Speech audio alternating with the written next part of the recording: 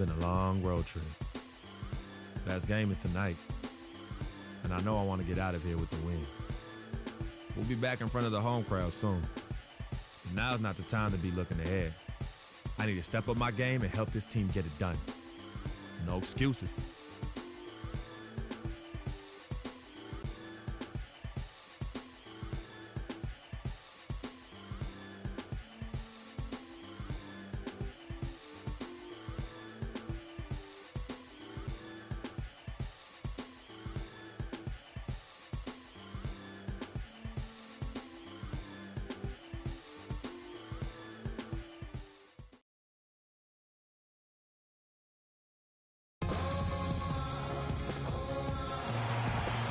Welcome to NBA. With Greg Anthony and Clark Kellogg, this is Kevin Harlan. Look at the Mavericks. They feel like they're a better team than their record shows, and in games like this one, it's an opportunity to prove it.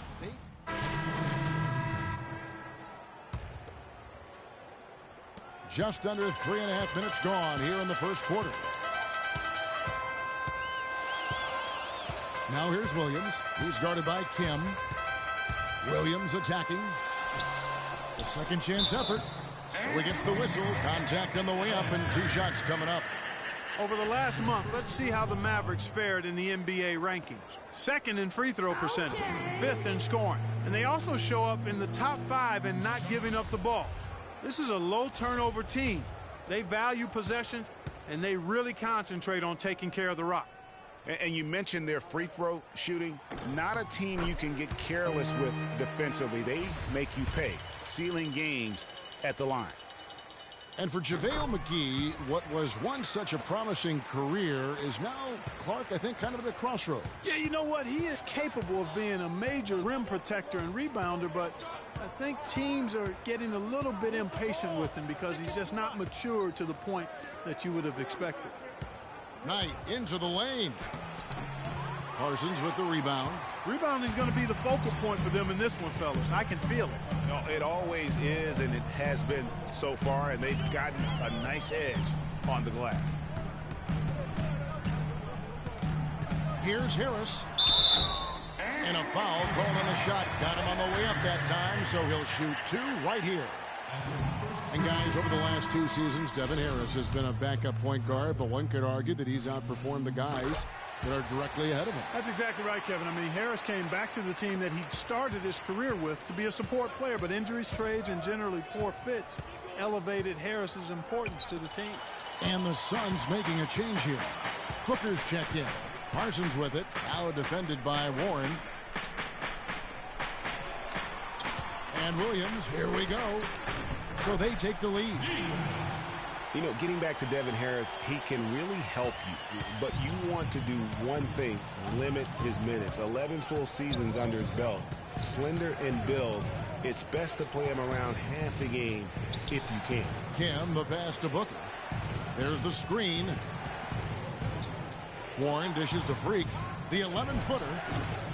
Almost, but it rolls out. The Mavericks leading. Now here's Williams. He's certainly been a consistent piece of their offense, averaging about 14.5 points a game. On its way from Parsons for 2. The shot, no good. Nice D from Kim. You know, talking about the veteran Harris, his quickness was still apparent last season, and his skill set was a good fit for Coach Carlisle's flow offense. I mean, this guy's been around a long time, and there are very few that are quicker than him with the ball. 6 to shoot. Len, a screen. Here's Booker. And the 3 ball is good. Booker's got himself on the board with 3 there. You know, the defense has got to do a much better job of fighting over those screens. And, Greg, especially when the ball is in his hand. I mean, come on now. You know, he doesn't miss too many open looks like that. Nice work on the inside. Hard to get that one up and over the big fella. Well, it's not supposed to be easy down there, and a little artistry on the inside helped him make it happen. Got a piece of it. And stolen by Darren Williams. And the basket by Harris. Well, that's why they're on the lead. Aggressive play at both ends. Very nicely done there. Absolutely. They make the steal, pay dividends instantly. Transitioning from college to the pros can be a challenge for many players. He had to say. Good points, Clark. Different look. Lenz checked in for Chandler. Mirza Teletovic comes in for Morris. Warren's checked in for P.J. Tucker. And Freak subbed in for Eric Bledsoe. They've got JaVale McGee. Harris is out there with J.J. Barea. Then there's Chandler Parsons. And it's Powell in at the power forward position. That's the lineup out there for the Mavericks. And a little under 3.5 minutes elapsed in the second quarter of play. Let's check out what Doris Burke has for us. Well, Kev, Freak in the last matchup against the Knicks put forth a nice effort. He ended with 7 points and did his work from a pair of lines, hitting from both beyond the arc and from the charity stripe. It was a great contribution from someone who's considered a bit more of a role player on his team. All right, Doris. Well, what do you guys think? Does that kind of big performance energize a player in his next game? Guys, it's tricky, because when you work as hard as he did in that game, you tend to be a little worn down. But on the other hand, he also has to be feeling terrific in terms of the confidence about the state of his game. Yeah, that's exactly right. I mean, I'd say mentally he's in peak condition, while physically he could probably use a recharge. Barea kicks to McGee, stolen by Len. And here we go. Freak heading to the hoop.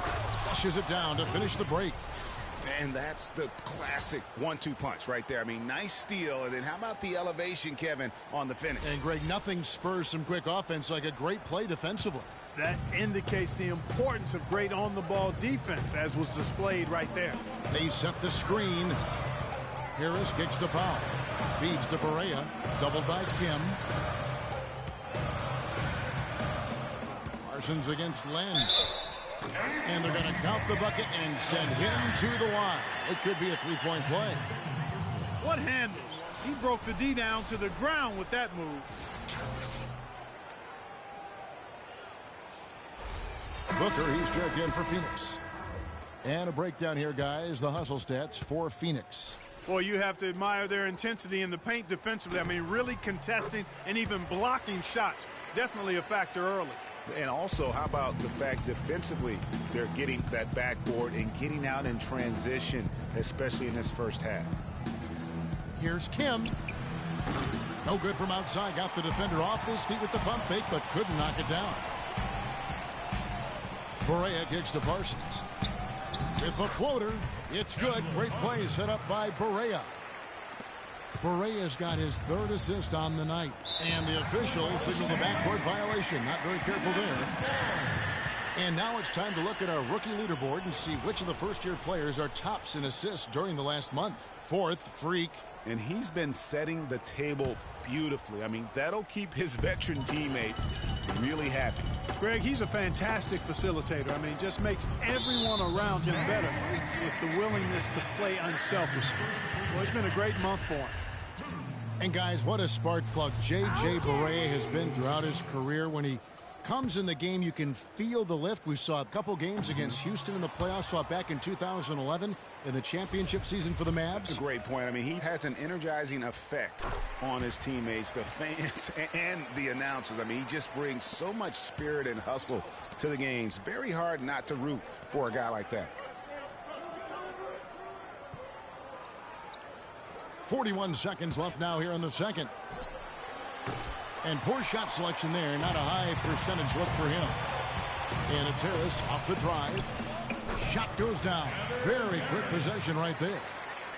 Harris has got 7 points. Well, Clark, we've seen the lead change hands quite a bit in this one. Yeah, we sure have. I mean, it's been a bit of a windshield wiper game. I mean, back and forth, the lead has gone 5 times. So no one in clear control yet.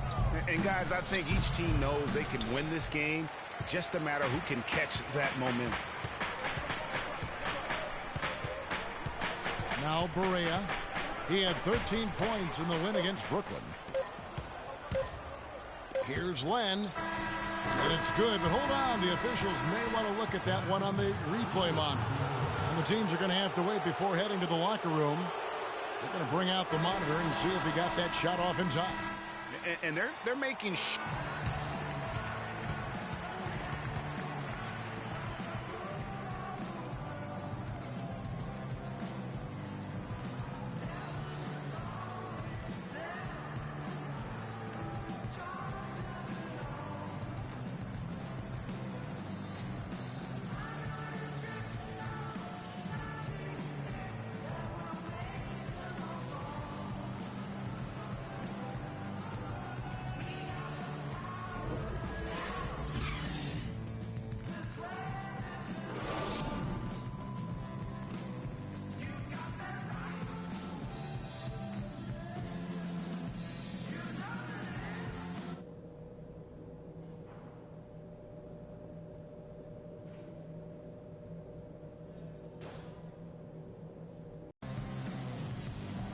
Welcome back, everybody. The start of the second half getting underway. Both teams back.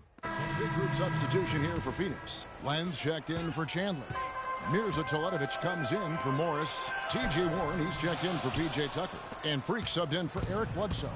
On the court for the Suns, Kim, he's in at point guard. Mirza Teletovic out there with Alex Lenz. Then there's Brandon Knight, and it's Warren in at the small forward. Just not enough bodies on the glass right there, and they paid for it. Well, Greg, I know you're a little guy, but you know what it means to box out, and it's an effort thing and a mindset deal. You got to get your body between that other player and the ball. And when it comes to size, it's not a one-on-one matchup that favors him. Well, you wouldn't know it with that finish, I tell you.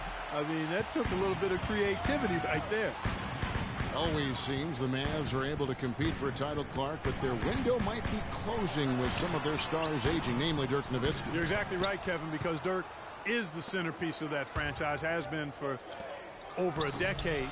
They made the Rondo trade last year trying for a big finals run, but eventually they'll start to have to build for the future. Dishes it to Williams. For the lead, it's tipped. And here's the fast break. Knight leading the way. And stolen by Harris. Kicks it to Williams. Again, the miss by the Mavericks. And when you look at the Mavs, they have always built through free agency, still tinkered with the roster this season to get into a position to compete. Not having any lottery picks for so long has hampered their youth and development.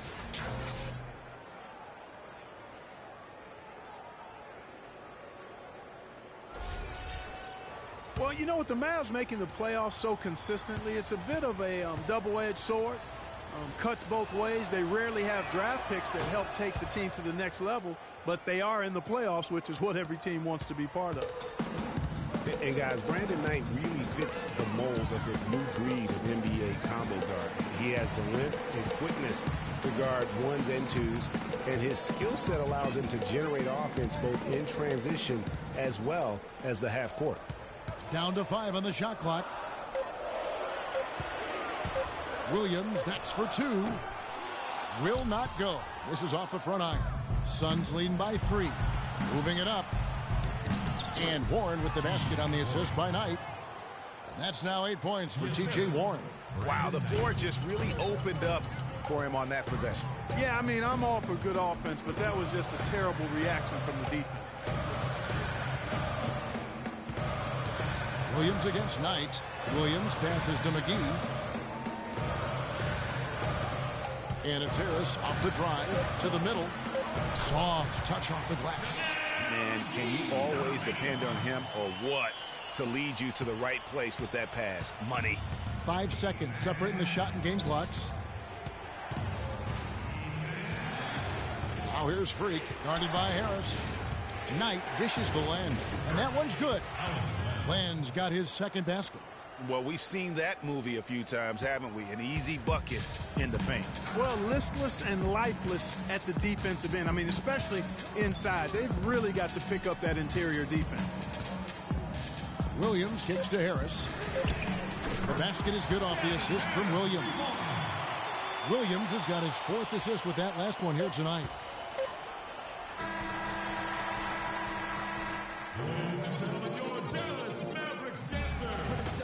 And thanks for joining us again as the 4th quarter of play is up to get rolling. It's been a close battle to this point.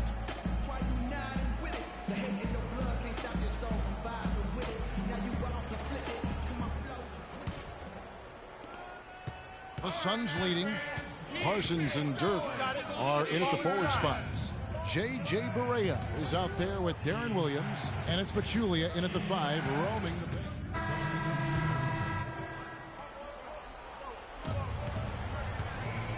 So for Phoenix, their last game, a win against New York. Chandler with a screen for Knight. Nowitzki with the steal. Harris against Bledsoe. Powell, the pass to Barea. Kicks it out to Parsons.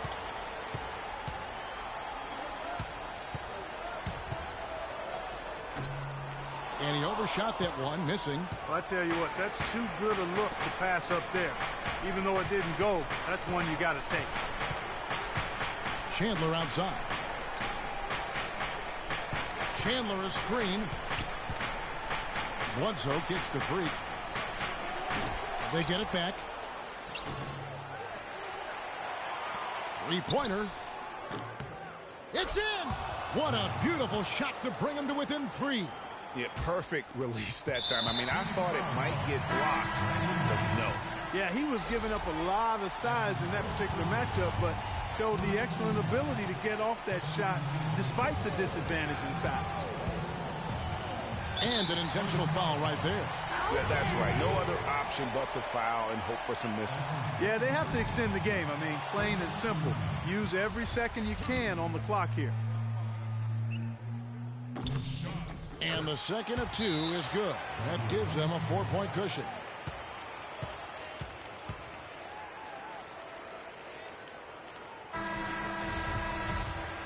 Here's Freak. Trying his luck deep. Matthews with the rebound. They're going to prolong the game here with an intentional foul.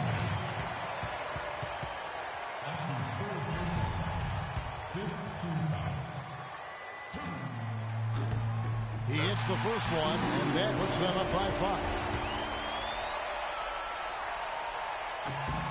Second free throw, no good that time. He really wanted that one. So we see the Mavericks get the win here. It was the 2K Sports post-game show.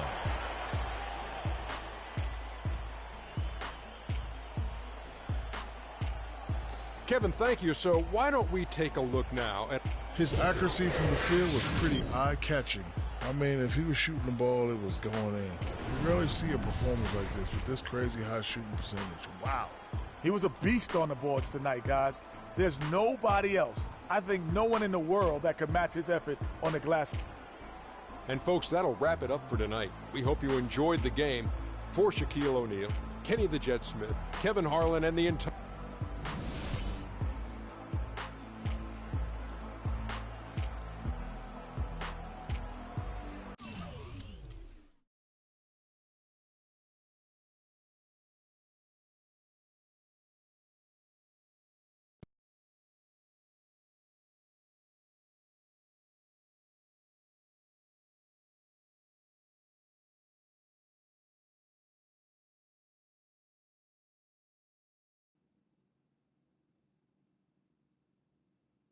As I was saying, got a real big problem. All this kitty stuff, you evil twins, CC and Dom got you doing Vet, what was that word he was using?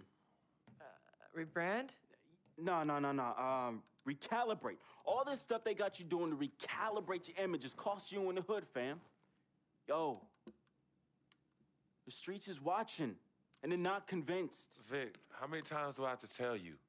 The streets ain't always right, man. Nah. It's always good in the hood. Let's not forget, I am a student of human nature, all right? Take your man here.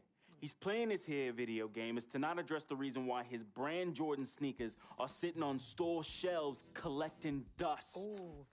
Ouch. Okay, what are your suggestions, Victor? He wants you to rob a bodega. I'm sorry. Look, man, I'm not talking about some focus group, all right? I'm talking about the hood. They don't trust you no more. They see you coming to the arenas wearing them tight pants y'all ballers be wearing. Your high water ankles be showing. Your pants is just so tight, man. Your ankles be choking. Air it out some. People don't see themselves in you anymore. Look at me. People don't recognize themselves in who you are. Okay, you want to recalibrate? Fine, B, go ahead. But recalibrate back to Harlem. Remind these fools where you been. You know what I'm saying? Like, where's that Jesus piece you used to rock? Now that Shuttlesworth. With them fake chains we used to wear. Yo, but that's my point. Yo, let me get you some nice jewels, huh? Make it flossy. Get you a new whip, something that the hood will love. Let's remind these fools that you the Harlem Renaissance up in this piece. Get a club, I don't know, something. Just throw your weight around, man. I mean, at least get me some, too. Yeah, and get some nice free vet, too. Nah, but for real, in all seriousness. You think it's that bad? Yo. Cats be laughing at your corny commercials, B. Come on. But that's what I'm saying. Yo, we could change all that. Right? Now, I know CC's your manager and all, but everywhere she leads, you can't always follow. Now, I'm not trying to catch no charge, but CC got people out here laughing at you, fam.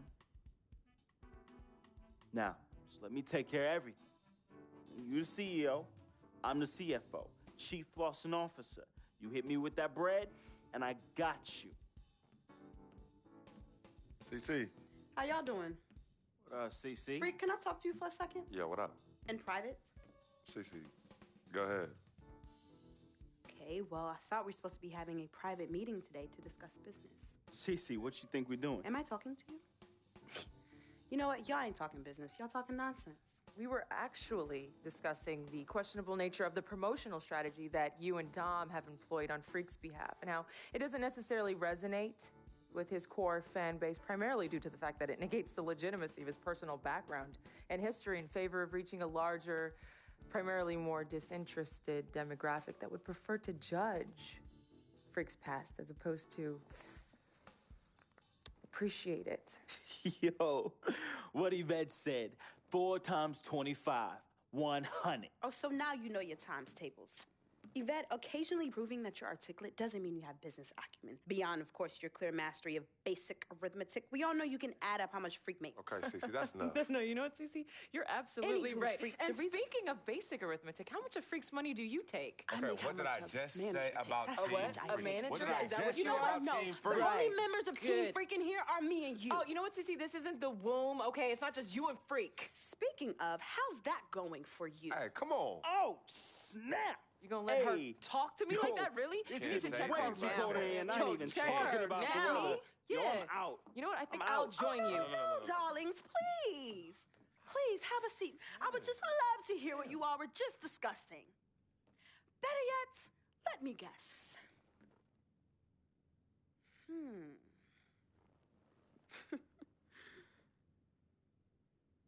Hey, yo, I'm saying, dude, what you need to do is hit up these parties. Yeah, you need to show these fools how you still have mad love for the hood. Get you some flossy jewels. Make sure every time they see you, it's in the new whip.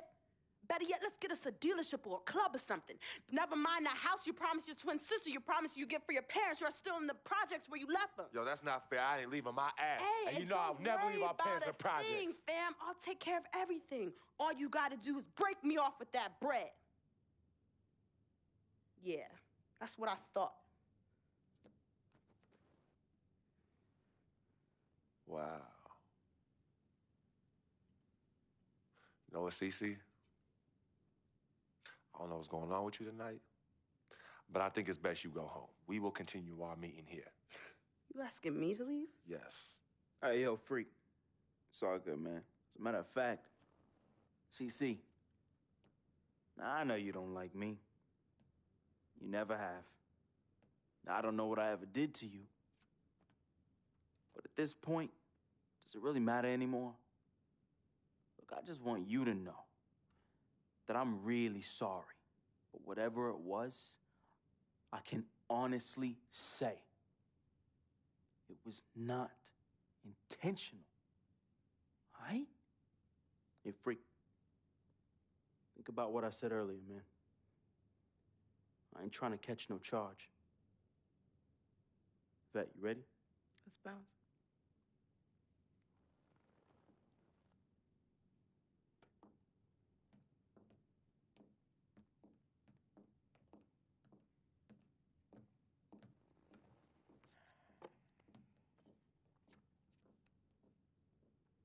Cece. Okay, you know I love you more than life itself. And how come you always put them before me? I don't put anyone above you, not even myself. You sure about that, Cece? What would you just call all this? I mean, you come in here blowing up my spot and you insult my brother? He's not our brother. You disrespect my woman. Just trying to protect you. From who? From the likes of you? But you don't think I realize that I have vultures and blood-sucking leeches in my life? Don't think I realize that you're one of them? Bloodsucker? Yeah, but you know what? That's what I think the problem is. It's because you realize you're no better than them and you're ashamed. But in fact, you're worse because we share the same blood. And just because they don't have the same blood running through their veins as us, doesn't mean that they don't love me. Yeah, their love might be flawed, but it's true. What you need to understand is I don't need you to protect me anymore. I don't mind the people closest to me leeching off me. Yes, you do leech off me, and I leech off you too. You love business and you love me. I use that. Vic? Vic? You know he don't mind running these streets. He's my connection to things I don't want to deal with anymore, so I let him do him.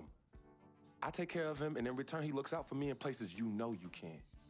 And as much as you don't want to hear this, Yvette, she is the eye of the storm in my life right now.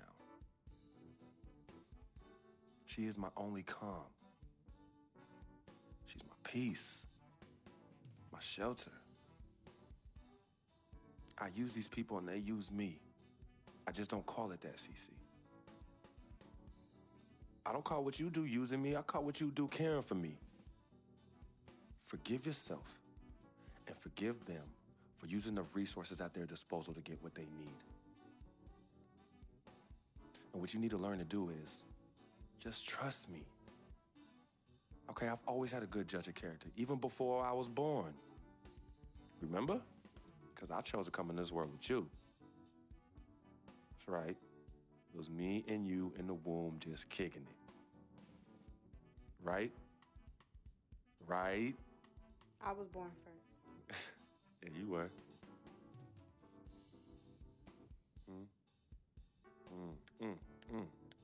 Swish.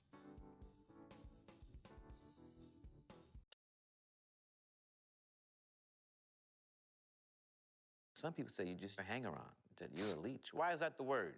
Because people just don't know, They be hating? They be hating. They hating on my game. They hating on our friendship. See, FOF, friend of freak. See, nobody got that like I do. And everybody else wants that. Who doesn't? But that's my boy. I'm in that spot. That is my lane. And everybody else just got to make way for that, you know? That's him, but who are you? Nah, man, I got my own life, you know? People think I'm just sitting back and riding on him, but that's not the case, yo. I got dreams. I got dreams, yo. See, my boy knows, right? There's two ways that I could do this. I could do it a legit way, or I could do it the crooked way. And I'm really, really, really trying not to do it the crooked way, but Freak can't help me do that. He can put you on? Maybe. You got to do what you got to do when you need to do it to get ahead. Mm-hmm. And that's what I do, and I'm just really good at it. What can I say? I get by, day by day, step by step.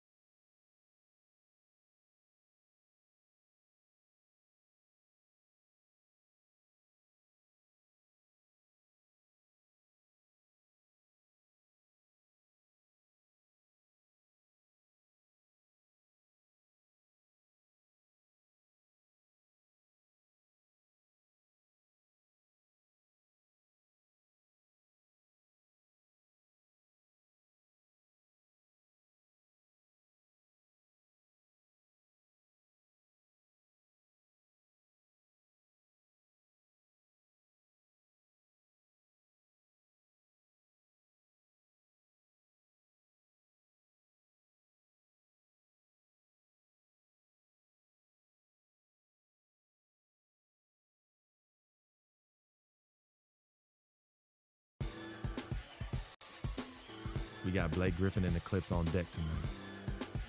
Going up against him, you almost just hope you don't end up on a poster. But I've never been one to just get out the way. I'm ready to step up, no matter the consequences. Gotta earn my stripes sometime, you know? Here we go.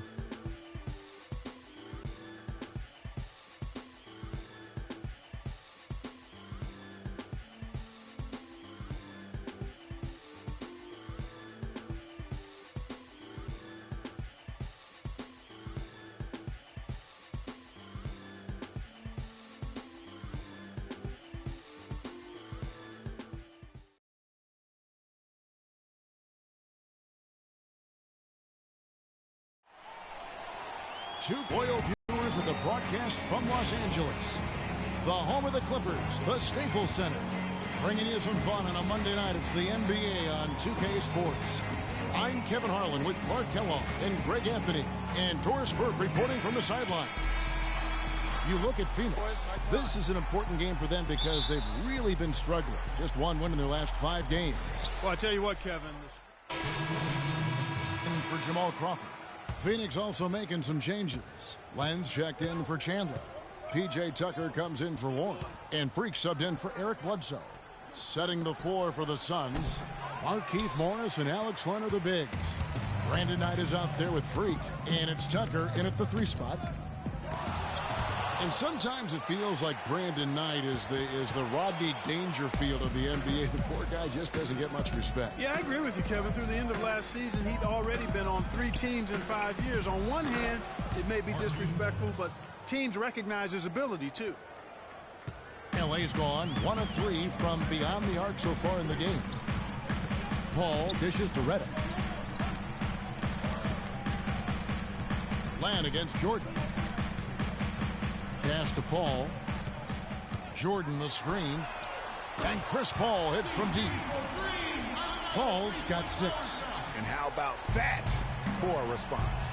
Well, it sounded as though, or at least it looked as though it sounded like, we'll give you a 3, and then we'll take it right back. Morris against Griffin. They set the screen. Clock at 6. Morris kicks to Freak. From outside, off the mark. Los Angeles leading by 3. Pass to Jordan.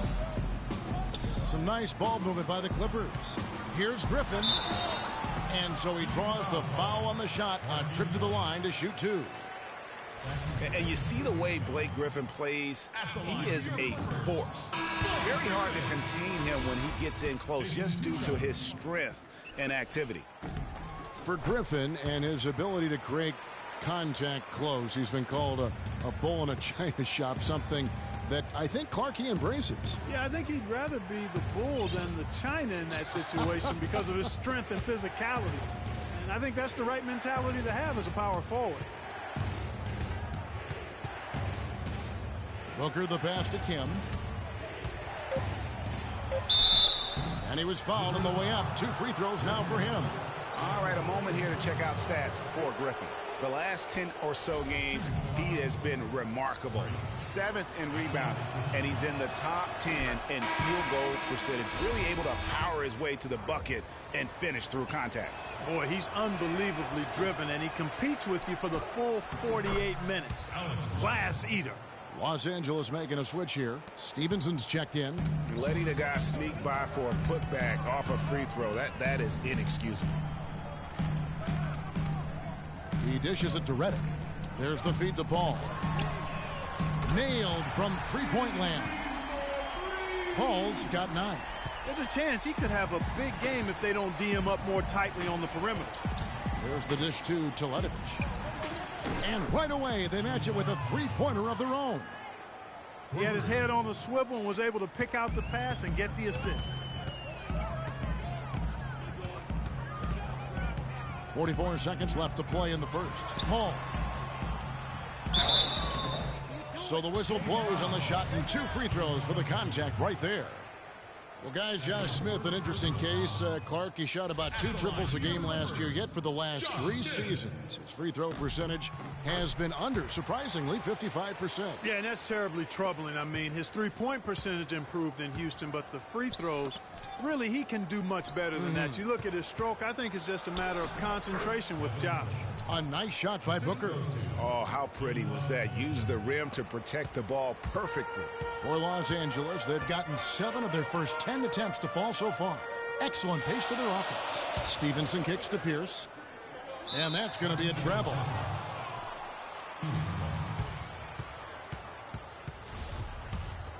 Phoenix has gone 2 of 4 from beyond the arc to start the game. Booker inside, covered by Redick. The pass to Tucker. To the paint.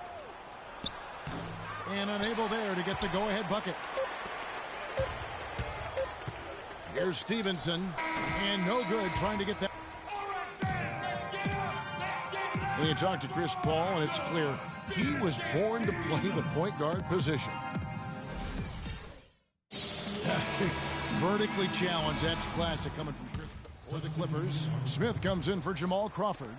And Chris Paul subbed in for J.J. Redick. We've got Pierce. Smith is out there with DeAndre Jordan. Then it's Chris Paul. And it's Stevenson in at the 2-guard spot. That's who's out there for the Clippers.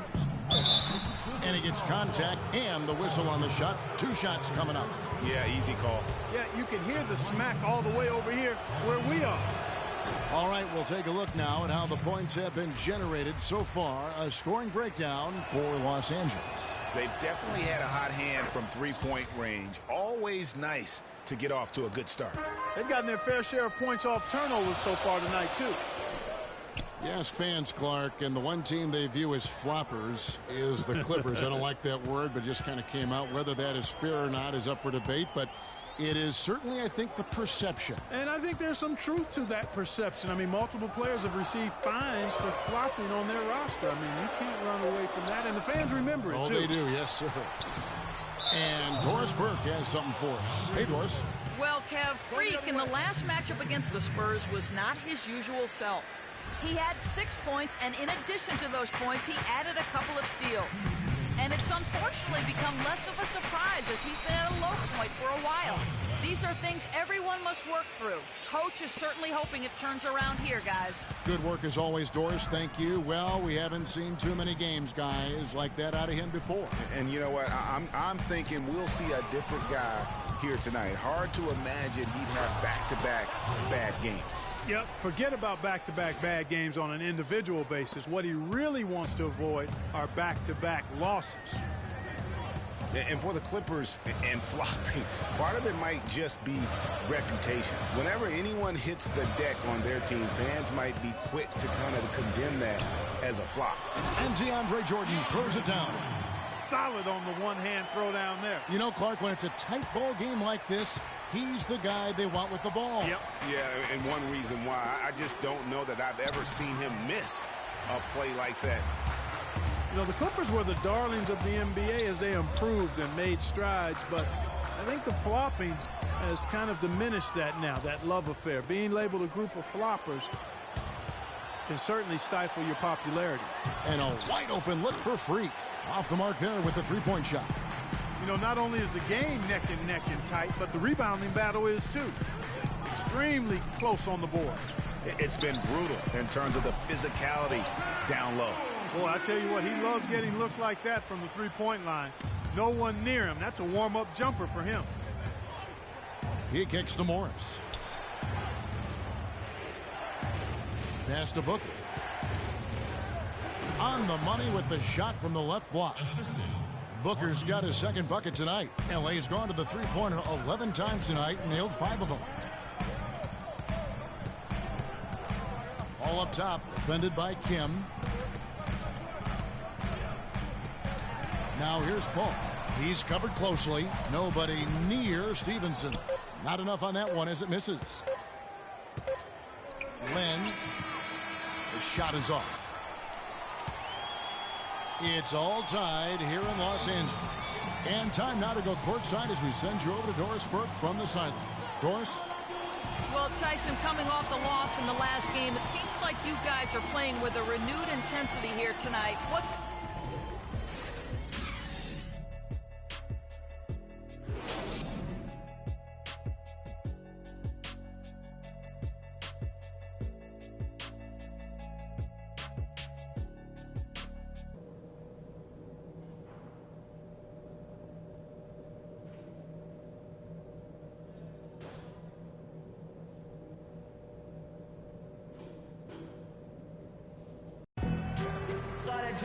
Welcome back, everyone. The second half about to get underway, and it's been a close one so far. It's been a clinic in Los Angeles with some changes. Paul Pierce has checked in for DeAndre Jordan, and J.J. Redick has subbed in for Jamal Crawford. And for the Suns, Alex Len's checked in for Morris. P.J. Tucker comes in for Warren, and Freak subbed in for Eric Bledsoe. And Phoenix, looking who they've got on the floor. Him in at point guard.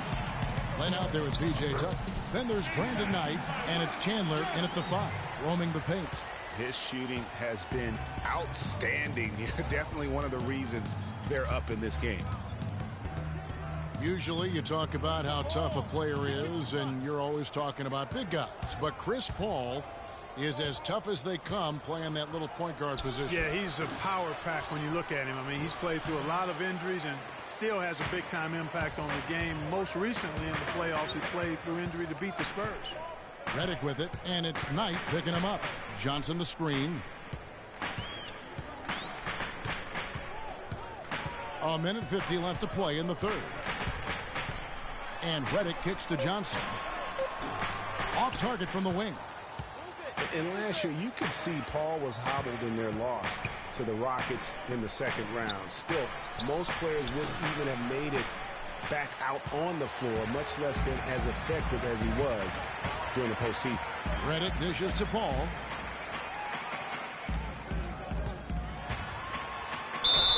And it goes as the official calls the foul. Count it. He'll shoot one more at the free throw line. And the double clutch layup in that situation, that's just him playing to the crowd, guys. Yeah, you know, that's the thing about Paul. He doesn't need to be blazing fast or quick to beat you. He can play seemingly on one leg and still dismantle a defense. Lance Stevenson's checked in for Johnson. And Phoenix also making a switch. Booker, he's checked in for Brandon Knight.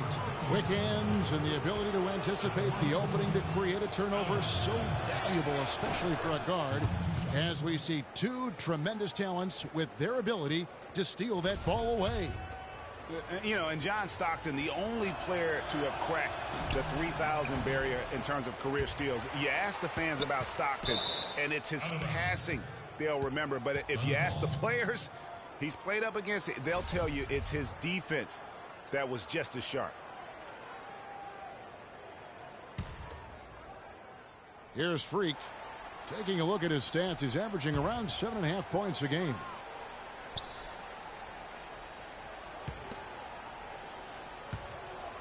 Out left to the wing. Here's Len. Phoenix, no good that time either. Well, I think he kind of alligator armed that one. Short stroked it. After doing a nice job to get open, he didn't finish the shot. Here's Stevenson. And the wide open shot from Redick. Rebounded by Tucker. Man, that is a missed opportunity right there. And he'll be the first to tell you, Greg, that's one he should have knocked down. No good from outside. Rare you'll see him miss such an open look. 6-second difference between shot and game clock. Here's Pierce. Kicks it out to Paul. Redick with it. Working on Booker. Los Angeles with another miss. Not sure what the D was doing there. Clearly a breakdown. You can ill afford to give a guy like him that good a look. Paul. Offline.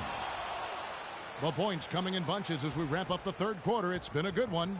The Clippers on top. They lead by 9.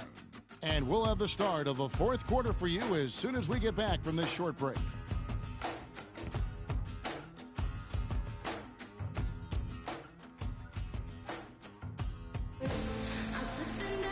Hello and thanks for joining us, folks. The fourth quarter of play. Mute's checked in for Los Angeles. Redick comes in for Chris Paul. And then for Phoenix, Tyson Chandler. He's checked in for Len. And Freak subbed in for Eric Bledsoe. Johnson is out there with Luke Mbamute. Then it's Crawford. Then there's DeAndre Jordan. And it's Redick in at the point. So that's the lineup on the floor for the Clippers. Clock at 6. Deep two from Crawford. It's in! What a bucket at one of the more crucial moments of the game. How about the cool, collected way in which he delivered it? Clutch! It's Knight with the drive. Warren kicks to Freak. Morris outside. Connects! And what a sensational bucket to bring them within one. He is raining threes here tonight, and he is going to continue to stay aggressive. As he should. I mean, when you're having the kind of day he's having from long range, you're doing your team a disservice if you aren't shot hungry.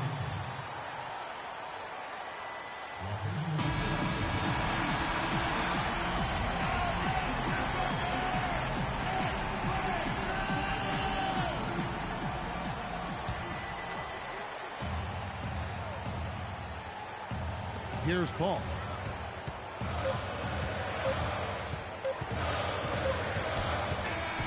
So it's Los Angeles taking the W in a close one. What a show they put on here at home tonight. Tremendous work all the way down to the wire. You were just wondering what would happen next. Major drama, and we saw good. And a chance now to send you over to Doris Burke, standing by on the sideline. Doris?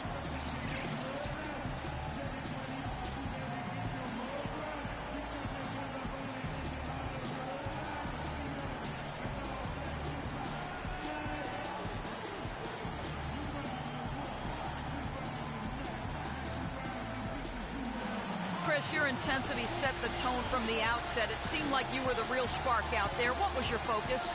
Just trying to be aggressive. You know, my teammates going to follow me, not only on the offensive end, but on the defensive end. So hopefully it just gives us a little momentum. You're not a bad guy to follow, Chris. Kevin, back to you. Doris, thank you as always. Well, folks, that's going to do it for now. This is Kevin Harlan saying thanks for tuning in. Now time to send you over to the award. The 2K Sports postgame show.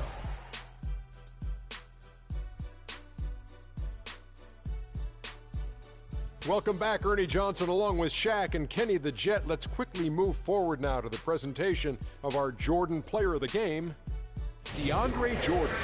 He had just an outstanding fourth quarter performance.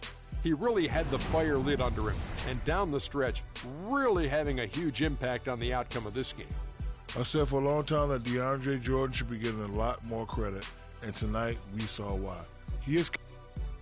And that wraps things up, folks. Thanks for joining us. For Shaquille O'Neal, Kenny the Jet Smith, Kevin Harlan, and the rest of the 2K Sports crew, I'm Ernie Johnson. Good night, everybody.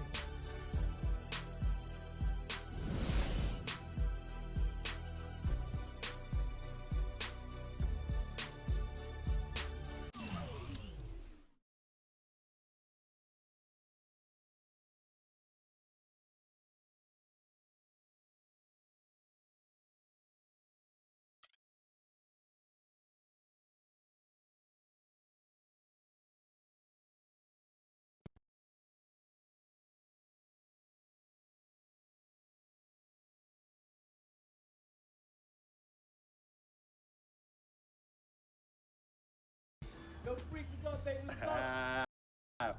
We see you. Yo. What up? Basquiat, let's go. Got that art for y'all, that real spit. They call me Basquiat. The Harlem take my pockets full of fat knots, making all the ladies drop. Paint these street corners green. My banknotes look hella scene. Half man, half amazing. Hope you see me out the demigod. Halo crown with the dollar sign, got a pulpit. A ghetto saint with grand designs, call me focus. Before the Basquiats, the streets is hopeless. I'm that Harlem Saint painting pictures, making new kind of skill, banking up to 12 figures. They call me Basquiats, pockets full of fat knots, dust to thought. Your boy makes the street pop, got it on lock, body don't stop, make it hot. Love it when the bunnies bounce when they on top. Basquiat, I got 107 C's, making waves till the world knows me.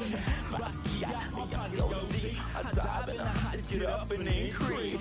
I'm on my hustle and grind. I'm all about my money. No time for playing games when the game ain't funny. Okay, yo, he's nice. What's his name? Hey, he goes by the name Basquiat, yo. Basquiat puts game down on them bars, yo. I'm telling you. Hey, we record a nice mixtape. Hey, do a nice video. Get some honeys up in there dancing. Hey, we could build a franchise around this, yo. Hey, I want us to do a deal, freak. I mean, what you mean by us, Vic? I mean us, as in you and me and you. Putting some serious Skrilla behind this and... Put me on, man. I'm Basquiat. What? You heard me? I'm Basquiat. That's me. That's you? Yeah, 100.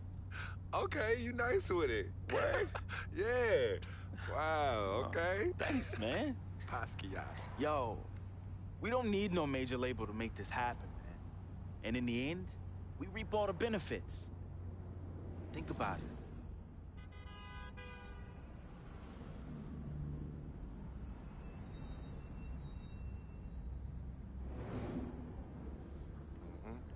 I know what you're thinking. I noticed we passed Colonel Young Park, too. Yo, Coach Judy was the best. I remember when she took us from park to park so we could play ball. She taught us how to be comfortable in places other than the courts and the projects. Word. Yo, Coach Judy would have us shoot hundreds of jumpers all over the court with both hands. Hey, you caught onto the ambidextrous thing real fast, though. Right. Nah, but you were a beast with the hops. You were like 13, 5'6", and could reverse dunk with two hands. Come on, man. Whoa! Yeah, used to bug all the older dudes out on the court. Yep. Oh, good times, man. Good times.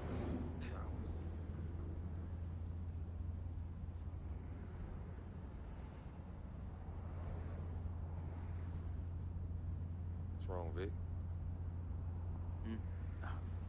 What's wrong? It's nothing, man. It's silly, really. Come on, Vic. Fess up. I'm thinking about how fortunate you are.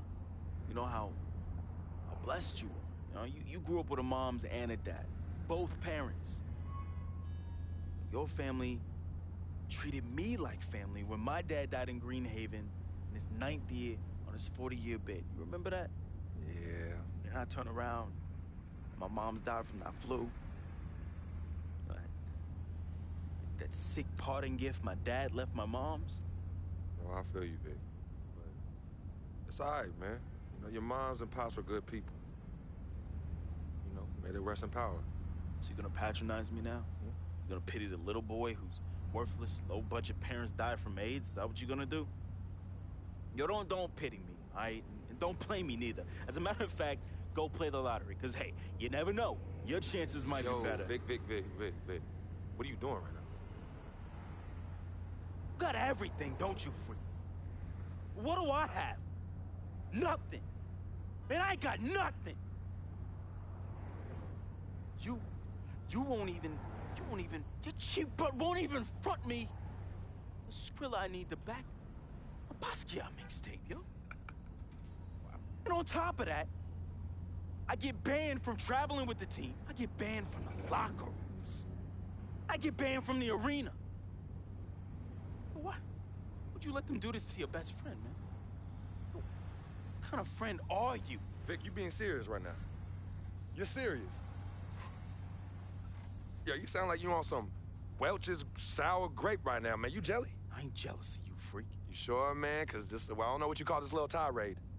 It spreads like some Welch's grape jelly. Are you jealous? Like I said, I ain't jealous of you, freak.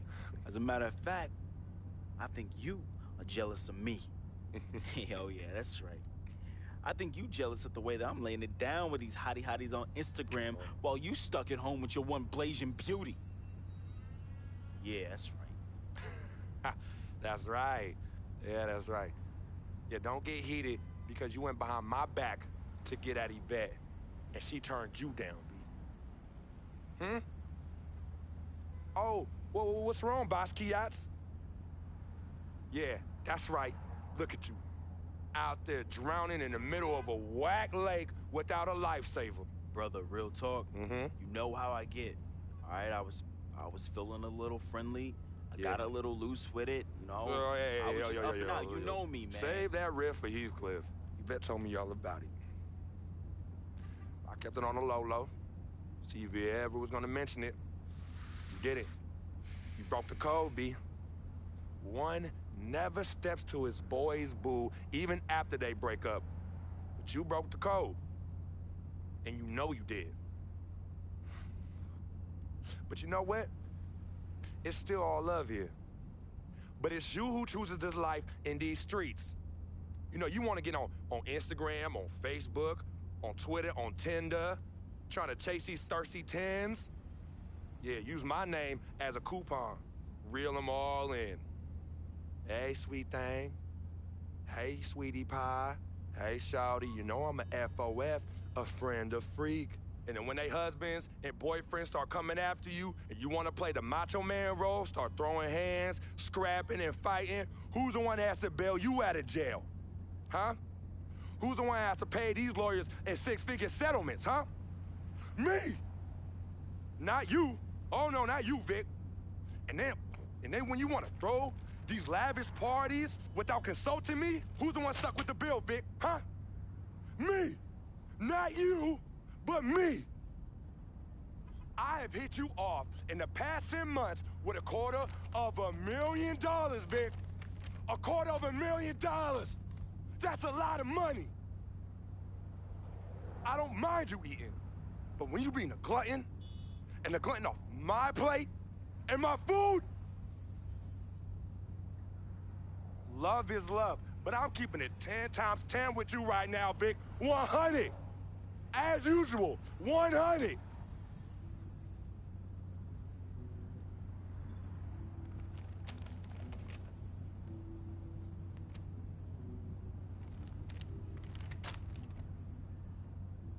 You right. You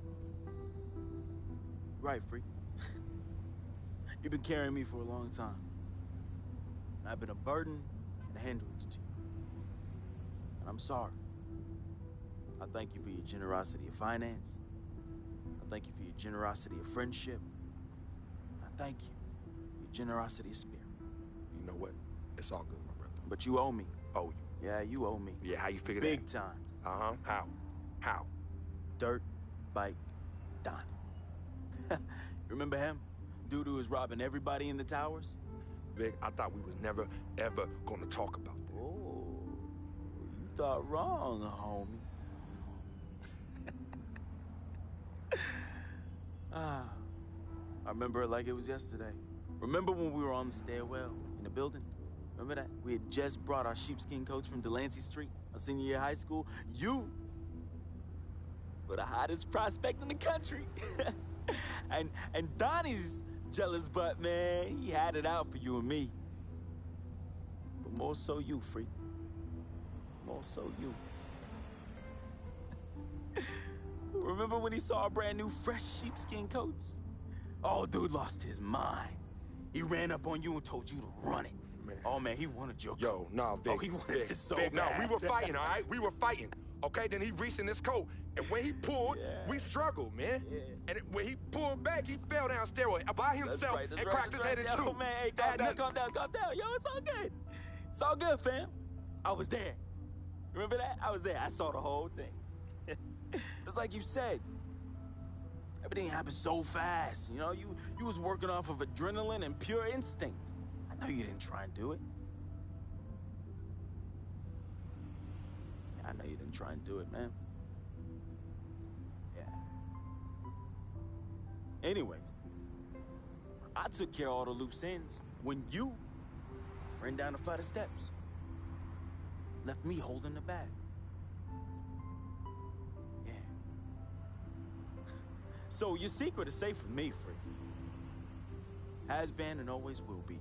Safe from that same morality clause that you threw in my face when I was banned from your NBA life. So, next time you want to talk about food, remember, when Dirt Bike Donnie looked at you like food, Who was it that saved the day? Me! It was me! Victor Van Leer, who cleaned your dirty plate for you! You're a clean freak. You clean it in the Board of Health. 'Cause of who? 'Cause of me! You got all this because of me! And don't you ever forget that!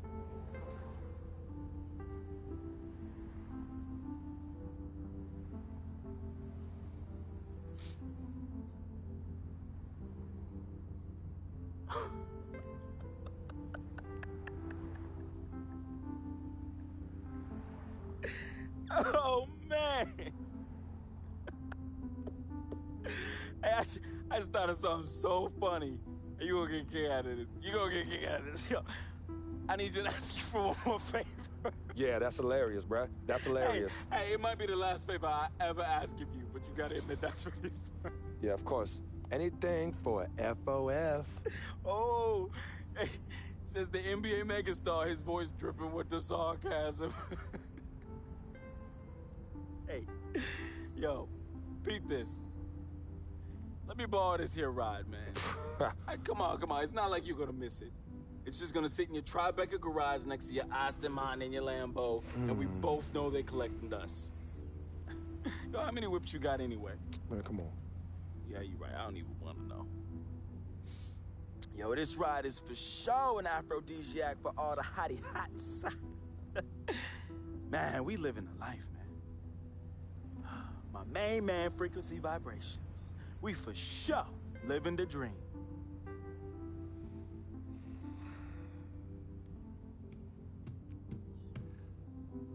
I need this back at the end of the season in the same condition. Repeat, same condition. Same condition. That I lent it to you. Pristine, Vic. I know what that word means. Hey, I won't let you down, man. I'm gonna treat this ride like one of my own hottie hots. No, you not. Not in this car, you not. No. All right, man. I won't let you down, okay? I will change my ways, I promise. Yo, you hungry? I'm hungry, man. Let's go get something to eat, man. Let's get some grub. Huh? What do you say? What do you say? Wow.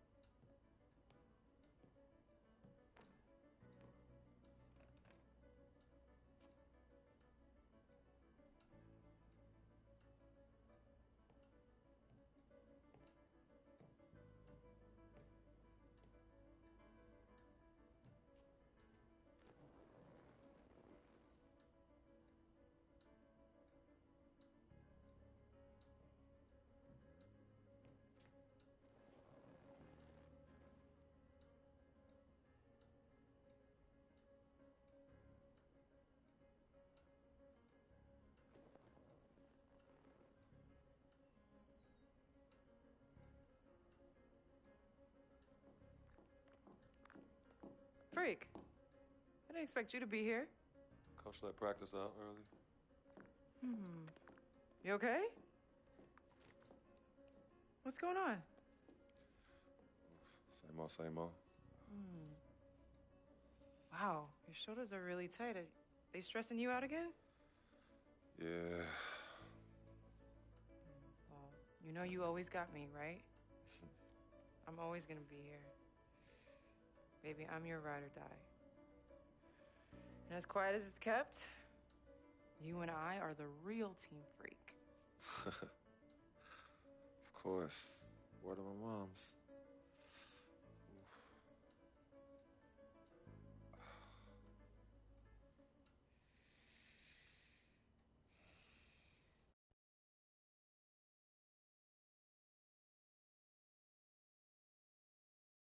I never had this feeling with any other woman in my life. And she gave me a different feeling, which was something I fell in love with. I never asked her to be my girlfriend. It just became that. You could tell when we started falling, like, I get a text message and she's, huh?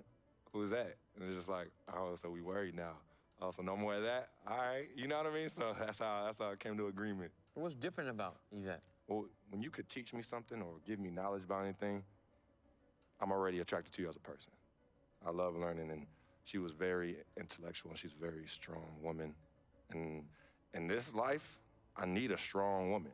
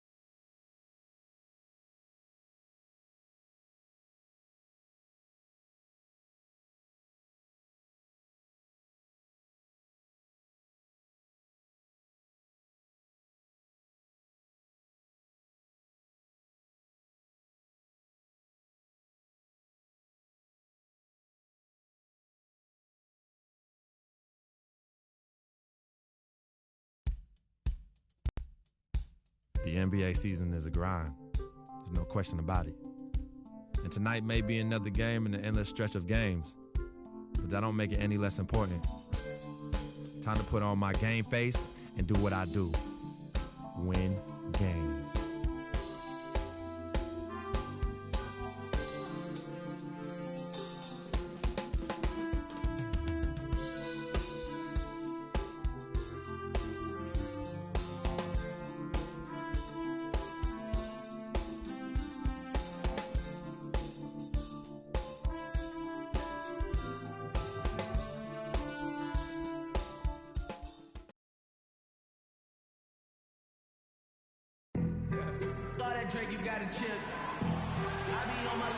On 2K78, Clark Kellogg and our sideline reporter, Doris Burke. This is Kevin Harlan.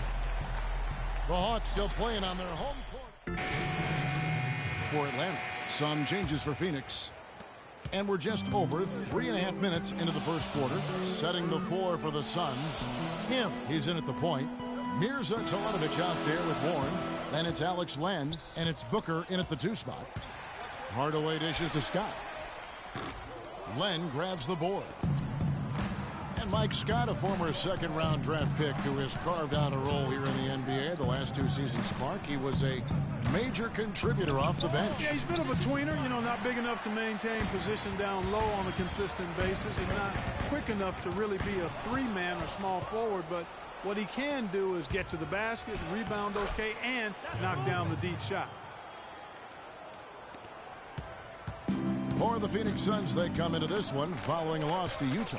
Yeah, their defense got sliced and diced in that game. They just weren't closing down on perimeter shooters, not nearly quick enough, and then they gave up their fair share of those point-blank shots on the interior as well. Something was clearly amiss for them, Greg. I mean, to let an opponent shoot that high a percentage, you got to take a real long look in the mirror after a game like that. And Teletovic kicks to Warren. And a wide-open look for Freak. Off target from 3-point range. Rebounding is going to be the focal point for them in this one, fellas. I can feel it. No, it always is, and it has been so far, and they've gotten a nice edge on the glass. Shot off the screen. They grabbed their own miss. Boy, there was no hand in his face right there. I thought for sure he was going to knock that down. Booker the pass to Kim. And Teletovic kicks to Booker. High arcing shot, misses that one. He's made 1 and missed 2 this game so far. The dish to Bazemore. It's deflected. Tries again. Here's Schroeder. Bounces high off the rim and drops. Schroeder's got his first 2 points of the night. Suns trail by 8. Clark, some tough offensive sets. They want to turn it around. Yeah, they need a basket just to regain some momentum here, Kevin. Kim, and he banks in the layup. Wow, what a pass there. He made that a very easy basket with that setup. Here's Schroeder. It's blocked. And oh, here we go. Warren's got it. The fast break chance. A nice shot by Booker. Booker's got his second bucket of the night. And last time he was here in front of his family, in a place where he grew up, he came out on the short end. Let's face it, I think he'll be a little bit more motivated to make sure he gets at least 1 win here in front of his hometown, just so he doesn't have to come back in the offseason and hear about it.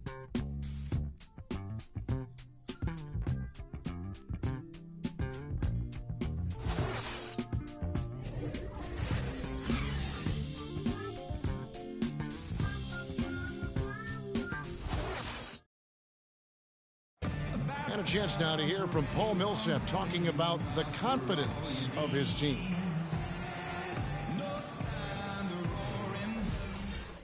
Greg, it's got to be more than just attitude, right? I mean, ultimately, don't you have to have guys step up and produce in some cases or even overproduce? You do, but really it is about attitude and confidence. I mean, those are the 2 elements that if you bring to the table, you really will have a chance to beat anyone. And so don't discount that attitude when you're on a roll. They call it getting your swag on today. Back in the day, it was called having your mojo working. Right. So same thing, and you can ride that for quite a ways. All right, the second quarter beginning in just a moment. And guys, let's get your take on the scoring breakdown so far for Atlanta. Well, I'll tell you what, they must have had a good shoot-around because they've been fantastic from long range so far, fellas. And also knocking down the mid-range because they're making good decisions with the basketball. All fueled up and ready to go. Let's reset the lineups courtesy of Gatorade as the second quarter gets going. Setting the floor for the Suns.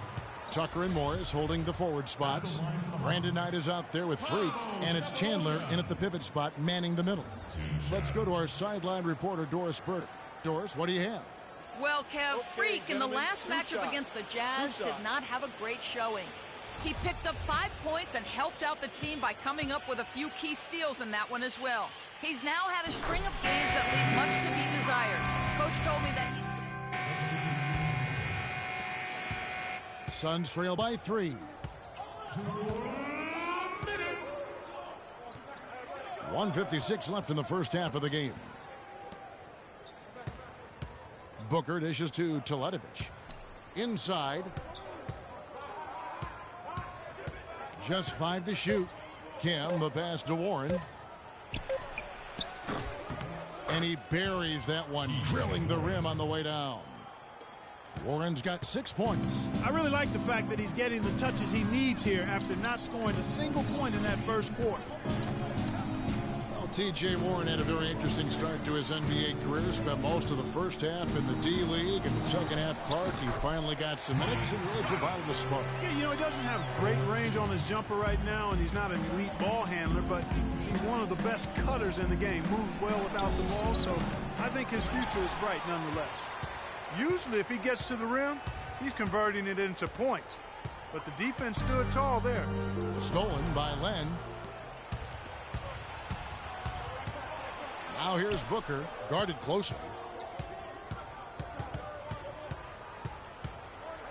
There's 48 seconds left to play here in the second quarter. Good! Freak's got his second bucket of the game to go. And talking about TJ, guys, he put up a few interesting numbers towards the end of last season. Shot 64% from the field in March. Had 18 points in one game, 17 in another. The last game of the year, he chips in with 6 assists. So now it's up to him to put it all together on a more consistent basis. And Teletovic kicks to Freak. Shot clock at 6. Beyond the arc. No good from Booker. Schroeder with the ball. Looking at his numbers, he's averaging about 6.5 points a game. Right side, Scott. Bazemore for 3, and the release was before the buzzer, but it's off target. And so it's a close game as we wrap up the first.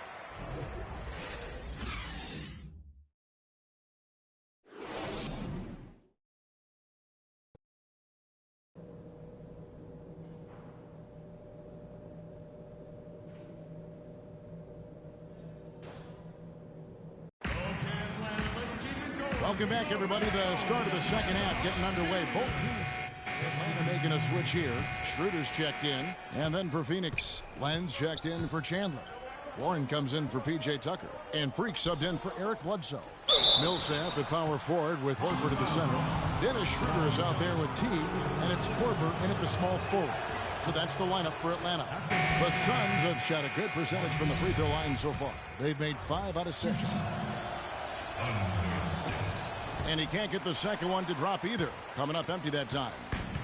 And the one thing Tiago Splitter gives you every year, Clark, is consistency. The numbers, the effort, the results, all very familiar every year. Yeah, his game is really built on the intangibles. He hustles, he knows where he's supposed to be, he gets to the right spot at the right time, crashes the boards, takes charges. He does all the little stuff. Now, here's Warren. He has 6. Now, Freak drops in the layup for 2.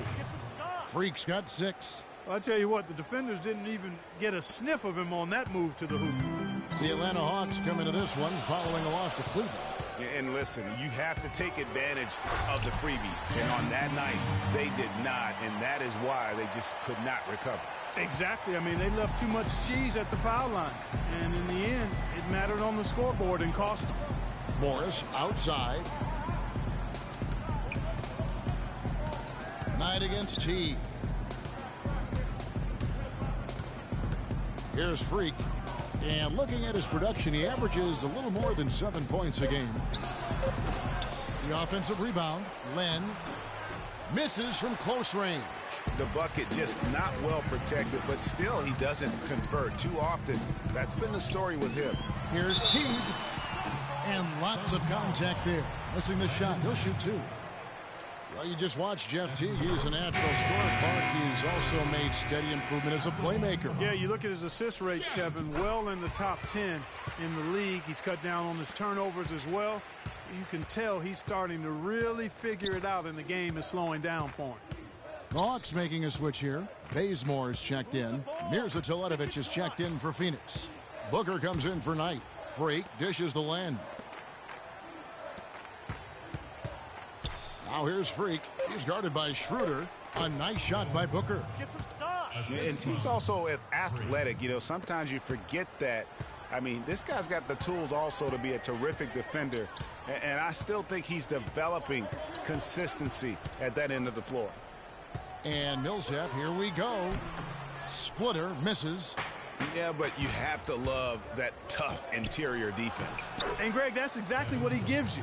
I mean, he's constantly making his presence felt around the rim. 8-second difference between the shot clock and the game clock. And speaking of Jeff Teague's defense, I mean, his rebounding, I think, could also be a little higher. I mean, with his bounce, he can get in there and grab a few more. They haven't been as aggressive from outside as they were in the first half. They're playing smart with the lead. I like that. They're being very selective and deliberate in their offense. And that's a good strategy when you're on top. Here's Kim over in the corner, Warren. Booker the pass to Kim. Plan a screen. And here is Warren. Oh, and he just knocked down the buzzer beater.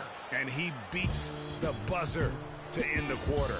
Terrific shot there. I mean, he was... Before we welcome you back.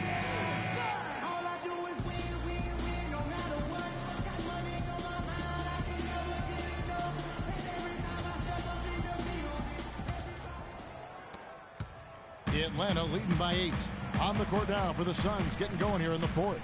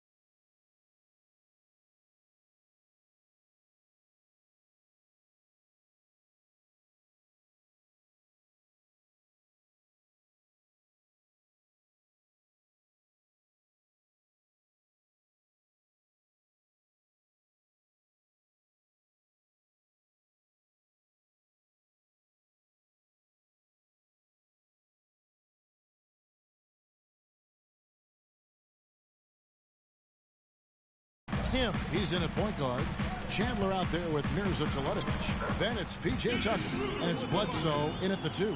A very good half for them from the field. They've got their shooting percentage up over 50%. Yeah, their offense heating up, and anytime you shoot it this well, you're going to give yourself a chance to get the double. He dishes it to Freak. And lots of contact there. Missing the shot. He'll shoot 2. That one on Horford.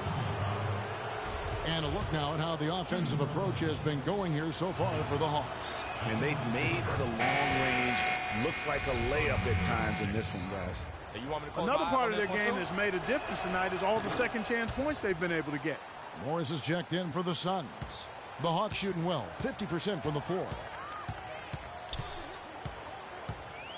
Now here's Schroeder, guarded by Bledsoe, and it's blocked by Kim. And it's going to be out of bounds. The Hawks will retain possession. Brandon Knight's checked in for Freak.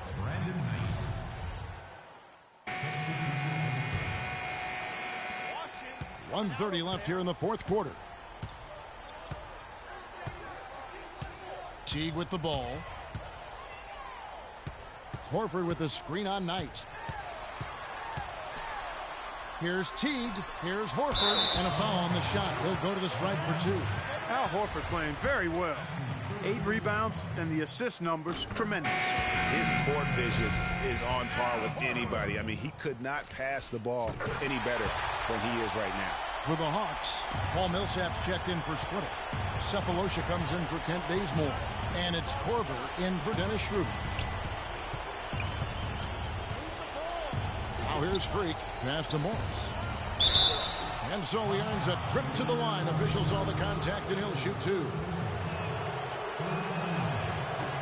And he misses the first one. Boy, he wanted that one to fall.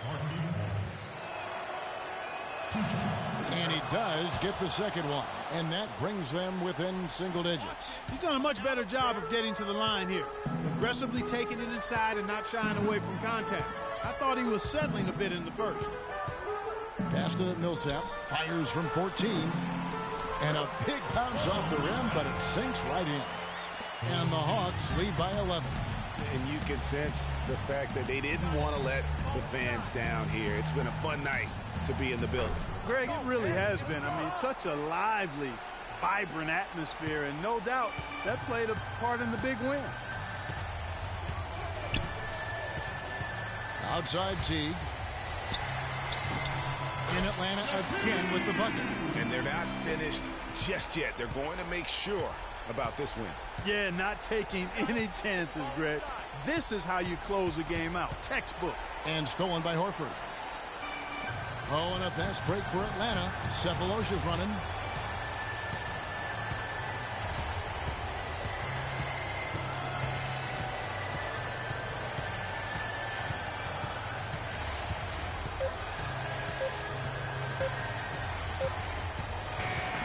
And so Atlanta takes this one by a big margin. Some good competition, but the hometown advantage and their ability to stay focused, I think, Clark, made the difference. Well, you know, at this stage, you've got to defend your home floor, and they did that. And a chance now to send you over to Doris Burke, standing by on the sideline. Doris?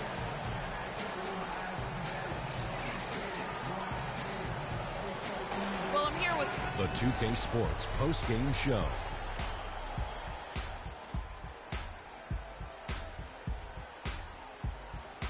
Many thanks, Kevin. So now we move on to our Jordan player of the game, Paul Millsap.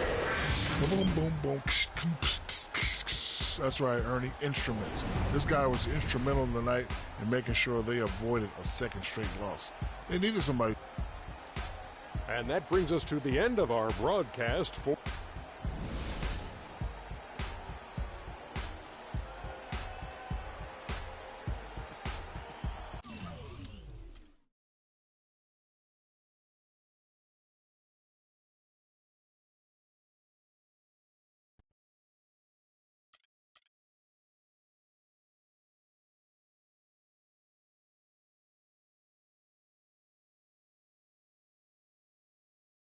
Yeah, send him in. Cece. Hey, how are you? Good to see you again. My pleasure. Freak. Great game last night. That's what I do, right? Indeed. Have a seat. Pagnotti. How you doing? Thought you'd be selling used cars by now. Funny, comedian. I thought you would have invested in some new clothes, being a team owner and all. I see you still rocking that Goodwill look. Freak, what are you hanging around with this guy for? You know he's bad company, right? Got no choice. He helps me pay the bills. Plus, our mother loves him. Thank you all for coming by on such short notice. So you know why we're here, right? Not really. You want to negotiate an extension for Freak, right? Well, since you mentioned it. Your client is quickly becoming a liability for this organization. We've already put a plan in place that's going to address all your concerns and issues. Let me finish. Thank you.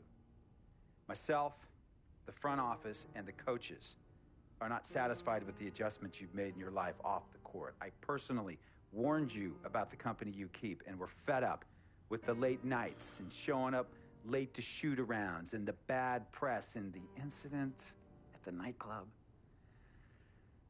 I told you Vic was going to be your downfall, and I was right.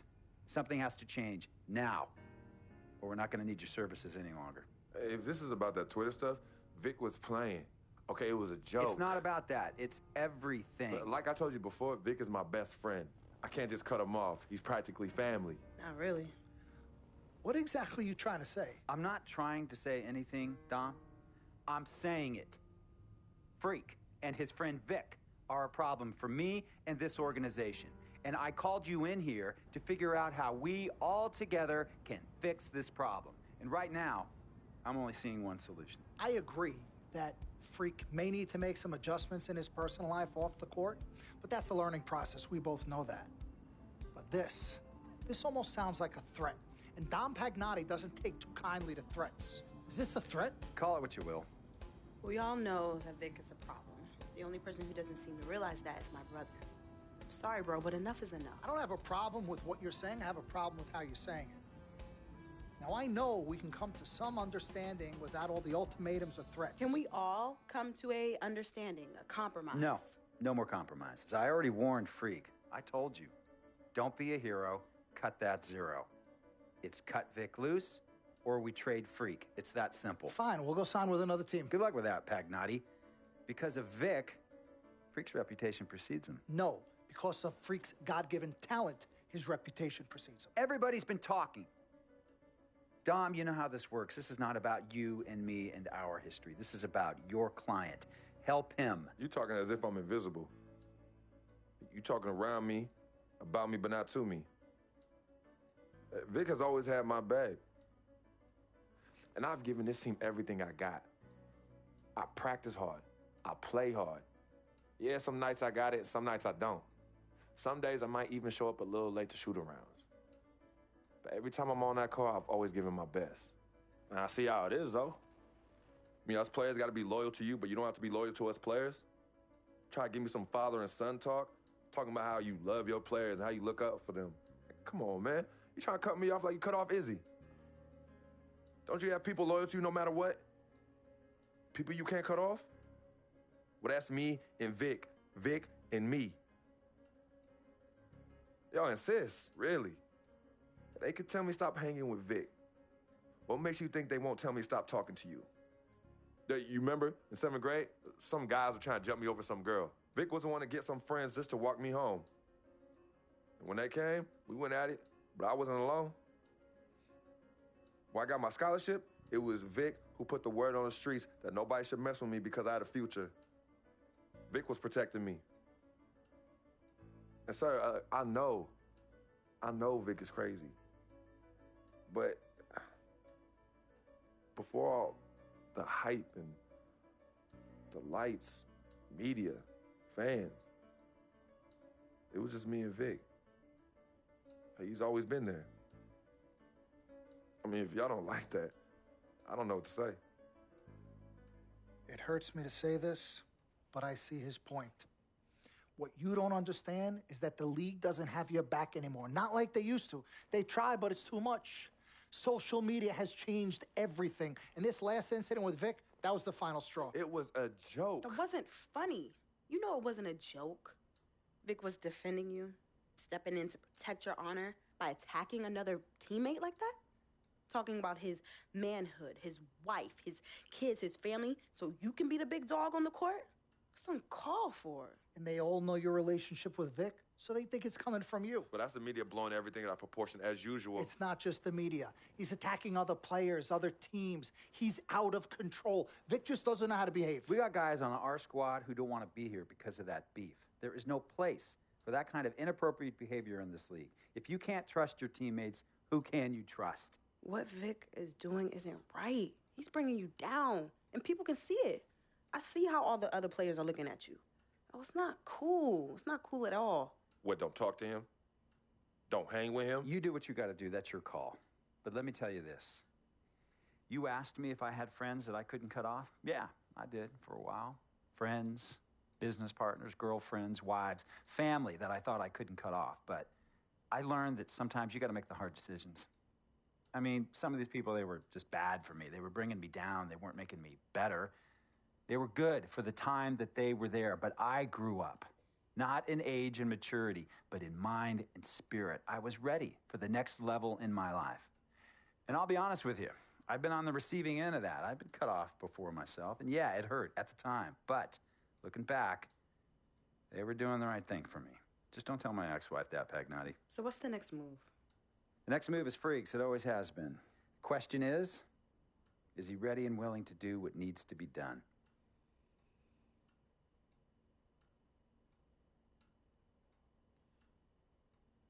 This is messed up. You take a moment to think about it, but think long, think wrong. The snafu should have been cleaned up a long time ago. With or without you, we got games to win.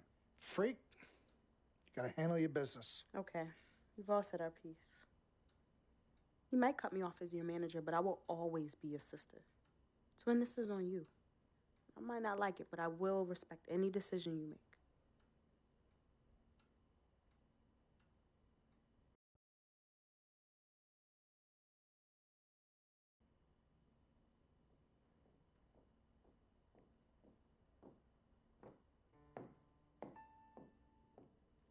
Yvette, please.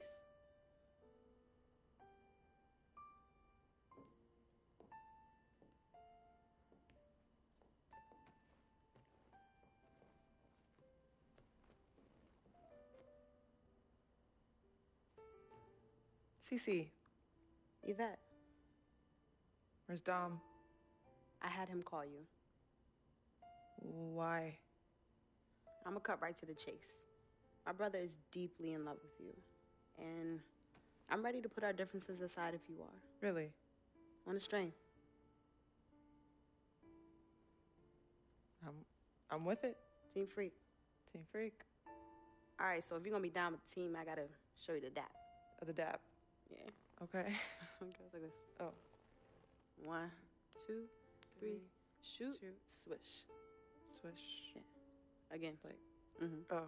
Okay. 1, 2, 3, swish. Yeah. Oh, okay. Like that. Cool, right? Yeah.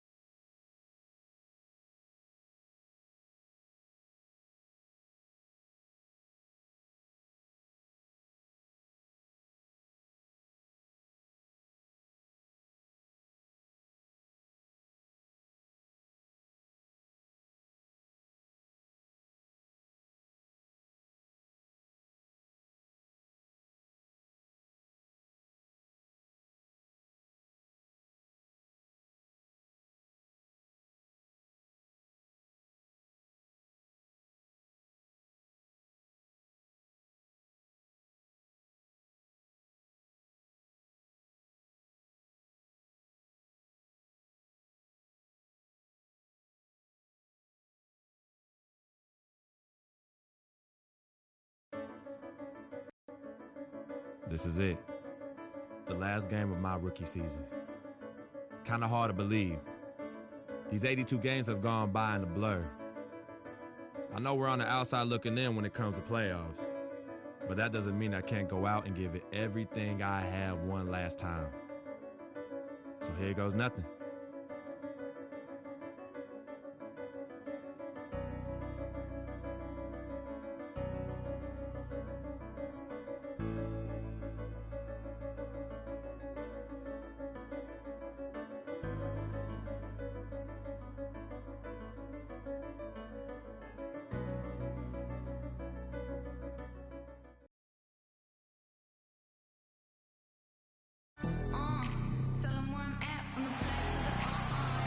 Welcome to 2K Sports for another edition of NBA basketball. Along with Greg Anthony, Clark Kellogg, and our sideline reporter Doris Burke, this is Kevin Harlan. Looking back to the last matchup between these two teams, it was the Clippers coming out on top against Phoenix. They've got the edge, 2 wins in 3 games against this team, going for number 3 here. And the way they attacked the basket in that game was unreal. I mean, after a while, the defenders seemed to just wave the white flag. Yeah, like you said, I mean, that's what'll happen when a team can... Lenz checked in for Chandler. Mirza Teletovic comes in for Markieff Morris. And Freak subbed in for Eric Bledsoe. A big group substitution here for the Clippers. Wesley Johnson's checked in for Griffin. Lance Stevenson comes in for Pierce. Jamal Crawford, he's checked in for J.J. Redick. And it's Rivers in for Paul. Taking a look at Los Angeles. Crawford out there with Austin Rivers. Then it's Lance Stevenson. Then it's Johnson. And it's Jordan in at the pivot spot, manning the middle. In a moment here, let's check out the numbers for Jordan. In the second half of this season, he's been nothing short of spectacular. First in blocks, first in field goal percentage, and of course, he's second in the league rebounds per game. His work ethic on the glass, unmatched. Boy, he's been a human highlight reel all season. Clearly the best shot blocker in the game right now. And guys, in a draft with so many talented big men and lead guards, Booker was a bit of a hot commodity. One of the purest sharpshooters in the draft, has a lightning quick release on his jump shot. And with Booker, you know, who is a Kentucky guy, he's a sharpshooter. Greg, you were talking about that. His dad actually played at the University of Missouri. He was a pretty good shooter. Clark, this Booker has a pretty good frame to work with, and I think that's going to serve him well in the NBA. Yeah, I agree with you. I like his size. I like his stroke. I like his toughness. I think he's going to be better defensively than people think. He's got a lot of good stuff in his game already. And a wide open look for Freak. And unable there to get the go-ahead bucket. The Clippers in the lead. All right, let's go over to the sideline with Doris Burke. Well, I had a chance to speak with head coach Doc Rivers. If there's an area that he feels they've got to overcome offensively, he said it's probably the shot blocking they'll face inside. The key, he said, is playing unselfishly. We have to make the extra pass to punish them for rotating. Guys, they have to remain aggressive and continue to attack. Back to you. Wonderful, Doris. Thanks for the report. You know, I think he's right to be concerned about the defense they're going up against today. I mean, it's going to take some creativity for them on offense to be able to score consistently. I think that's their primary concern. I mean, they'd be fooling themselves if they said scoring against this D is going to be easy. And really, the last few seasons, the Clippers have been one of the most consistently strong teams in the league. A far cry from when they were a bottom feeder back in the day. They have become one of the premier franchises in the NBA. Pass to Booker. Over in the corner, Warren. He feeds it to Booker. 6 on the shot clock. Nice ball movement by Phoenix. That misses. Had a chance to tie it there. Greg, as you said about the Clippers, the days of finishing near the bottom every year are over. Clark, a lot of that is Doc Rivers. Exactly. Since 2012, Kevin, they've had the 3rd best record in the NBA. A lot of loyal fans stuck it out with the team during the dark days, and now they're reaping the fruit. Out to the right wing. Warren kicks to Teletovic. Knocks down the 3-ball. Teletovic has got himself going with the triple, his first basket of the game. A good open look, and he splashes home the 3. It's 9 seconds separating the shot clock and game clock. To the inside, Johnson, and down it goes. Dunked through off a wonderful assist. The one-hand slam is so sweet when it's his hand doing the slam. Oh, yeah, he is so smooth, even on a power finish like that. And really, that's what makes him unique, that combination of power and polish. Here's Stevenson. He hasn't yet put up any points in this one. Crawford kicks to Jordan. And he was fouled on the way up. 2 free throws now for him. This is his first free throw of the game. He struggled mightily at the free throw line in their last game. Yeah, it wasn't his best performance at all from the stripe. He's got to put it behind him, and I know he'd like to immediate. Well, it definitely was a disappointing part of his game this year. Not the numbers he was hoping for from the stripe.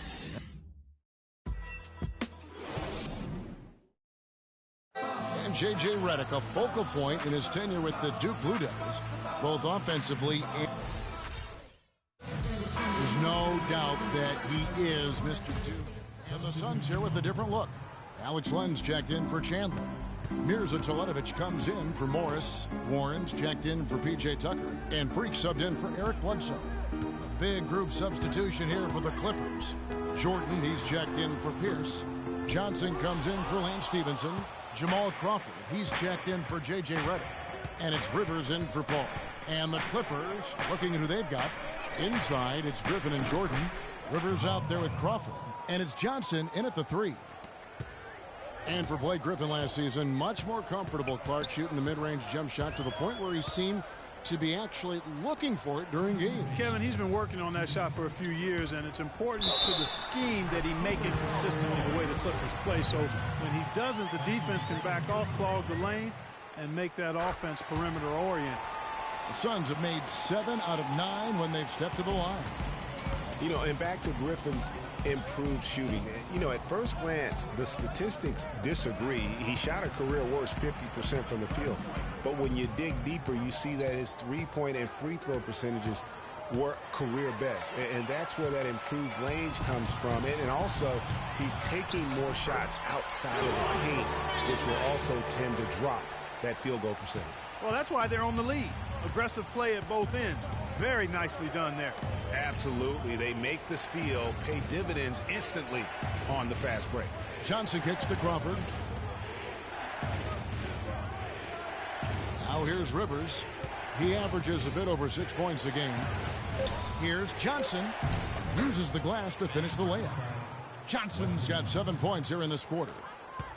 You know, talking about Griffin, now that he has confidence in his mid-range, Jay, I think he needs to do 2 things. 1, get it to where it's automatic, especially in clutch situations. And 2, keep developing confidence from the three-point line. Here's Warren, and the Suns tack on 2 more. Yeah, after a first quarter where they struggled from long range, they've really started to get it closer to the basket. Yeah, and that's a nice adjustment on their part, Greg. Even for the best three-point shooting teams, sometimes you got to do a little something different to get your offense going. You can't get in a much better position for the 3 than that. Everything was right on target, it just didn't fall. Booker, he's checked in for Brandon Knight. Chris Paul, he's checked in for the Clippers.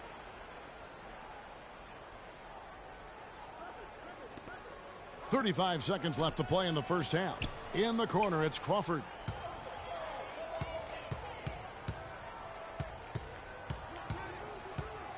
Goes up the baseline. It's hauled in by the Suns. Teletovic has got his 3rd rebound on the night.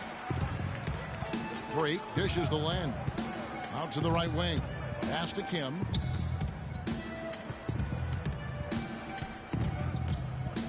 And Len has it in the corner. Booker the pass to Kim. To the middle. Here's Len. No good. Look at the big fella working on that possession. He knows how to fend guys off and get those rebounds. And we're through the first half of basketball here in what's been a good one. Phoenix ahead, up 3. And now we'll send it down to Doris Burke, who's standing by courtside.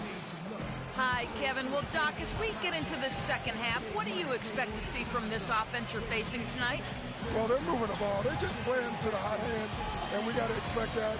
So let's not let anyone get hot. That would be nice. Coach, thank you so much. Back to you guys at the table. Thank you, Doris. And folks, don't go away after the break. We'll see you right back here for the start of the second half in the 3rd quarter.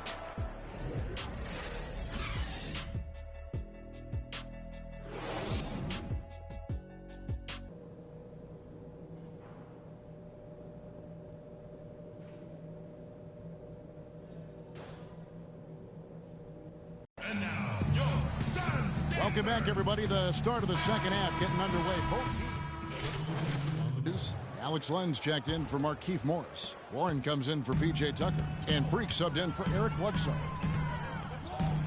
And then for the Clippers, Wesley Johnson's checked in for DeAndre Jordan. Lance Stevenson comes in for Paul Pierce. And it's Crawford in for J.J. Redick. Kim in at point guard. Warren is out there with Alex Len. Then there's Brandon Knight, and it's Chandler in at the 5 spot. So that's the lineup on the floor for the Suns. Okay, well, let's check in with Doris Burke reporting from our sideline in this game. Doris, take it away. Well, Kev, Freak in the last matchup against the Kings made some nice plays. He dropped in a handful of points, and he also was creating for others by getting the ball in a position to score it. We could see his role in this offense expand if he puts together more games like this one, guys. And Doris, thank you so much. He couldn't have been much better in that game, could he, GA? Not at all. He was great. I mean, that's for sure. If he wasn't at his best, he was awfully close. Guys, he came to compete and win. Let's hope he's got that same attitude, that same energy, that same swag here tonight. And here's Booker. Looking at his numbers, he's averaging about 6.5 points a game. Freak kicks to Booker. Suns moving the ball around. Shot clock at 6. Phoenix needs to get off a shot. It's good, and the Clipper lead is cut down to just 1 on the bucket from Teletovic. Clippers have gone 7 of 12 from the floor since coming out of the break. And just a solid start to the season for Teletovic last year. I mean, unfortunately, it came to a close prematurely as he was battling blood clots. Deflects the pass. Griffin with the steal. Stevenson drives in. It's rebounded by Kim. Something that's kept this game close is the fact that the rebound stats for both teams are almost identical. The battle to a standstill on the boards has really been something to watch, and the game's not over yet. We'll see if one of these teams maintains more energy than the other going down the stretch. Paul with the screen for Johnson. And Chris Paul the bucket on the assist by Johnson. That's now 8 points for Chris Paul. Now for Teletovic, he got the clots in early December, and Clark, fortunately, he made a full recovery. Yeah, good to see him back. You know, Bosch's blood clot battle was more publicized due to his stardom, but Teletovic went through the same thing. It's a real threat to an athlete, and hopefully it's well behind him and he doesn't have to run that race anymore. Crawford kicks to Paul. So he gets the whistle. Contact on the way up, and 2 shots coming up. And you don't ever want to get into the habit of letting the offense get to the rim. Yeah, I couldn't agree with you more. I mean, that's the message they were sending with that foul. Nothing easy inside. Los Angeles making a switch here. Jordan's checked in. They should be in front right now, but he'll be relieved not to have come up totally empty there. And it's Freak missing. You know what? His finishing ability, not really at the level pro, but he's going to have to start playing with more force. Down low, stolen by Len. Here's Teletovic, and Chris Paul picks up the foul. That's his first foul. You know what? Tried to step in and cut him off, but just didn't get there quick enough. Yeah, he was 1 step late that time, Greg.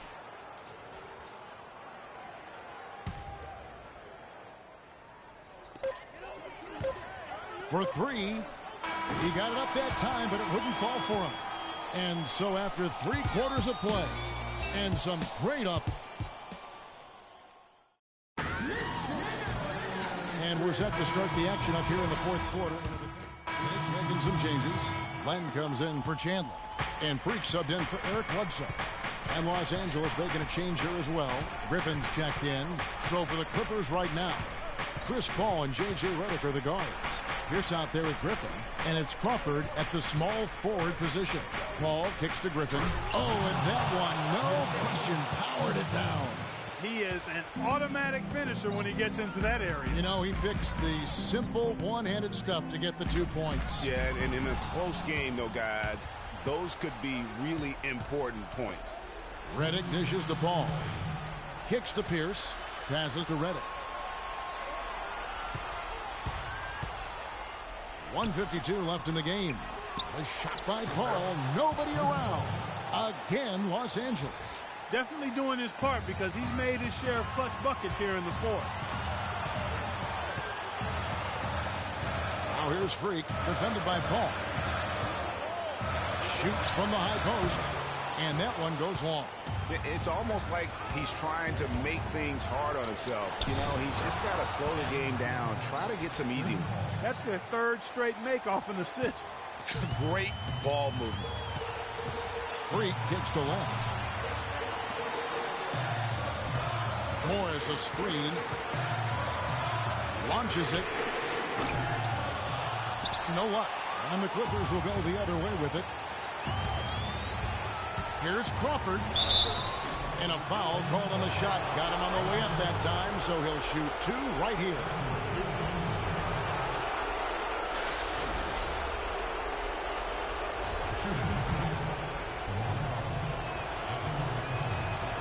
It's the first that gives them the lead. Jordan, he's checked in for J.J. Redick. And he hits both free throws here. So now it's a two-point ball game. Extreme confidence at the line. That's how you win closeness. Inside and stolen by Jordan. 58 seconds left in the fourth quarter. And if the shot's not there, you've got to understand that move the basketball. Yeah, exactly. And I'm not quite sure what his mindset or what he was thinking there. I mean, that was just a terrible shot. That's the kind of D you need when he's got the ball near the hoop. They were all over it. Here's Morris. Nails it. He has tied up this game. Oh, what a shot. Boy, what a pressure bucket that was. Greg, now that's coming through in the clutch. Don't be afraid to make the extra pass. If it's open, take it. Freak. You got the look. Take the shot. And now Doris Burke has an update from the sideline. During that break, Coach Rivers had some words for his team. The game's still in question, but he told his players, guys, this is when it's fun, right? Time is winding down. A close game. This is where you show the preparation and the time you put in. Kevin, we'll see if they respond. We've got a 9-second difference between the shot clock and the game clock. Huge shot there, and the crowd, Clark, knows it. Complete euphoria there, Kevin. They're going crazy. Yeah, you gotta love hearing a crowd get this fired up.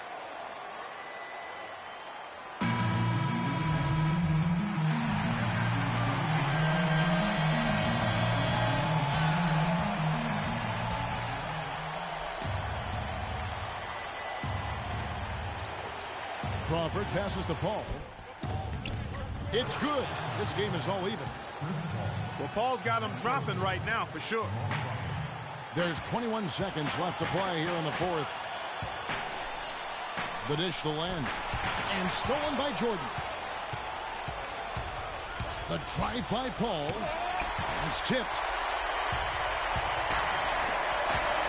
Now to Tucker. Here's Kim. Couldn't sink the shot, and we're going to overtime. Time expires, and we're going to overtime. And what great competition we're seeing so far. After regulation, the stalemate, and we'll see now how these two teams in these few minutes. And the Suns here with a different look. Mirza Teletovic is checked in for Markieff Morris. Warren comes in for P.J. Tucker. Booker, he's checked in for Knight. And Freak subbed in for Eric Bledsoe. And a switch here also for the Clippers. J.J. Redick's checked in for Jamal Crawford. 3 seconds separate the shot clock and game clock. This definitely wasn't the way they envisioned overtime working out. Paul is doubled. Dishes to Griffin. And the wide open shot from Redick. That drops. And it comes off an assist from Griffin. And the fans already heading for the exits, clearly not pleased with the way things turned out today. Well, Greg, this was a well-deserved win. I mean, they came into this building and acted like it was their home turf. I mean, they were the ones calling the shots and controlling everything. So it's Los Angeles winning this one easily. Clark, a double overtime game can really take its toll on the players, and after this one, the official...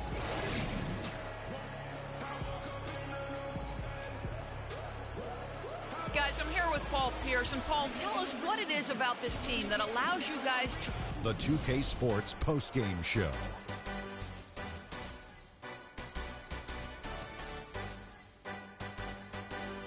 Hey y'all, Ernie Johnson here along with Kenny Smith and Shaquille O'Neal. Welcome back for the presentation of our Jordan Player of the Game, Blake Griffin. He absolutely dominated the overtime period. He personally took responsibility for doing every single thing he needed to do to guarantee that win. He was in a groove tonight, Ernie, Kenny. He's getting in that playoff mode already. Perfect timing with the postseason approaching. He had it all going on the whole game. Is there anyone in the NBA who's more straight up scary than Blake Griffin? I don't think so. Big, strong, powerful, with the skills to match that athleticism. If you're a defender in the post and you see Blake Griffin coming down the lane, the only thing you think is, uh-oh. And that'll do it for our coverage of this year's final regular season contest. It has been a wild ride. For Shaquille O'Neal and Kenny the Jet Smith, I'm Ernie Johnson. Now the playoffs begin on 2K Sports. See you back for that.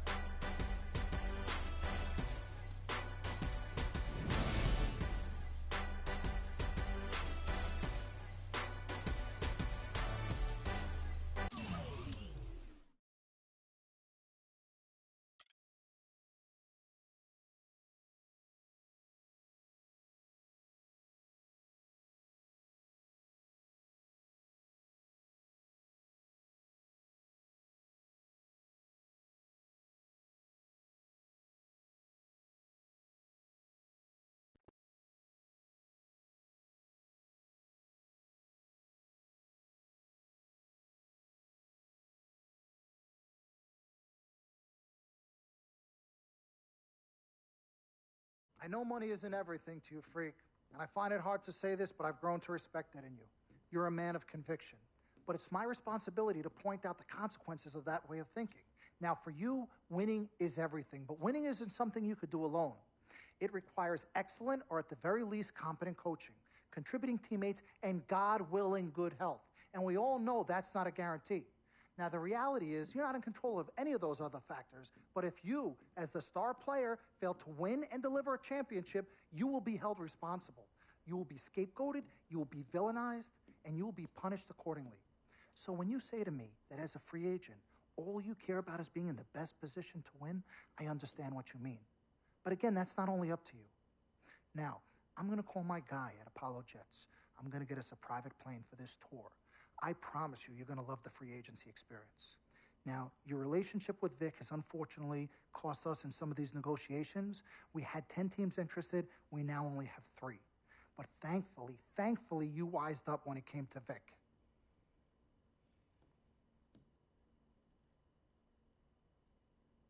Have you been in contact with Vic? Yo, freak, look at me. He still has one of my cars, Dom. What did I tell you about the L word? The L word? What is... Loyalty.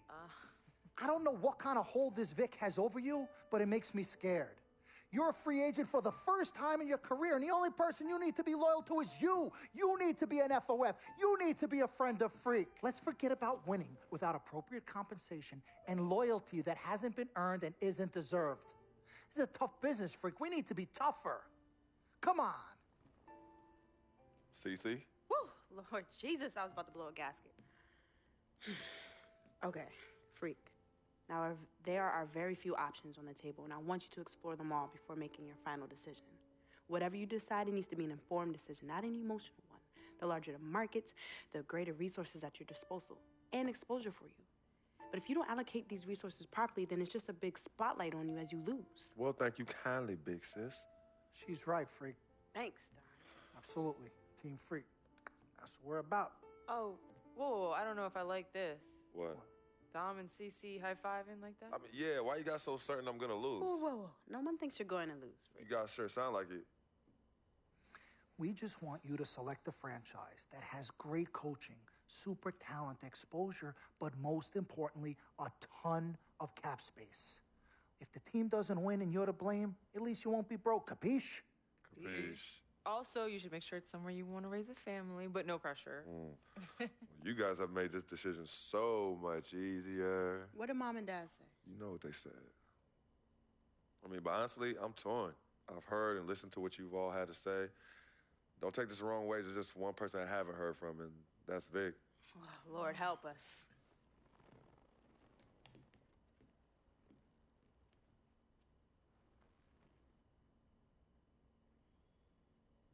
Yo, Vic, where you at? I've been trying to call you, man. Hit me back.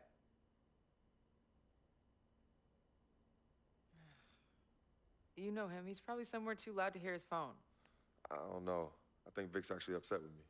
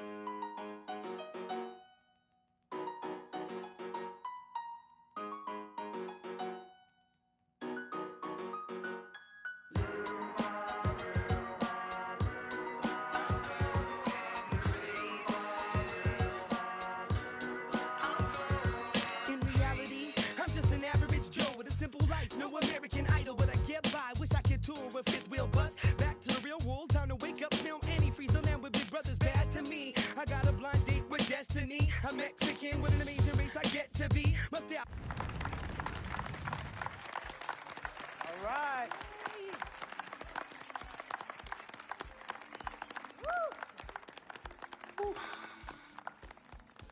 All right. Hello. Okay, well, I'd like to thank everyone for coming here today. I especially like to thank God, my Lord and Savior, my family, my agent, Mr. Don Pagnotti, twin sister and manager, Cece, my lady. Thank you guys for all your support. I'd also like to thank all the fans, and all the people out there who consider themselves an FOF, a friend of Freak. My free agency has been nothing short of amazing.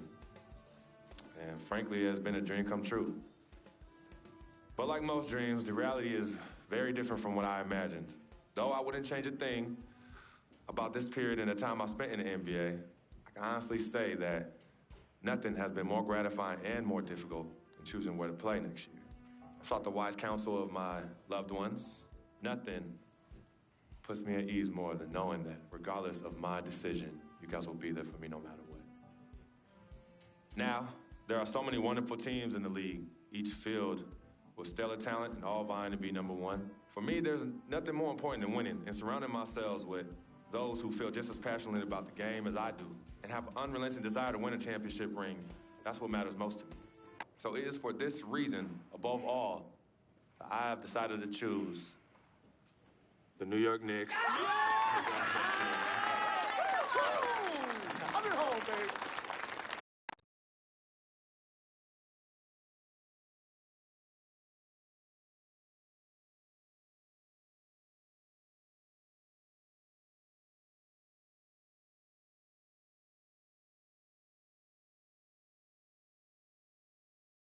Talent they have on that team, they're going to championship this year.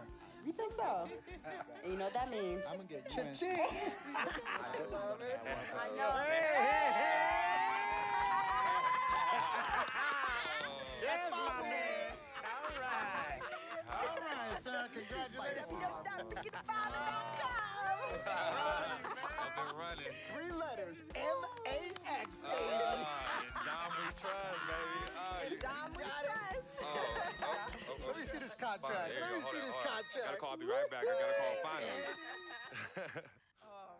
Yo, fool, where you been? I've been trying to call you. Mr. Freak? Yo, who's this? This is Officer Vasquez with the 9th Precinct. Officer Vasquez? What did Vic do now? Mr. Freak, there's been an accident. Look, we're gonna need you to come down to the following address as soon as possible. What kind of accident? Put Vic on the phone. I can't do that, sir. No, you're not hearing me. I want to talk to Vic. Look, sir, we need you to calm down as soon as you can. No. Hey, listen. Put down the phone, and I don't want to hear it get picked up until Victor Van Leer's on the phone. Give me the phone. Put Vic on the phone. Mr. Freak, Mr. Van Leer was killed in a car accident. What's going on? Give me the phone. The car he was driving was registered to you. We were able to identify him from the Listen flyers to in me. his possession. Freak, I don't want to talk to you no more. Freak, give me the phone. Hi, excuse me. Hi. Yes. This is Cece. This is Freak's manager. Who am I speaking with? Hi, yes, look, we're gonna need somebody to come down and identify Mr. Van Leer. Eyewitnesses say that he was involved in a car chase. 2 cars were chasing him, and as the chase escalated, he eventually lost control and crashed. Look, I'm really sorry for your loss. Hello. Outside of the deceased, was anybody else injured?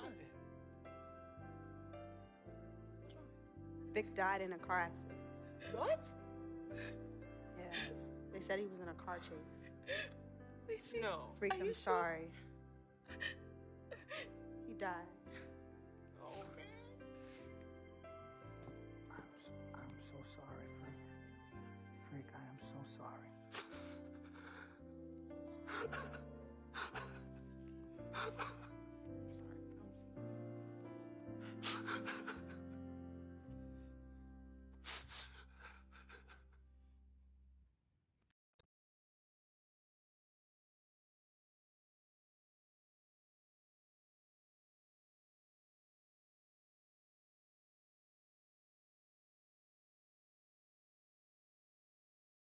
Sis, all started here.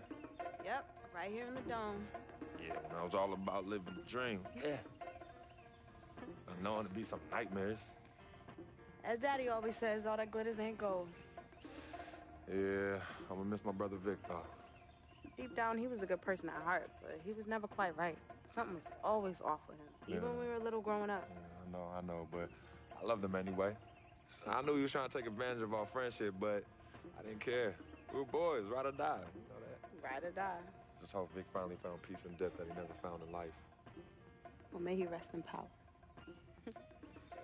When you really sit down and think about it, life is about the blink of an eye, and that's so quick. We spend a third sleeping in bed, a third trying to figure this thing called life out. Yo, by the time we think you got it all figured out, you only got a third of your life left. Yeah, life's a trip. Say that again. Life's a trip. 10 times 10. Well, honey. Hey, yo, shout out to my man Vic. Shout out to Vic. Come on, let's bounce. All right. Yeah, I'm about to wake up the projects like I used to. Better remember? not. You better not. We ain't kids no more. Cece? Cece. Hey! Why are you sneaking up on us? Man, we thought you two left town yesterday after the funeral. We decided to stay one more day. Oh, I'm so glad you did. I wish we had known you were coming. We would have made you something to eat. Yes. Okay. What y'all doing? Yeah, chatting. Yeah, talking about yesterday's service. Oh, okay. How you holding up, son? You know what? I'm okay, Pops. But you know what? We love you two so much. And it's only now that I'm realizing how much you two sacrificed for Cece and myself. Hey, you know, Vic didn't really get to know his father growing up. And we were lucky to grow up in a household with two loving parents. And you know what's sad to say? People thought we had a highly unusual home in the projects. Yeah, folks always talk about the negative effects of boys with no father in the home, but it affects girls too. And it's helped me in my relationships with men in my life. What man?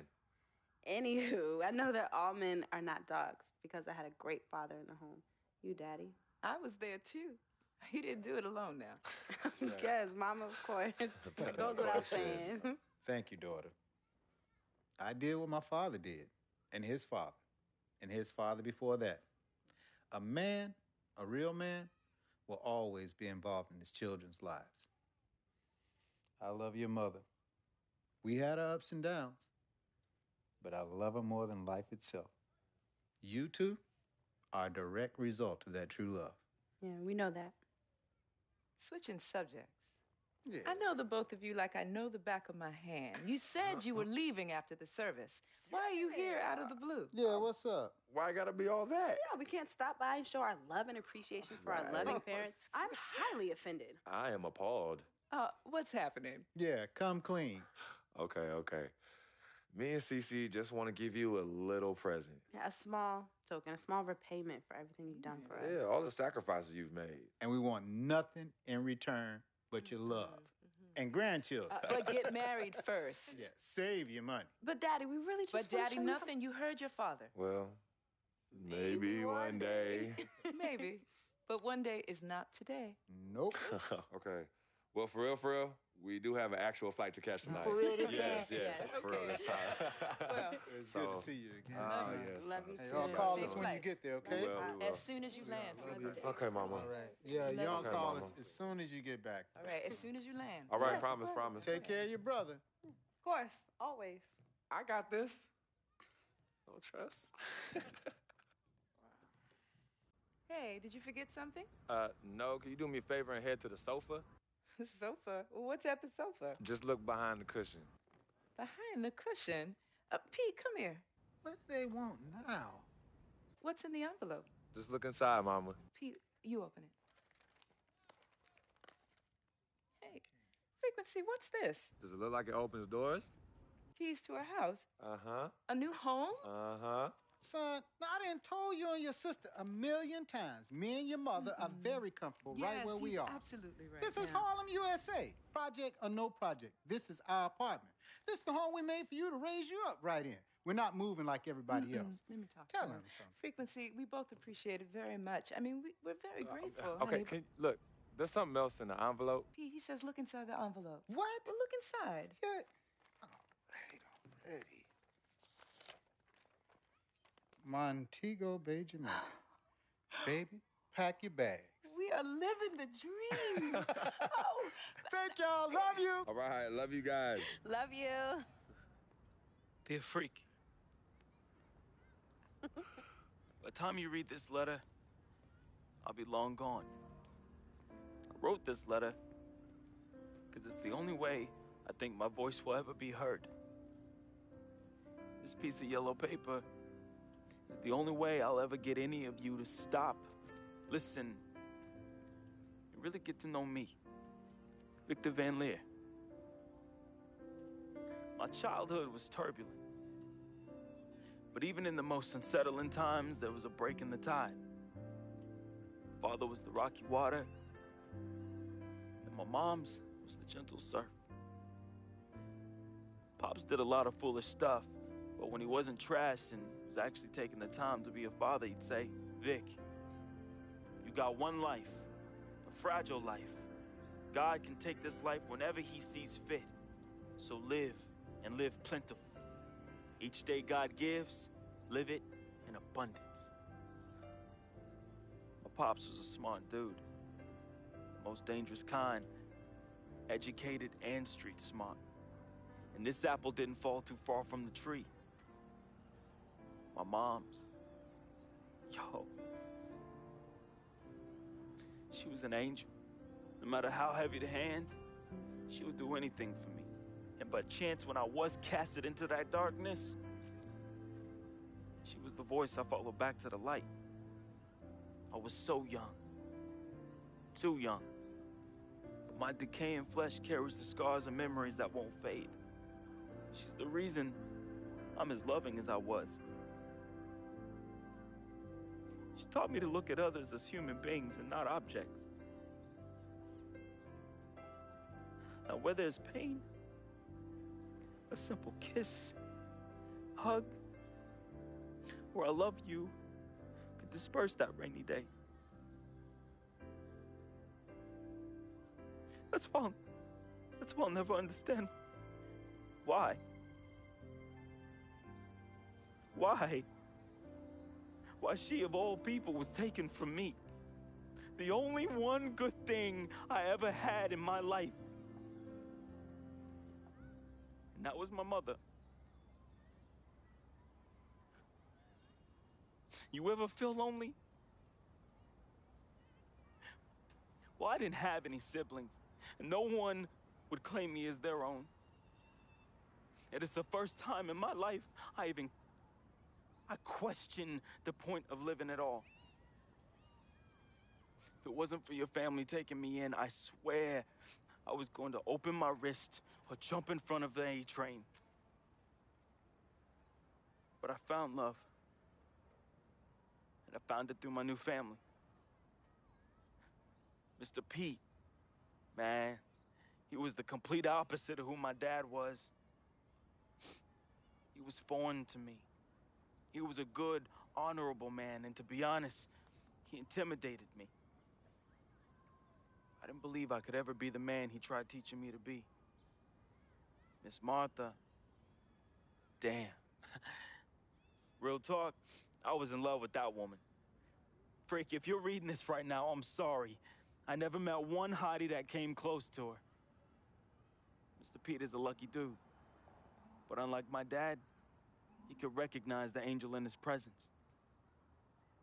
Aside from my own mom, she's the only other person I truly think understood me. I just wanted to be loved, yo. I just wanted to belong.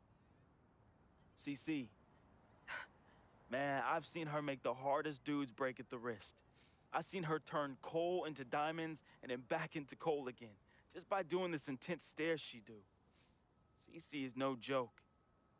I love her, though. We used to be close. And again, I'm sorry, freak, but when your sister get all mad and on one, damn, I just... Whew. CC, I love you more than you will ever know. I hope in my time past you can finally forgive me. Yvette is beautiful. A woman about success, work ethic, and never settling for less. Which, that's why I didn't stand a chance. Freak was king, and me, a big, fat zero. She was cool, though. chill. And where she wasn't being all uptight, that girl was mad funny. I could see why you fell in love with her. She could make any man better. She was exactly what I wanted, and definitely what you needed. Frequency vibrations, my boy, my blood. I'm sorry I couldn't be as great as you. I'm sorry I was your weight and not your pedestal. I wanted to be a lot of things. I thought I was the next prodigy. Then you hit that court, and I knew. It was it. It was you, freak. It was you. I didn't have much of a life, at least not one I could be proud of. I never said this to you, but I wanted to be you. All I wanted was a taste, just a little taste of everything I never had. Can you blame me? Like my dad said, life is short, and I just wanted to live it abundantly. I know it hurts, but your life would be better without me. There's nothing holding you down anymore, freak. I believe in you. And I always look out for you from above, B. Hey, bring that Jesus piece back for your boy, though, you know. That shuttle's work. I love you, freak. At least I did something right. At the end, I felt as though I had no place here anymore. I never felt as though I belonged.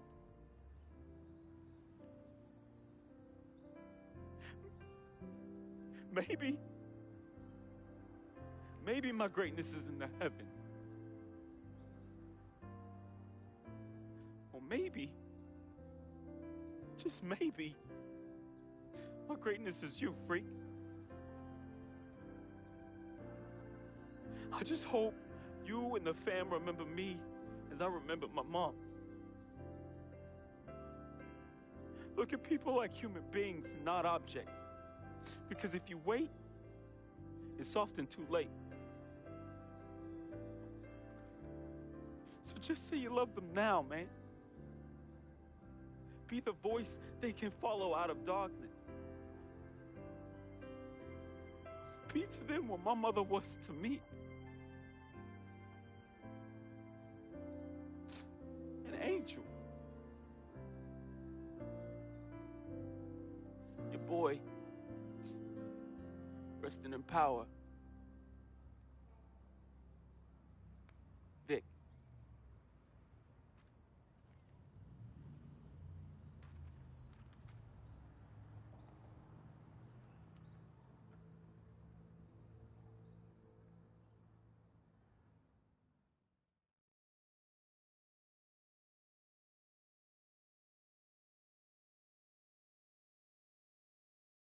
Salutations, I am Sharonis Jackson, portraying the role of Frequency Vibrations, aka Freak. I am from the Inland Empire, California, Philadelphia born, just showing love to everybody out there. That's an FOF. Hello world, it's your boy Wade Wilson, aka Big Van Leah, Basquiat, and FOF, friend of Freak. Hey, I was born in Oakland, raised in Richmond, represent all day. Love y'all. What's up, world? My name is Michelle Mitchenor. I play Cece. I'm representing Jersey. Shout out to my people on the shore and in the city. I'm now residing in LA, living the dream. What's up, family? This is Gina Breedlove from Fort Greene, representing the Republic of Brooklyn, New York. I play Miss Martha. I wish you all so much love and peace. What's up, everybody? My name is Arthur Richardson. I play Mr. Pete. I'm a GI soldier. That's Gary, Indiana, for those that don't know. And remember, it's not just a game. What's up, y'all? My name is Anya Engel Adams, aka Yvette Ming Ching, and I'm originally from upstate New York by way of South Florida, representing for all the independent ladies. And just let them know we got our own, boo. Mwah. Al Palagonia, born in Brooklyn, New York, raised in Queens, New York, reprising the role of super sports agent Dom Pagnotti. That's right, the man, the myth, the legend, the king, #1, the best. You see this watch? That's diamonds and platinum. Gold, forget about it. Silver, forget about it. That's like speed and power. And that's what I have. I'm the best, and I will represent you.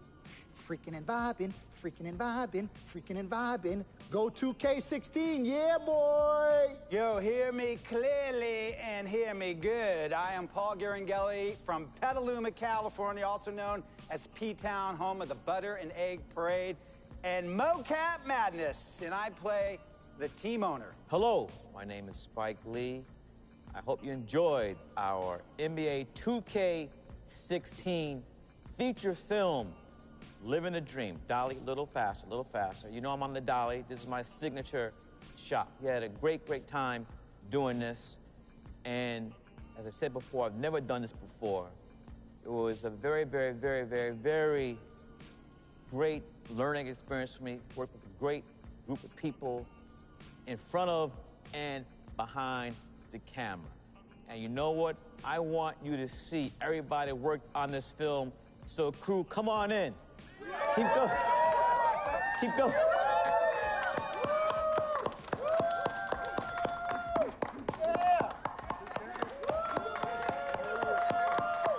All right. Freaking and vibing. Freaking and vibing. Cut.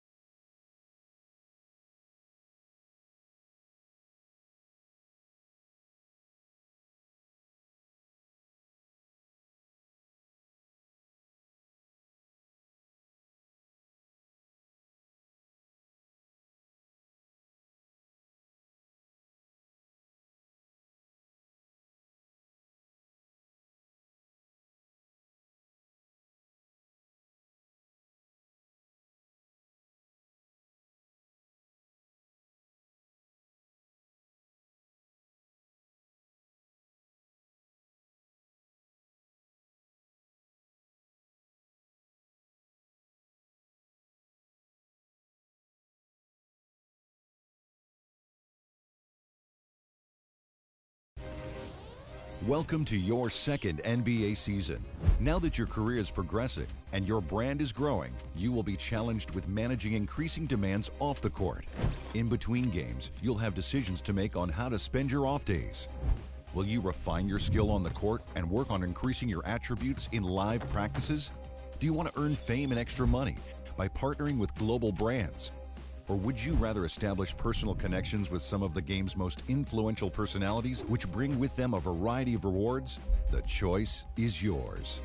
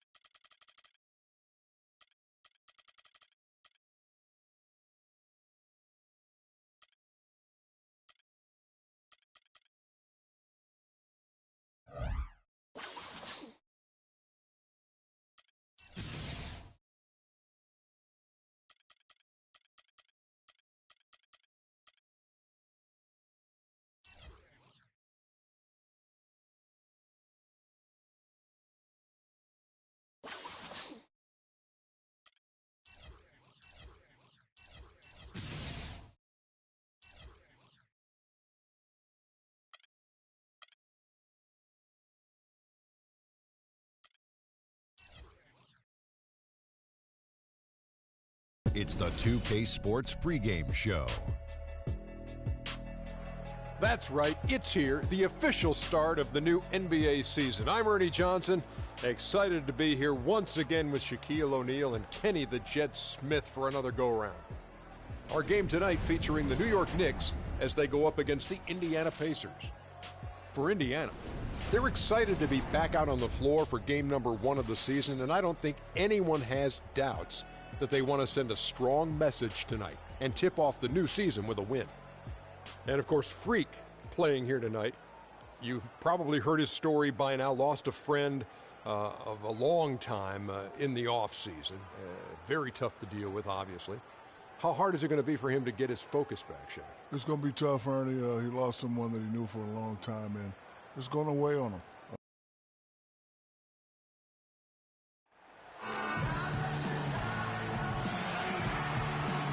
Well, brand new season of NBA basketball. I'm sure you're as excited as all of us are here at 2K Sports as we get ready to start the season in style. Checked in for Sanders. Thomas comes in for Carmelo Anthony. Kent Bazemore's checked in for Aaron Aflalo. And Freak subbed in for Langston Galloway. So an entirely new group in now for Indiana. Turner's checked in for Hill. C.J. Miles comes in for Wright. Rodney Stuckey's checked in for Monte Ellis. And Brooks subbed in for George Hill. And so in the game for the Pacers, Brooks is out there with Rodney Stuckey. Then there's C.J. Miles. Then it's Turner. And it's George in at the power forward. Indiana trailing here. Stuckey kicks to George. Indiana moving the ball around. And pushing it up. Here's New York. Freak with the ball. Oh, a bit of a tragic note for Freak. He'll be playing this season after the loss of a longtime friend over the summer break. Yeah, that's hard to hear, and certainly going to be difficult for him to work through that. Going to be on his mind all year. Never easy to go on about business as usual when you have that kind of heartache and loss. And right from the start, Kevin, they've been pounding the glass. Most of those 50-50 balls also going their way. Well, I don't think there's any question about it. They came focused and ready to play. I mean, they're doing everything they can to put things in their favor. You earn that, and they're actually earning it well right now. You know what? That's what you like to see. A perfect pass leading him right into the shot. Didn't even have to break stride. Now here's Brooks, covered by Kim to stop the run. And Rodney Stuckey the bucket on the assist by Brooks. Stuckey's got his first points in this one. The Knicks leading by 4. Freaks it to Bazemore. Feeds it to Freak. There's 49 seconds left in the first quarter. 6 on the shot clock. Back to Thomas. This one for 3. No good. So Indiana will take it the other way. Here's George. Right through the D for the layup. George has got 5. You know, his ability is matched only by his energy, guys. I mean, he's usually in the middle of everything for his team. Down low, deflects the pass. On its way from Stuckey for 2. And there are the Pacers with another bucket. 19 seconds left to play in the first quarter. To the paint. Thomas dishes to Lopez. And the pass to Kim. Trying his luck deep. Can't get it to go. George. Can't get it to go. It's a tie game in New York. And back in a moment as we'll get underway with quarter number 2.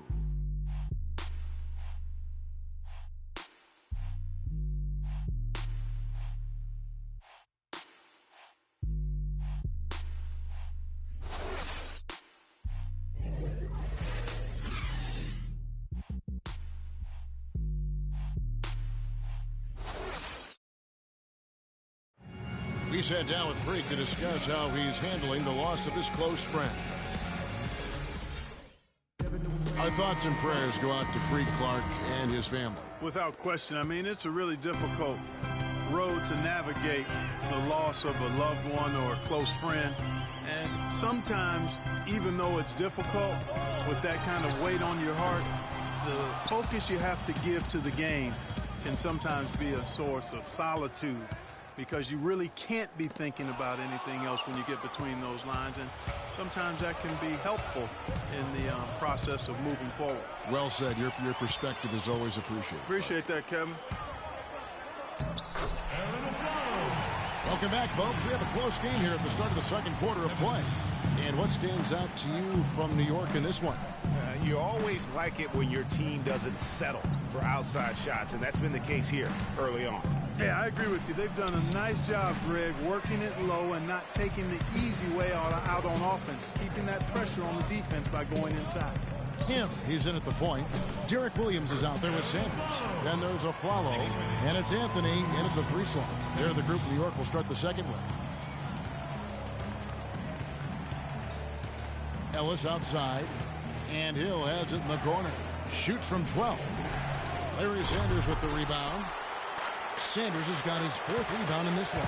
Anthony drives in, down low. Good for the basket. Starting off 1-for-1 with that shot.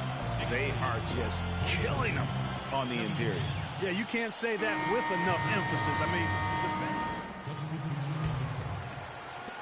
mean, Knicks trail by 4.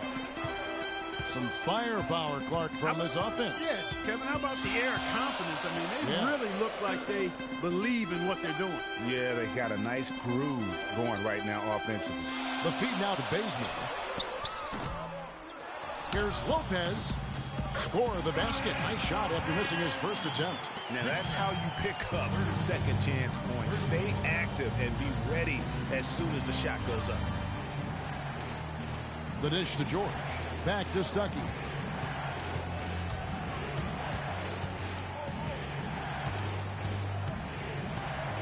Clock at 6. Trying to find Brooks. He's got it now.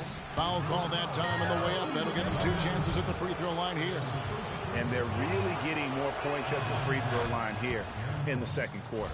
And, Greg, definitely that's one of the reasons they're in front right now. That's a great job getting to the line here. You know, he didn't have a single attempt in that first quarter because I thought he was tentative. Much more aggressive here in the second. Guys are looking for a spark here. Yeah, I mean, a cold stretch offensively. They desperately need a basket. There's 37 seconds left now here in the second. Kim, the pass to Porzingis. And Bazemore kicks to Lopez. No good from 11 feet. That's a huge part of what they want to do defensively. Limit his easy chances inside. Passes it to George. There's the 3. It's rebounded by Porzingis. Porzingis has got 3 rebounds so far in the game. Thomas to Bazemore. Here's Porzingis. That 3 off the mark. And the wide open shot from Stuckey. No good on the buzzer beater. And a pretty tightly contested game here.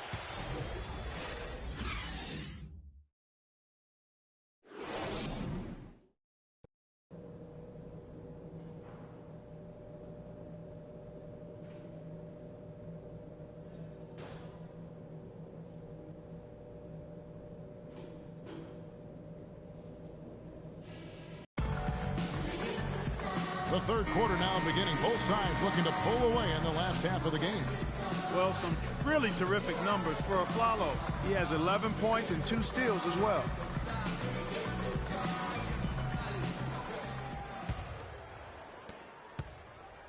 Knicks trail by 4.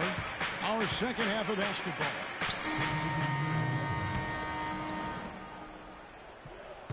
New York's gone 1 of 2 from beyond the arc since coming out of the break. Lopez drives in, lays it up and in off the pretty assist. Lopez has got his second basket of the night. Pacers have gone 4 of 9 from the floor so far in the third. Hill dishes to Wright. They set the pick. Pick up by Hill. Wright the pass to George. Lopez with the steal. Outside Anthony. Here's Kim. Here's Lopez, and he drops in the layup off the glass. And now just a 4-point Indiana lead. That's the kind of aggressive and assertive play they need as we get closer and closer to crunch time. You're right, Clark. Just continue to pound it in the paint and get those easy points inside. And Miles kicks to Ellis. Wright sets a screen. Shot clock at 5. They get it back. It's good, and he drew contact on the shot, so he will go to the line. A 3-point play chance here. The Knicks making a switch here. Bazemore is checked in. Indiana also making some changes. Turner's checked in for George. Stuckey comes in for Monte Ellis. And it's Brooks in for Hill. Now here's Freak. Brooks covering. Anthony kicks to Freak. Back to Anthony. Shot from 16. And the rebound goes to the Pacers. And another miss. Oof. He's having a really ugly game. Yeah, about as ugly as you can have, you're right. And the shot is good from Stuckey. Room service delivery right there, fellas. Wonderful entry feed. Knicks trail by 9. Down low. And Anthony with the basket on the assist by Freak. Freak's got assist number 5 here tonight. And he can time his passes so perfectly. Wow, what an assist.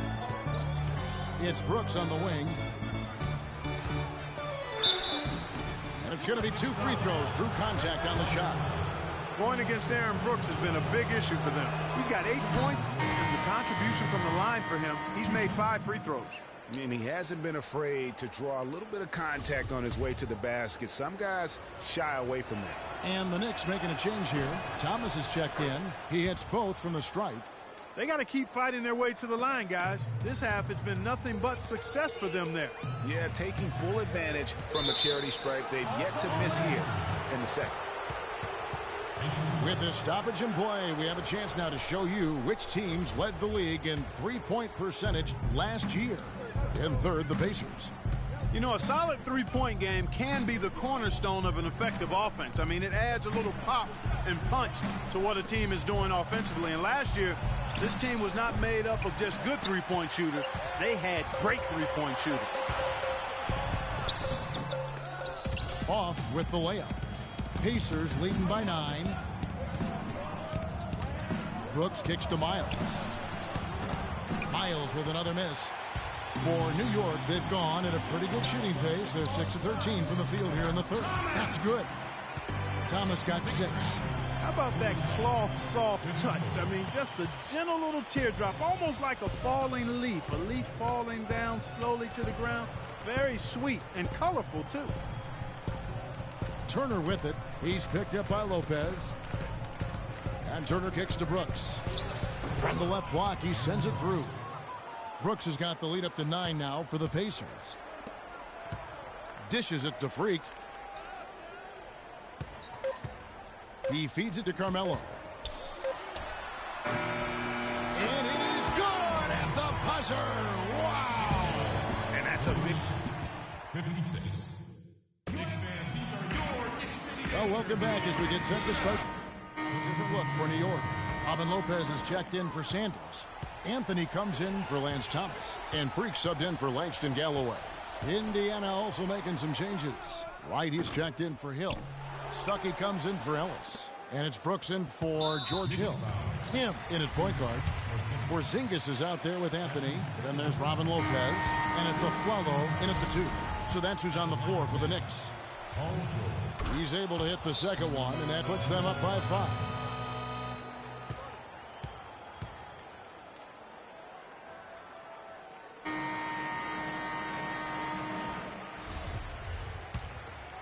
Here's Anthony. 3 from the inbound.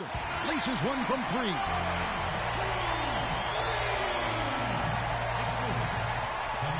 9 seconds left in the fourth quarter. And an intentional foul there stops the clock. Had to foul, and on that occasion to stop the clock. That's the enemy in this situation. And you know what, Greg? Who knows? If you miss it at the strike, and they're right there within range. You know, late game free throws are a lot different than early game free throws in terms of making. And that's the knockout blow right there, guys. Those free throws should put this one away.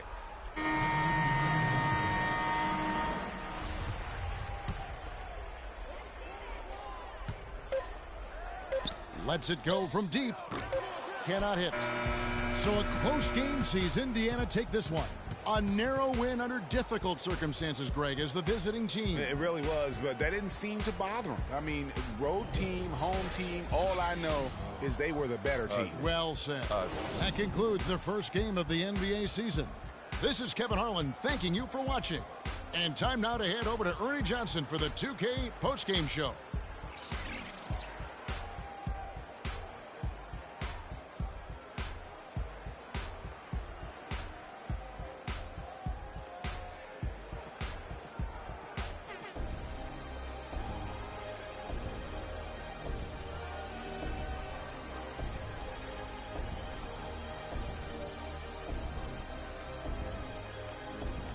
The 2K Sports post-game show.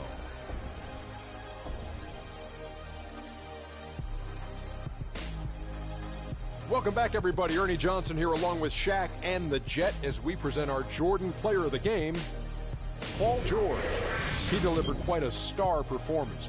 Not uncommon, as we've seen him have this sort of terrific night many times. There was nothing they could do to slow him down, Ernie. Man, go into a building on the road and completely control the action like he did. Only a few players could do that, Ernie. I'm impressed. Well, Paul George showing us again tonight why he is one of the premier wing players in the NBA. We know that defensively he's always going to do the job, but he's just as valuable on the other end, scoring off the cap. And that's it for our broadcast here tonight, but we're just...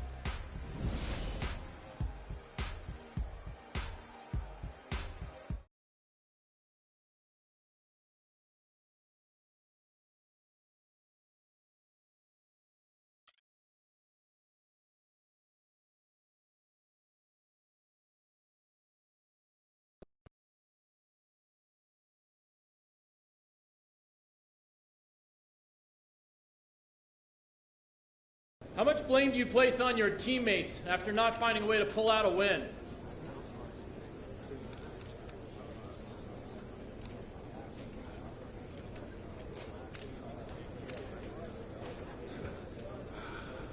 Good try, but I ain't falling into that trap. But to simplify your question, we didn't do what we had to do to win the game. Simple as that. And that's on every single one of us. Not me, not the rest of my teammates, everyone. And we'll figure out what we need to do to keep that from happening next time. End of story. Are you getting the ball as much as you'd like out there?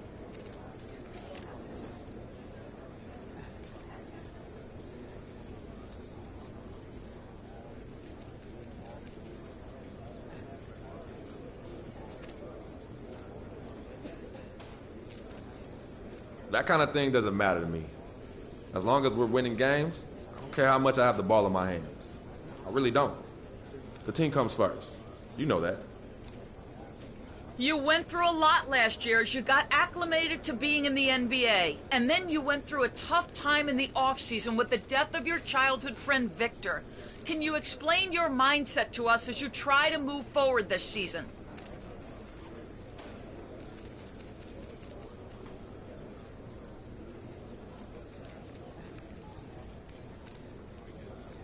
Look, last year went by in a flash, so I ain't even thinking about it no more. It's about what I can do now with this team right here. Vic's gone, and sometimes I still can't believe it. But he's in a better place, and that has nothing to do with my play this season. None. So from now on, let's not bring up my past, and let's keep these things in basketball only, all right? I'm ready to take the next step this season, and that's all you need to know. Thank you.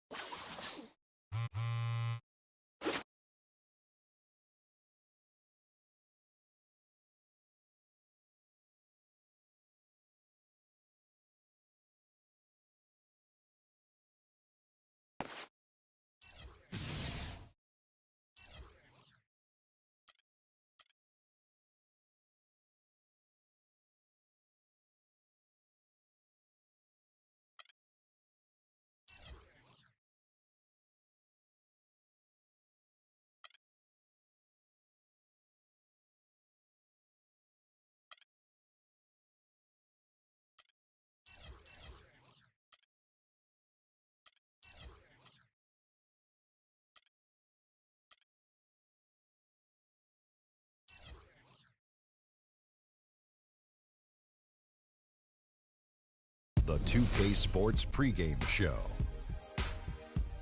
Early season's greetings, NBA fans. I'm Ernie Johnson. Thanks for joining us.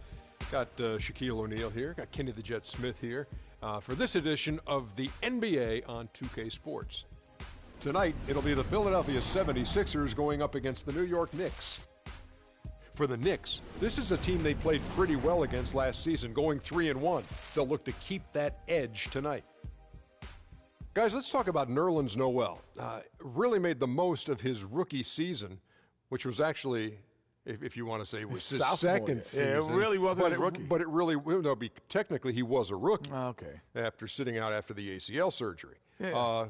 So defensively, what do you think? Yeah, but you know, when you sit down and watch for a year on an NBA bench, I think that was an incredible advantage for him as a defender because he changes a lot of shots because now he can read the defenses better, and he's a terrific ball hawk, gets lots of steals. This guy has a bright future. So he's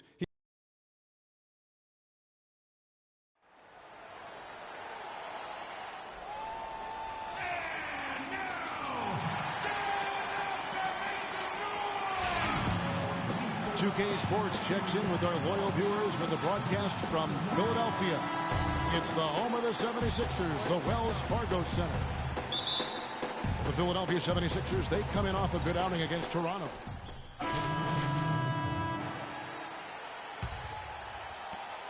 New York leading by 3. Outside Anthony. Misses in close. That's a surprise. I mean, really out of character for him to miss when the defense is not right up on him. Shot's good. It took him a while, but he finally gets one to fall. The Knicks have gotten 3 of 8 shots to fall for them here in the first quarter. Now here's Freak, guarded closely. Lets it go, and Anthony gets it to go on the assist by Freak. Anthony's got his first points of the night. Guys, that's just really unstoppable. He poses a ton of matchup problems for whomever he's facing. Kicks it to Allen. The tray. The Knicks pull it in. Defeated by the Pacers in their last game, they'll try to put that one behind them. And that result was no surprise because they played very loosely with the basketball. They sure did. There's no question about it. And when you come out on the wrong end of the turnover battle, you're often going to be on the wrong end of the scoreboard as well, Greg. You know that. Both teams will make substitutions. The 76ers trail by 4. He's covered by Kim. And Embiid the screen. There's the feed to Covington. A 3-ball. Goes back up. And Embiid lays it in. And that's a great play on the backboard for him. I mean, it's what we expect. All his second chance points do not come by accident. Picked his pocket.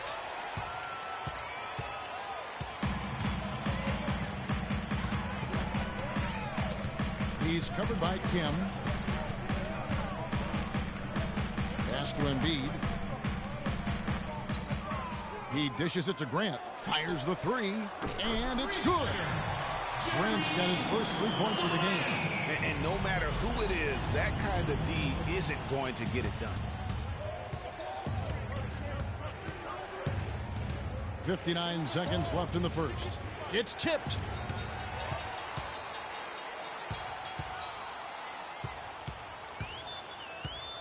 He's covered by Kim. Noel wide open. He fires. And good as it rattles through the hoop. That's how to orchestrate for your teammate. Terrific pass. Now here's Freak. He's tightly guarded. Anthony's shot is off. They've been sensational on the backboard to start this game. Yeah, sensational is a really good word for it, Greg. They're tearing it up on the glass. Here's Covington. 11 points for him in that last game against Toronto. 6 on the shot clock. Embiid with a screen on Lopez. Covington's shot is off. Yeah, but the hand in the face, it's critical that you contest his shots every time down the floor. Back to Anthony. Shot to stop the run. They get it again. Lopez. And the rejection by Embiid. Covington can't get it to go. A good close contest so far as we finish the first quarter. 76ers ahead. They lead by 3. And before the game, Carmelo Anthony talked about how he prepares himself mentally to carry this team.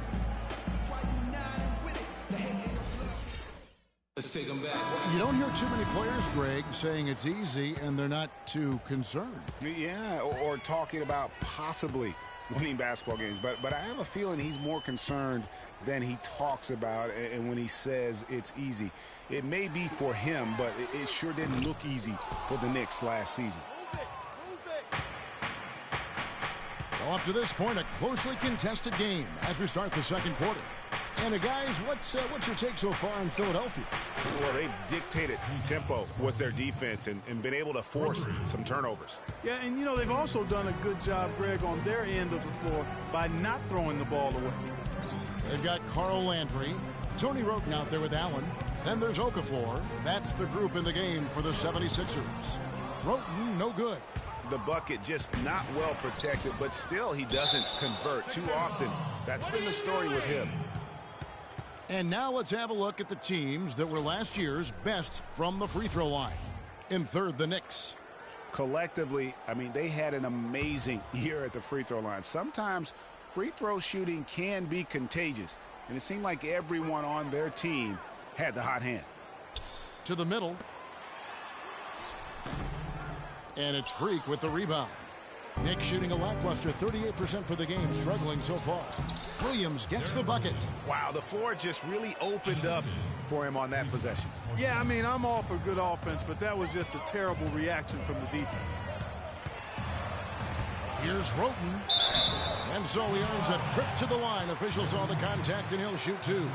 Nice work to get it inside and draw the contact. Exactly. The defense determined not to allow the easy layup right there. They'll settle for making him earn the free throws. The free throw drops for Roten. Langston Galloway's checked in for Freak.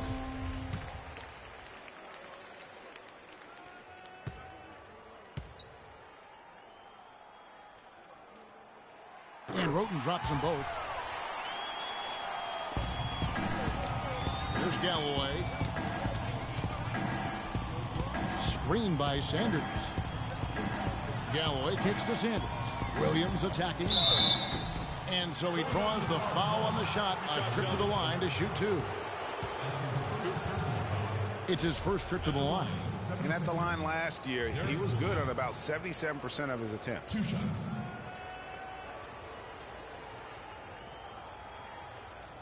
Shooting 2. Shooting 2.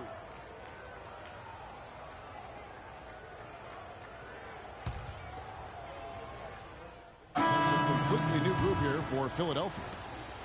1:44 left in the first half. Defended by Kim. And it's sent back by Lopez. And the shot goes in from Embiid. 1:30 left in the first half of the game. Freak kicks to Anthony. Terrific assist, a nice finish. Solid play all around. Took advantage of some shoddy defense there. They've got to at least get a finger on it.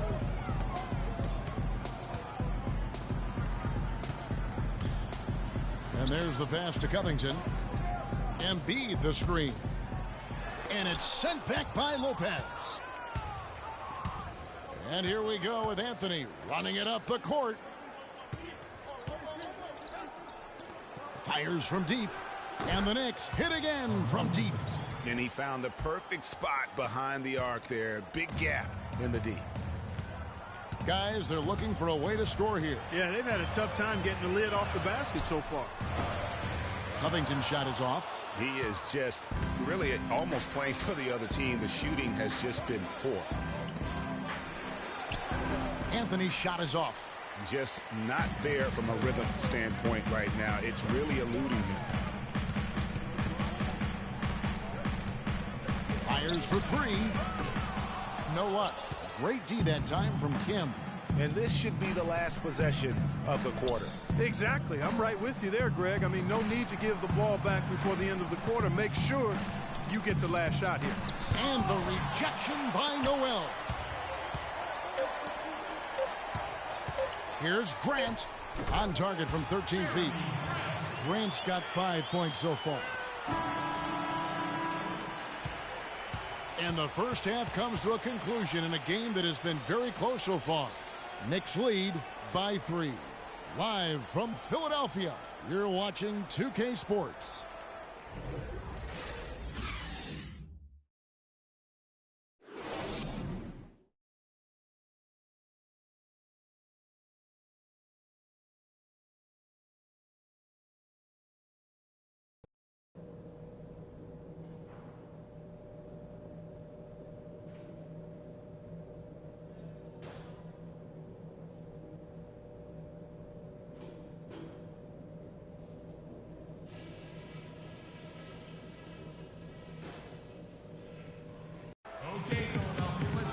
And now the start of the second half. Neither side jumping out ahead through the first 2 quarters.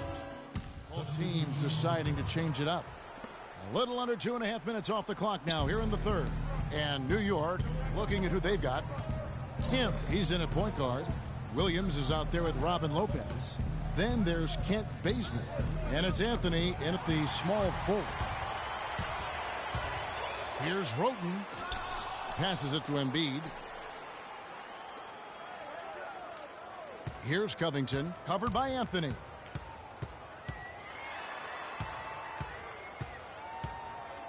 Down to 5 on the shot clock. And it's out of bounds. The Knicks will take it the other way. All right, a chance to check out the stats for Roten. Last season's performance for him averaged about 11 points a game, 5 assists, and 2 rebounds. And guys, no question, he's a guy with some talent. But honestly, even he'd like to see those numbers improve. And all indications are that he's been working hard on his game. It just hasn't shown up in the box score yet. Jeremy Grant, he's checked in for Roten.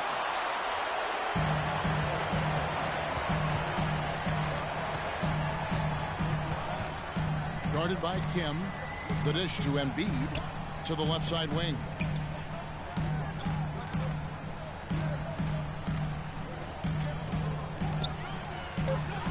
For the lead. And he connects with the jumper. And the 76ers lead by 2.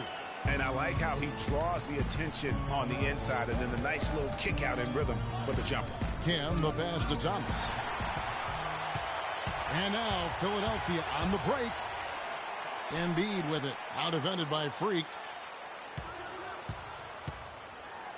And it's sent back by Lopez. And now the Knicks on the break. Here's Thomas. He feeds it to Freak from deep three-point range. That one's rebounded by Embiid. Embiid's got rebound number 5 here tonight. 76ers moving the ball around. Noel against Williams.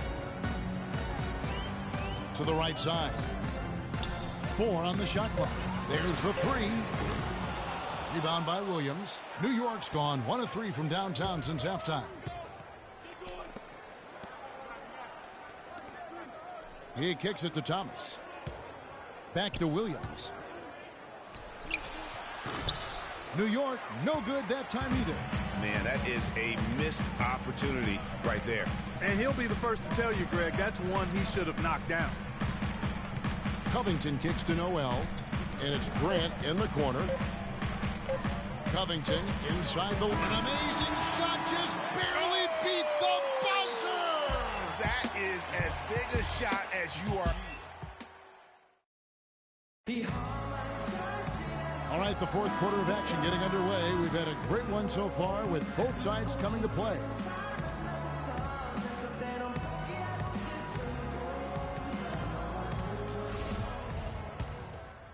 Both teams will make substitutions. And now an intentional foul. They need the ball back as soon as possible. That's right. No other option but to foul and hope for some misses. Yeah, they have to extend the game. I mean, plain and simple. Use every second you can on the clock here. Tony Roten out there with Allen. Then there's Carl Landry. Then there's Nerlens Noel. That's the group on the floor for Philadelphia. And he just garnered a little bit more insurance there. Very confident as he's able to go up and knock those down. Okay, guys, we are down, but not out. Focus and execute. Freak, you're our leader out there. Now let's go.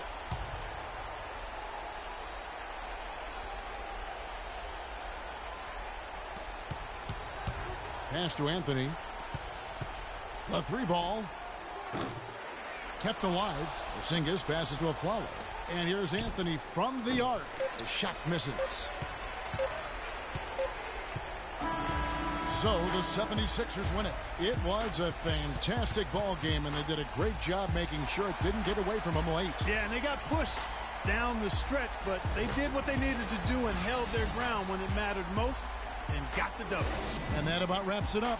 For Greg Anthony, Doris Burke, Clark Kellogg, and the rest of our terrific 2K Sports crew, this is Kevin Harlan saying thanks for watching. Now time to head over to the studio where the award-winning Ernie Johnson is with Shaq and Kenny, all standing by. Guys, take it away.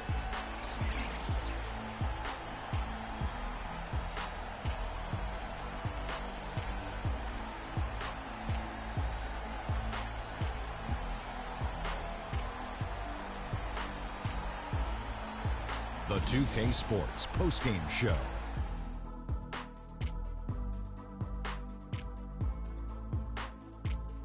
Welcome back, everybody. Ernie Johnson here along with Shaq and the Jet as we present our Jordan Player of the Game, Joel Embiid. His accuracy from the field was pretty eye-catching.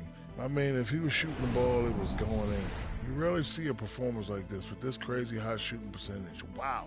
I think he came tonight with a specific intention, not to be outworked by anyone. He owned the glass and got great position time and time again. I just loved his energy. And that brings us to the end of our broadcast for this evening.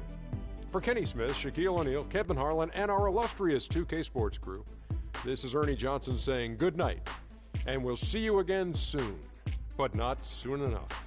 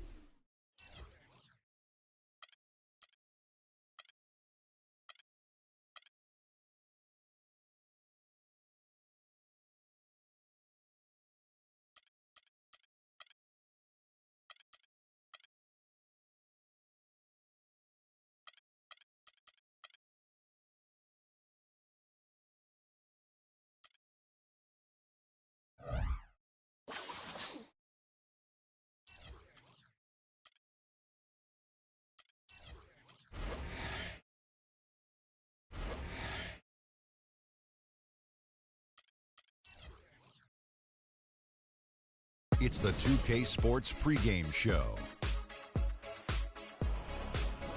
Hello, everybody. I'm Ernie Johnson, welcoming you to the NBA on 2K Sports. Excited, thrilled to be here with Kenny the Jet Smith and Shaquille O'Neal. I'm so lucky. Tonight, it'll be the Detroit Pistons going up against the New York Knicks. For the Knicks, they struggled in this matchup last season. Only one win for them through 4 games. They'd like to make a statement tonight. And guys, we'll get to see Freak play in this one. He was one of the bigger names in college, jumped to the NBA after 1 year. Shaq, you left early as well. How hard of a decision was it to leave school? Well, it's never an easy decision.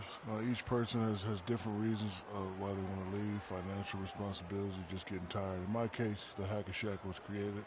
I was getting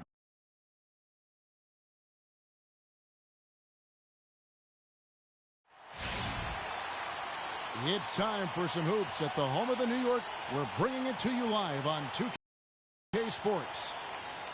Looking at the last game for the New York Knicks, it was a loss to the 76ers in Philadelphia. And with the number of turnovers they had in that game, guys, it was going to be an uphill battle all the way. Especially when you couple the turnovers with the soft defense they were playing. That's a losing combination. It'll be the Knicks off the tip. And now the opening lineup for Detroit. Jennings and Meeks in the backcourt.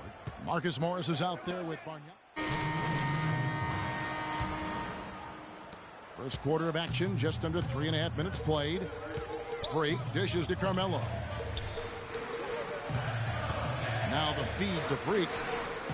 Gets it to go from beyond the arc. Freak's got himself going there. His first points of the game in the deep ball. Well, we all know that Freak changed sides recently, but it's a challenge he's up to and wanted it. It can be intimidating, Clark, to join a new team, but I think he's okay with it. Yeah, I think so, too. I mean, he knows there are going to be some rough spots and a bit of a learning curve. But eventually things smooth out, and Freak knows how to fit in with the team, and this roster definitely looks stronger with him on it. Drummond the screen. Here's Caldwell Pope. Here's Leonard, who's back up, and it's good. Fought through contact, gets the shot. He'll go to the free throw line. And that putback about as easy a bucket as you're going to get. Exactly what happens when you don't box out, Greg. Derek Williams, he checked in for Anthony. Biombo, he's checked in for Detroit. Lopez sets a screen for Freak. Feeds to Bazemore. Outside Williams. And again, New York with the triple. Yeah, the chemistry has been terrific. Really impressed with their offensive execution. The defense, Greg, has really been kept off balance because of the outstanding passes. 4 straight field goals have been made off an assist. That one goes. Count. Bazemore's got his first 2 points of the night. And a breakdown here, guys. The hustle stats for New York. And it's been about their defense. They're playing with a frenetic pace, putting a lot of pressure on the ball handlers and forcing turnovers. Adding on to that, they've done a great job of challenging and changing shots in this first half, and they've gotten some blocks as well. And fouled hard that time. He'll get to the line and shoot 2. With a pause in the action, let's show you the teams that were best from the line last season. In third, the Knicks. Boy, Kevin, I thought their coach really did a fantastic job of getting all of the guys on the team to realize the importance of free throws. Last year where they were great, excellent from the line. This year, they're hoping to do even better.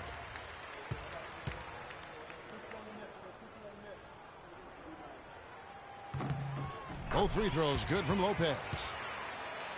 Here's Caldwell Pope. He hasn't yet put up any points in this one. And 2 free throws coming up as he misses that one. Drawing the whistle and a lot of contact there. It's his first trip to the line. Shooting for New York, and the first one at the line is good.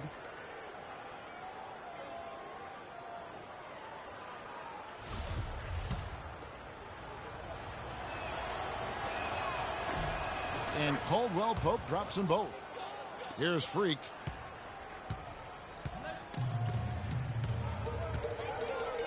Pass to Williams. Leonard with the steal. Now here's Jackson. There's the dish to Johnson. That's good, and it's Jackson with the assist that time. 7-second difference, shot and game clock. Here's Freak. He kicks to Bazemore. Thomas passes to Kim. Just 5 to shoot. Back to Thomas. It's stolen by Johnson. And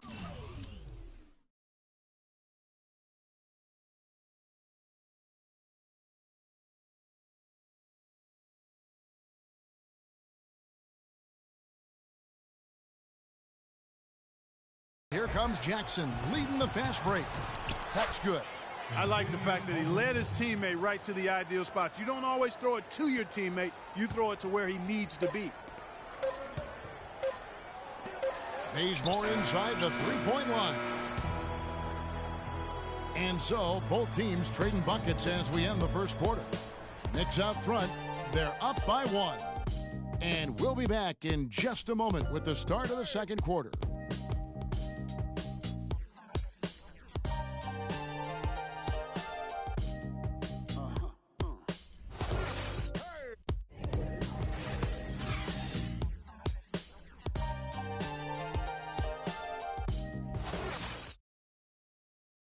And some tough times for the Knicks, but you listen to Carmelo Anthony, it's clear he's invested in this franchise.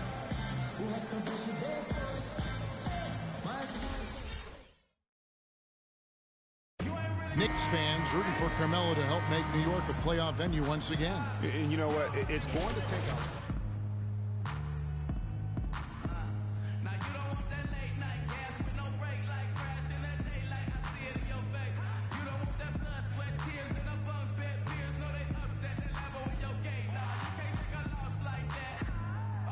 Start the second quarter. And what stands out to you from New York in this one? I just think that from an intensity standpoint, their defense has really been the key. It's been the catalyst as they've been able to disrupt their opponent's offense. Absolutely. I mean, they've been much more intense defensively. And their defense not only has been intense, but it's been swarming and saran wrap-like. All fueled up and ready to go. Let's reset the lineups courtesy of Gatorade as the second quarter gets going. And Detroit looking at who they've got. Jennings and Meeks in the backcourt. Andre Drummond is out there with Bargnani. And it's Morris in at the 3. Jennings with the ball. Out defended by Freak. Picked by Bargnani. Off the screen. Miss number 6 for him. He's made 2 of his 8 attempts. To the inside. Porzingis. Foul call that time on the way up. That'll give him 2 chances at the free throw line here. And what's your take, guys, on the hustle stats for the Pistons? Tell you what, guys, they're showing us a lot of energy early on and racking up those fast break points. And also defensively, they've been able to cause some turnovers tonight, and that also builds confidence and gives you momentum. So he gets them both. We're seeing today what makes him one of the best free throw shooters among the league's big men. Beautiful stroke. And the foul called on Freak. That's his first foul.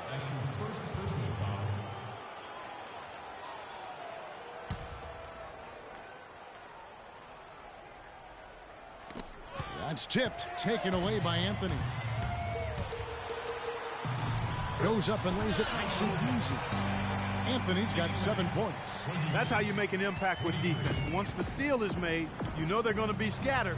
The floor is open. Take care of business. Always an advantage when you can get out in the open floor. You get much better rhythm offensively. And this lead, I think, is headed up. The drive by Jennings. 4 on the clock.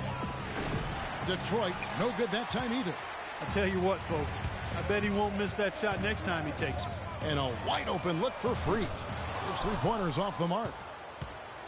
Pistons trail by 3. Kicks to Jennings.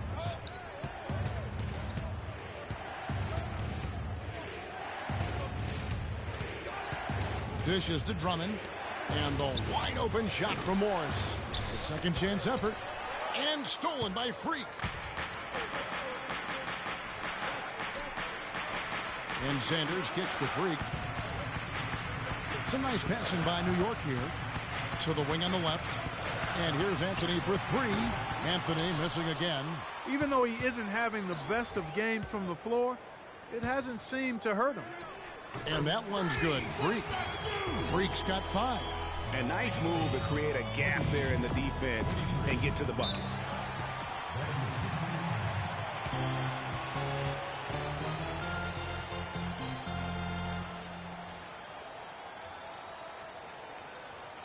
Knicks fans, these are your Knicks City dancers. Go on and give it up.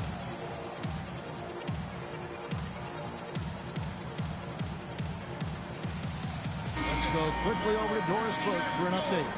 Hi, guys. Over that break, I was able... And the first half...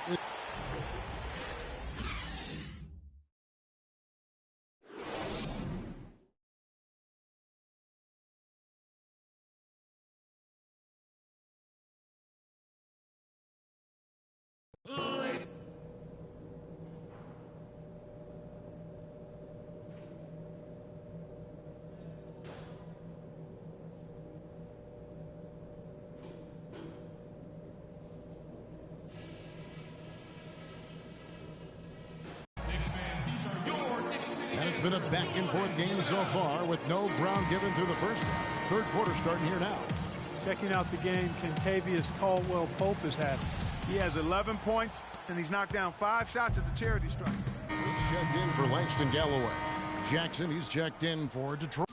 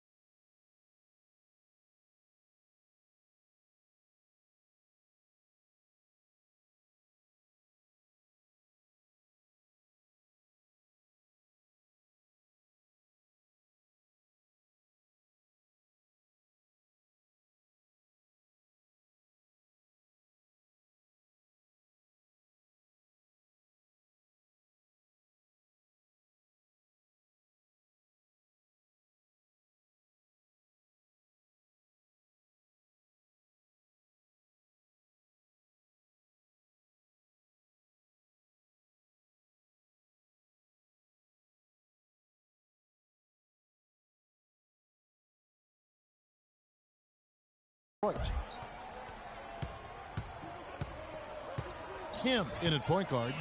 Porzingis is out there with Anthony. Then it's Sanders, and it's Aflalo in at the 2 spot. So that's who's on the floor for the Knicks. Kim, the pass to Porzingis. From deep, Aflalo. Rebound, Detroit. Bargnani's got his 5th rebound in this one. The shooting numbers just aren't there yet in the quarter. Jackson kicks to Jennings. He feeds it to Bargnani. A chance there to push it to double digits, but it's off the mark. Here's Aflalo. The shot misses. So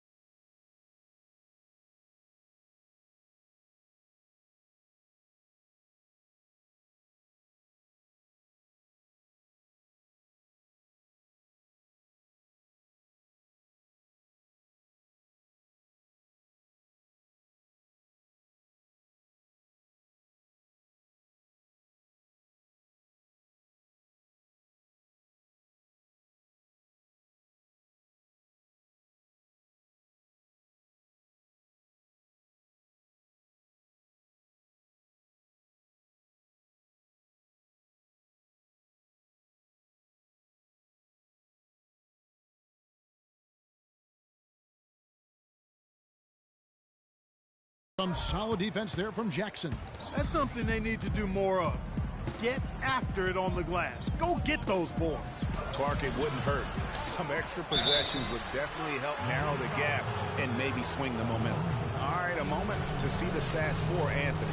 He's coming off an excellent season, checking in at about 24 points per, 6 assists and 6 rebounds. He has been at his most dynamic, no question about it, a real handful. Well, he's operating at the highest level right now, one of the truly elite talents in the NBA. A little under 2.5 minutes gone by here in the third. Guys, they're looking for a way to score here. Yeah, they've had a tough time getting the lid off the basket so far. Move the ball. Passes it to Porzingis. And count the basket. He was fouled, and he's going to the line for one more. No clue how he got that one to fall. And that was not a soft foul he had to get through, Greg. I mean, he had to really power that one up and in. This is his third free throw attempt of the game.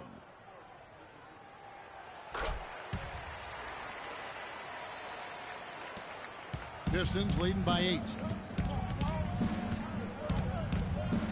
Outside Jennings, and the foul called on Freak. That'll be his second foul of the game. Lopez, he's checked in for the Knicks. Robin Lopez. Bargnani, a screen on Lopez. They set the pick, and Drummond kicks to Morris. To the inside, Bargnani, it's blocked. And a fast break now for the Knicks. Anthony leading the charge. So he gets the whistle, contact on the way up, and 2 shots coming up. And really the defense fouling there to prevent the layup, but that's exactly what you need to do. It is. I mean, no reason to back off and give him the layup. I mean, much better off making him go to the line. Kent Bazemore's checked in for the Knicks. And then for Detroit, Johnson, he's checked in for Bargnani. And it's Kentavious Caldwell-Pope in for Brandon Jennings. And it's Drummond missing. I'm a fan of anybody who defends that way. I mean, they weren't about to open the door and just allow him to cruise in for a layup. No doubt that is within his range. Well, I would hope so. He's a pro, and it was only a 1-footer. Come on now. Caldwell-Pope dishes to Drummond. No good. They had a chance to end the run there. The pass to Kim. Aflalo left side. Well-timed pass, and he goes straight to the bucket for the layup. And now just a 2-point Piston lead on the wing. Johnson. That's good, and it's Jackson with the assist that time. Jackson's got his 8th assist here tonight. The Knicks shooting pretty terrible here in the 3rd quarter at around 30%.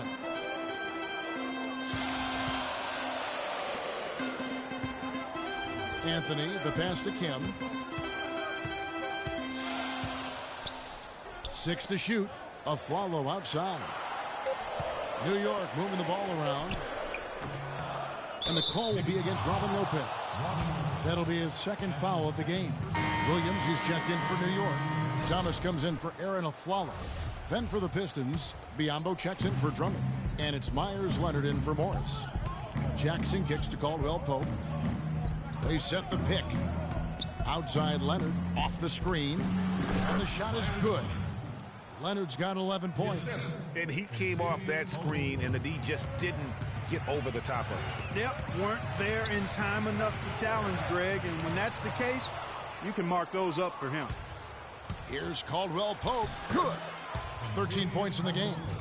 And guys, let's get your take on the hustle stats for the Pistons. We've seen them make the extra effort from a defensive standpoint, closing out airspace and sending shots back.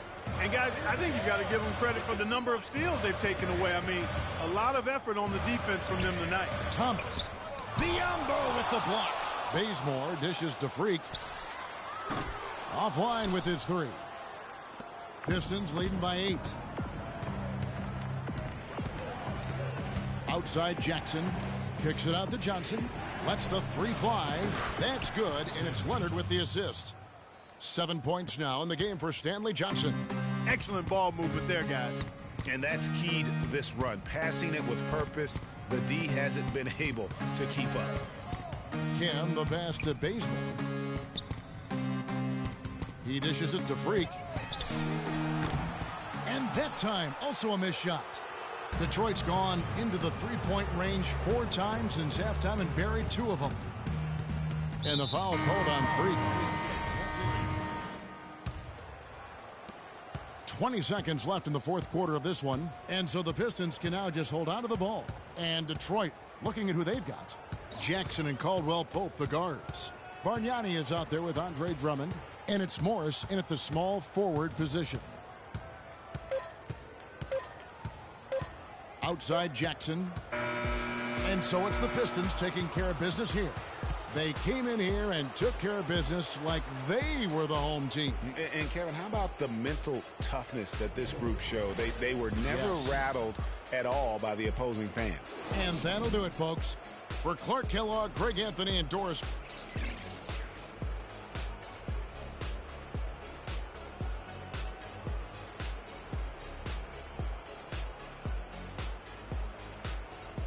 The 2K Sports postgame show.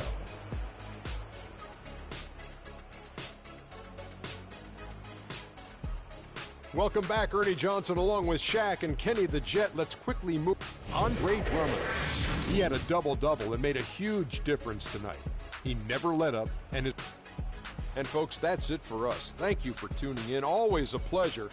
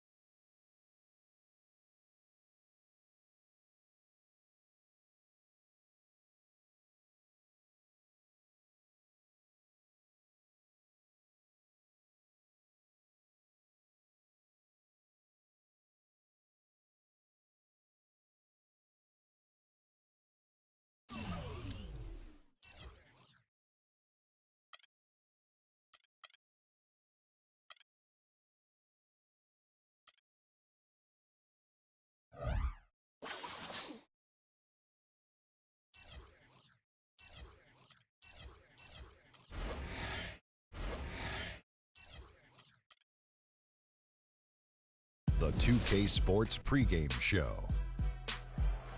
Hello and welcome, everybody. Ernie Johnson, Shaquille O'Neal, Kenny the Jet Smith. We're glad to have you with us on 2K Sports. And tonight, it'll be the Houston Rockets going up against the New York Knicks. Checking out New York. They're in the midst of a 3-game losing streak, hoping to break out with a win tonight. We'll see if they can shake off the cobwebs. And while we have a moment here, another discussion topic. Shaq, you are one of the most physical players the league has ever seen. Who would you say right now are the league's most physical players? Sorry to correct you, Ernie. Not one of the most, the most. But anyway, Ernie, you're not sorry to correct me. You take great pleasure in correcting. And one of the most humblest. Elbow sandwich, that's right. So let me go, Ernie. Let's see. Point guards, how about Russell Westbrook? Mm-hmm. Shooting guards, I'm going to go with maybe D. Wade or Lance Stevenson. Okay. And at the small forward, that's easy. I got to go with the greatest of the game, LeBron King James. Well, since he took the smaller guys, which is unique, I'm going to take the power forwards. Blake Griffin. And you know what? He's one of the league's most physical players? Yeah, Blake Griffin. Yeah, he's physical. He just gets thrown around a lot sometimes, but well, he's not physical. Then. Crazy. No, but he throws it around too, man. Oh, does not. He throws it around. Does not. Yes, he does. He and Zach Randolph. D-U-Z-N-O-T. Yeah, I like does Zach. not. Yes, he does. And Dwight Howard is physical, and my man Nikola Pekovic. Yes, is one of the toughest bigs I've seen around. And what's Dwight Howard's name? You can say it. Dwight Howard. No, say it. Super Dwight Howard. Say it with some energy. Come on, give us a Superman. Superman is in the building. There he goes. There he goes. Now you ticked off the big fella. That's it for now. Talk to you later.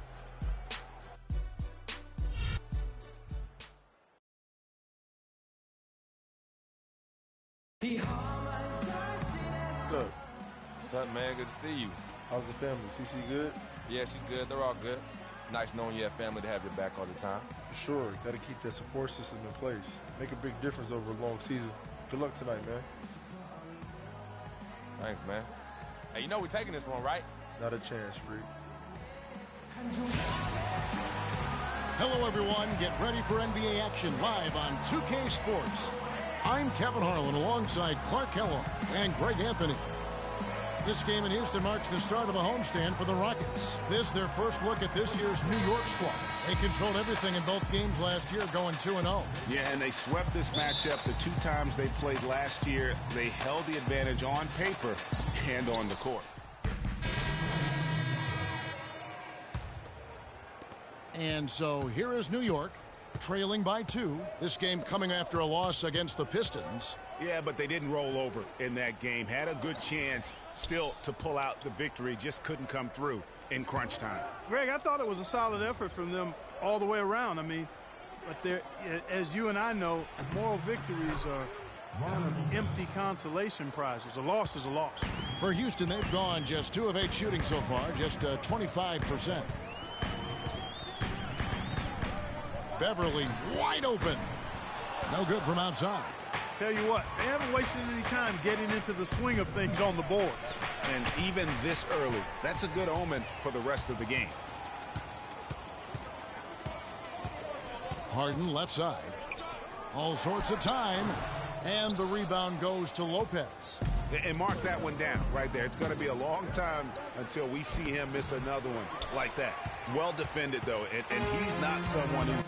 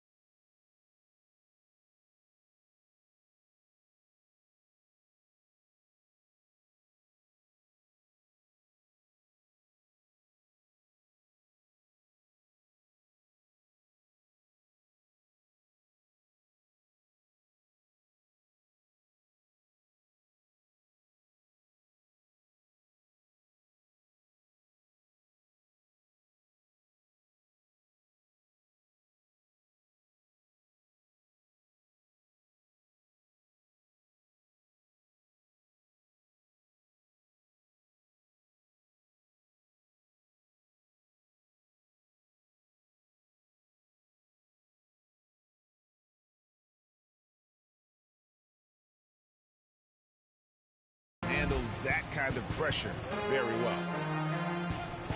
Harden kicks to Jones. The feed to Moniunas. Pass to Beverly. Got a hand on it. 1:33 left in the first quarter. Anthony dishes to Freak. Back to Anthony. Stolen by Beverly. Oh, and a fast break for the Rockets. From the arc. Finally gets one to fall. He's now 1 for 5 with his first make. And guys, let's get your take on the hustle stats for Houston. Boy, they've really amped up the pressure at the defensive end, guys, and have piled up the steals in the early going. Yeah, and one thing, Clark, I've noticed is how quick their hands have been tonight. Thanks to that, they've gotten a lot of points off of turnover. Foul call that time on the way up. That'll give him 2 chances at the free throw line here. Yeah, good job to take it right at the knee. Yeah, really left him no choice there, Greg.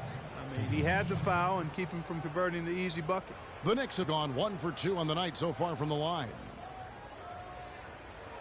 All right, now, take a break. Take a break. 2 shots.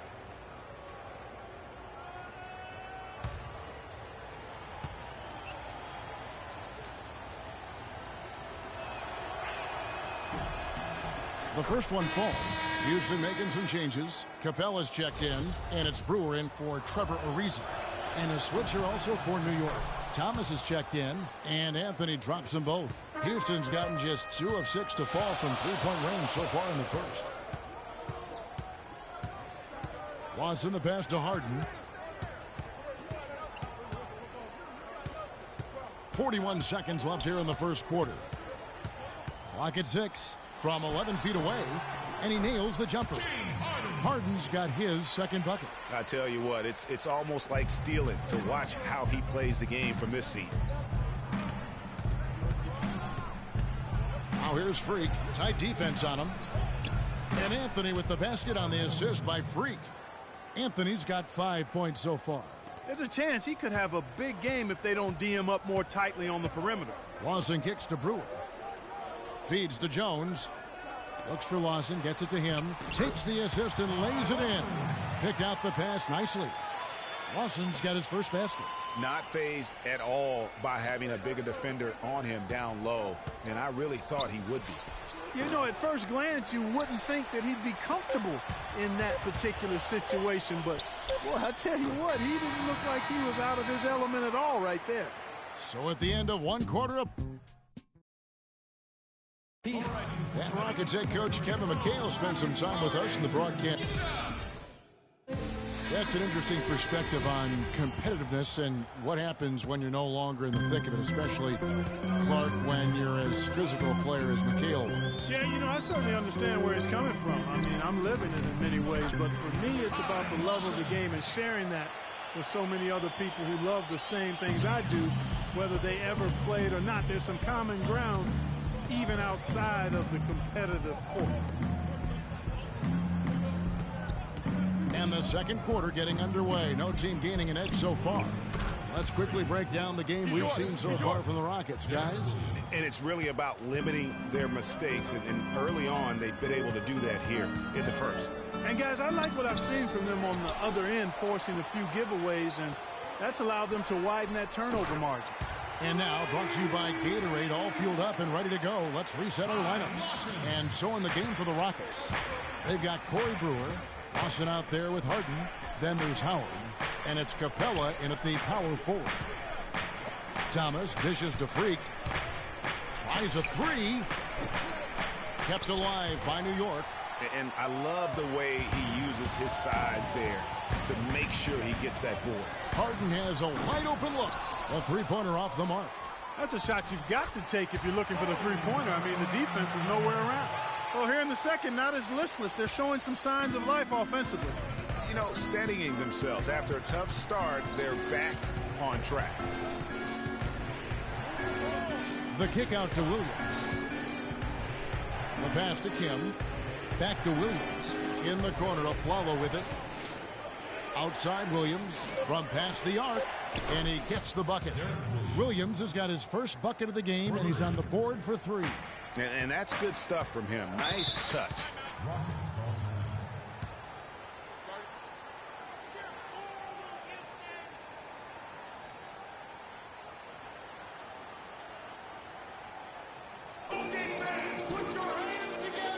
For the Rockets, Monteunice is checked in for Capella. Risa comes in for James Harden. And it's Patrick Beverly in for Tom. For the Rockets, Capella's checked in, and Jones subbed in for Monteunice. And a new group in for the Knicks. Larry Sanders is checked in for Porzingis. Anthony comes in for Derek Williams. Kent Bazemore's checked in for Aaron Aflalo. And Freak subbed in for Langston Galloway. And it's Beverly missing. Well, you know, they're in the lead, but he's still been frustrated from an offensive standpoint. Lets it go from 14. And a little luck that time, but it drops. 9 points for Carmelo Anthony.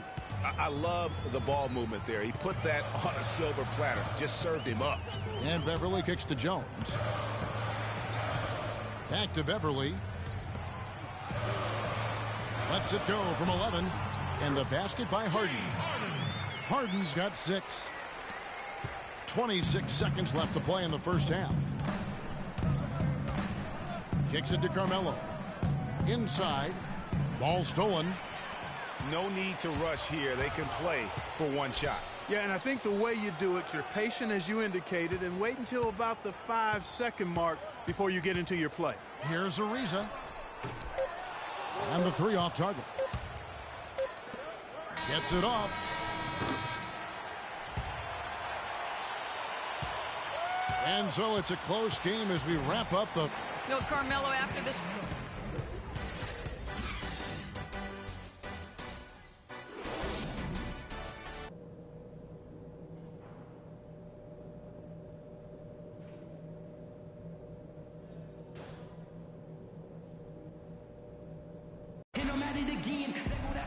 Well, both sides have assessed what they need to do over the break and can pull out away here in the third. Been a solid outing for Lopez. He's got 11 points, and he's tacked on a couple of blocks today, too. And they've been important to the team. Even if it's only a couple, it's helped them establish a defensive presence inside. And New York, looking at who they've got Aflalo. Anthony is out there with Porzingis. Then there's Robin Lopez. Second half of play, and we're 3 minutes into the third here. Lawson the pass to Harden. Back to Lawson. Kicks it out to Harden. Three-pointer. That is in there. Lawson with the assist. And that's now 11 points for James Harden. Guys, his consistency in terms of shooting has really helped them seize control. It's stolen by Lawson. In the third quarter with just over 3.5 minutes off the clock. Off target there, that would have pushed the lead to double digits. Well, in the rebounding game, at least, it's been a strong physical performance for them. Yeah, but they've got to find a way to convert those extra possessions into points if they're going to come back in this one. Rockets leading by 7.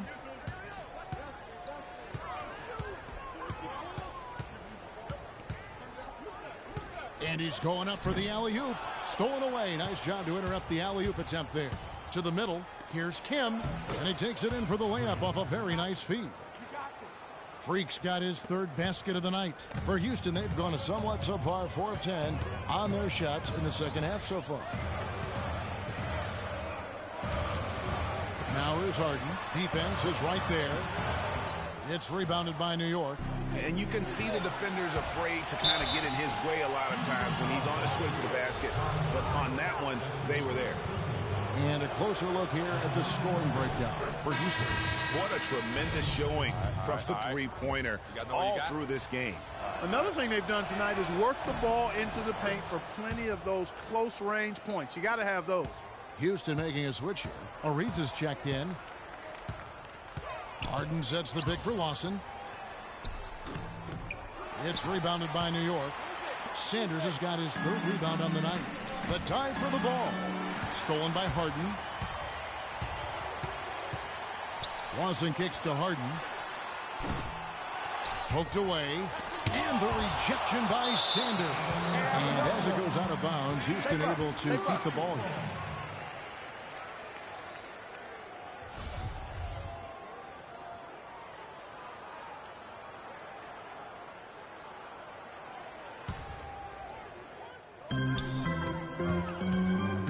There's the whistle, fouled hard on the shot. He'll go to the line. It's going to be on Freak. The Rockets have gone 5 of 8 from the charity stripe here tonight. And looking at last season's numbers, down below 70% as a team from the line. And I know the free throw shooting is an area they focused on improving coming into this season. Well, Ty Lawson in this one, he has 8 points and a steal. He's played a huge role in this game. Even though he probably wasn't a big part of the game plan coming in. Thomas, good. You know, that's a case there, Kevin, of him making a pass to a spot, and then he let his teammate run right into it. Well executed. They get a hand on it, and stolen by Freak. Clearly a 2-for-1 situation here, guys. Oh, without question, Greg. I mean, the wise move would be to get themselves a quick shot so they have an opportunity to get that 2-for-1. Capella dishes to Ariza. Not enough on that one as it misses. And honestly, not real happy with the shot selection on that one. Yeah, clearly a brain fade there. He's got to be a little smarter in his choice making. That is the perfect technique to rebound. I mean, he shields his man, kept him behind, and then he's off to the races. Harden right side. Shoots off the screen. The shot is off. And with room like that off the pick, you have got to knock that one down. Well, you know, they did everything right, Greg. They executed. All you want is a good look at the basket. Sometimes the shots just don't fall.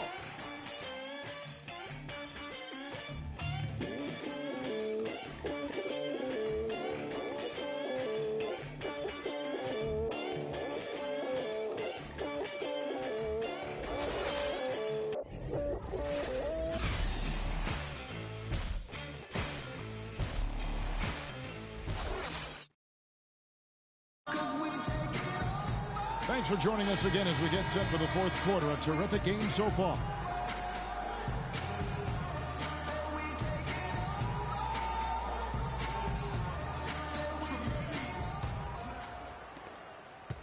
New York trailing. Harden and Ariza filling out the perimeter. Moniunas out there with Terrence Jones. And it's Beverly in at the point guard. That's the 5 for Houston right now. Ball. It's sticking too much. And now they decide to foul intentionally. And he misses the first one. Boy, he wanted that one to fall.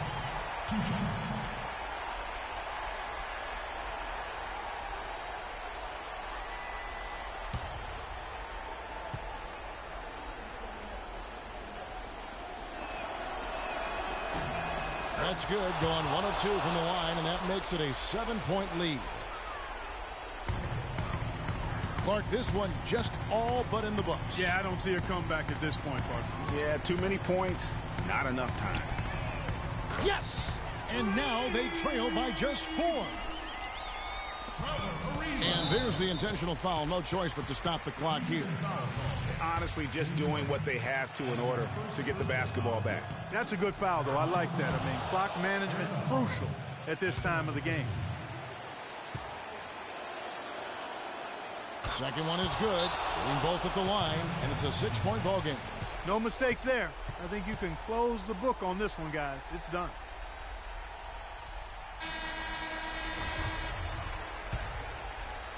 There's 14 seconds left in the fourth. And it's out of bounds. The Knicks will take it the other way.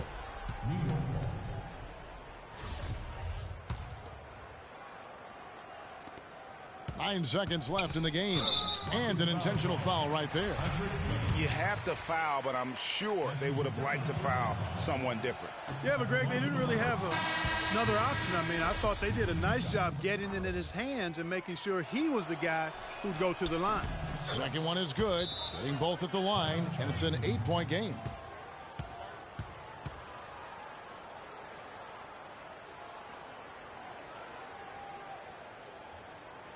All right, Houston, coming into the court on your own Rockets power dancer. Give it up.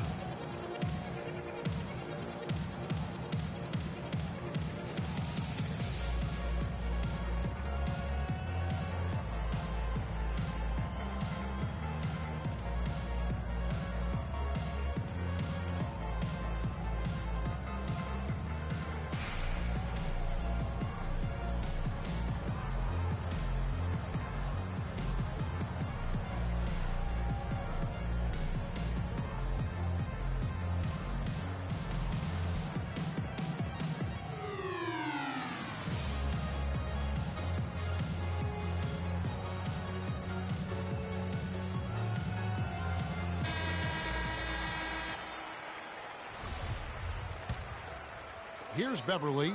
Here's Montejunas. Another miss by Houston. So it's New York picking up the win.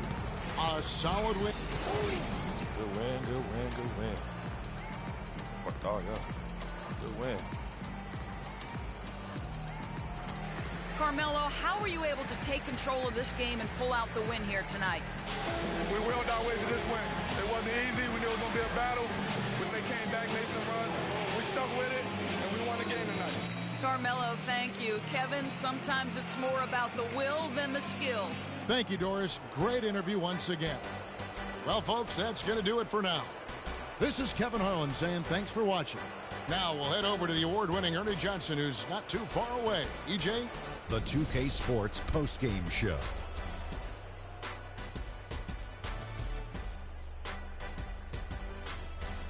Ernie Johnson here again with Shaquille O'Neal and Kenny Smith. Without further ado, let's present to you our Jordan Player of the Game, Carmelo Anthony. What are your thoughts, Shaq, on his game tonight? Well, he showed us just how good he can be when he's at the top of his game. And the building was stunned. You saw people leaving early, throwing popcorn, throwing hot dogs, spilling soda. He put on a CSDP, a crowd shut down performance. Man, that's what I'm talking about, Ernie. We've seen so many performances like that over the course of Carmelo Anthony's career that we've gotten spoiled. But we shouldn't fail to appreciate what he has been able to do tonight. He was spectacular. When he doesn't try to do too much, Carmelo Anthony is absolutely lethal. And he had it going tonight. And that wraps things up, folks. Thanks for joining us. For Shaquille O'Neal, Kenny the Jet Smith, Kevin Harlan, and the rest of the 2K Sports crew, I'm Ernie Johnson. Good night, everybody.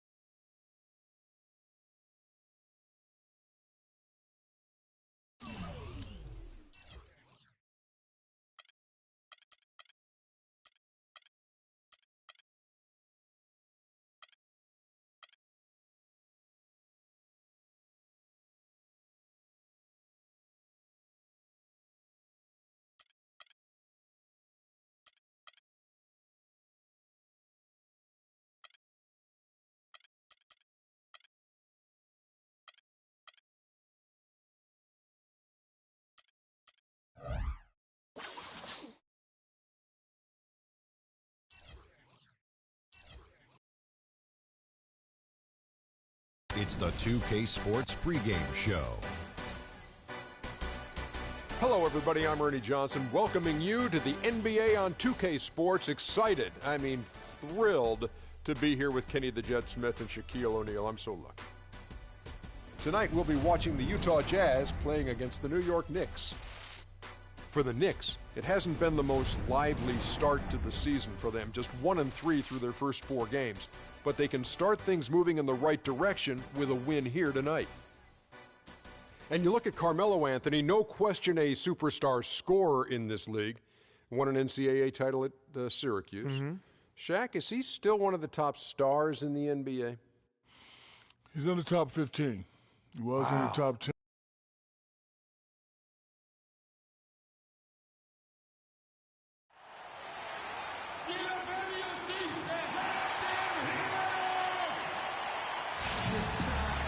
The Jazz look to take charge at Energy Solutions Arena here in Salt Lake City, Utah.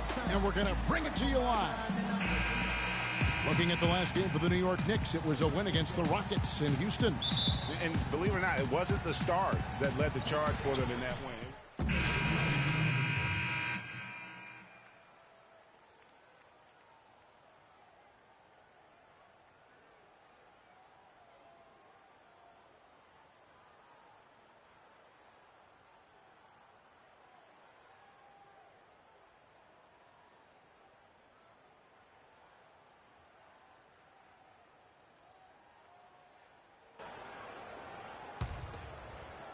Now about 3 minutes gone in the first quarter.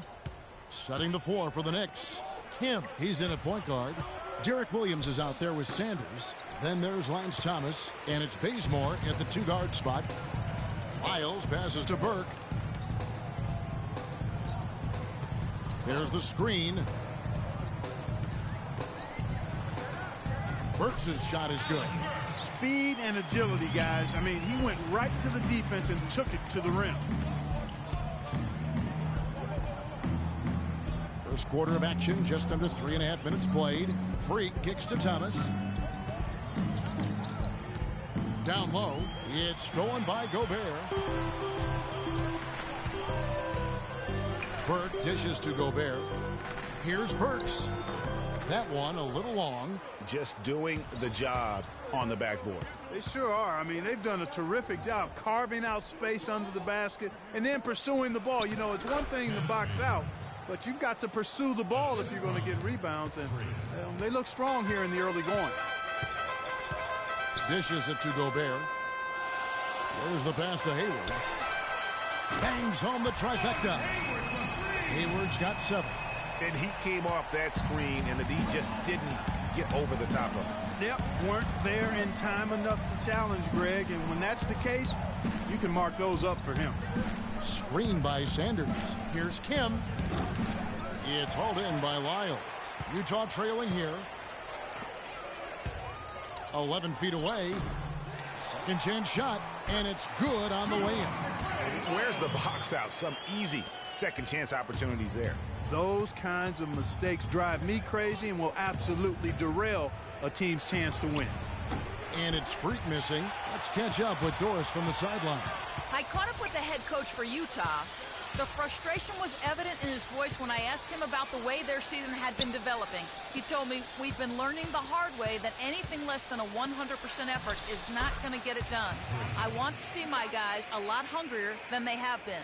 That would certainly help, gentlemen. Thanks a lot, Doris. Pass to Lyles. They set the pick. Now, here's Burks. He's guarded by Thomas. 5 on the clock. Nice ball movement by Utah. Burke can't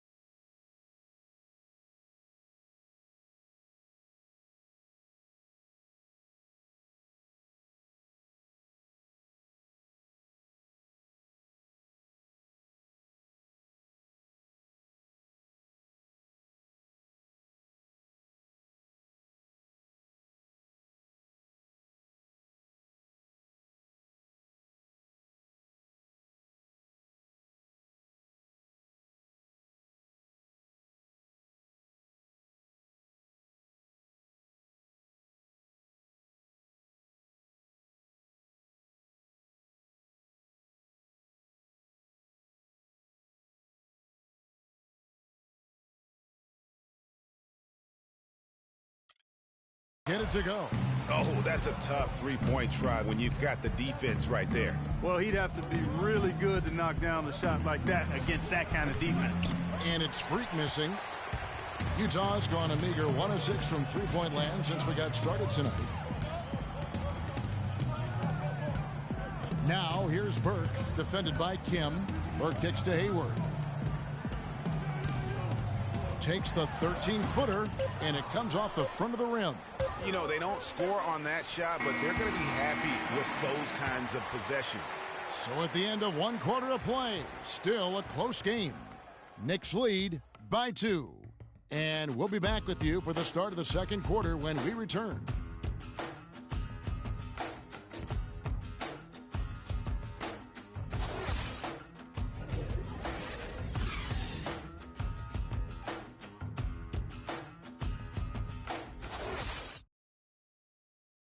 And a chance to hear from former number 2 overall pick Derek Williams about his focus offensively.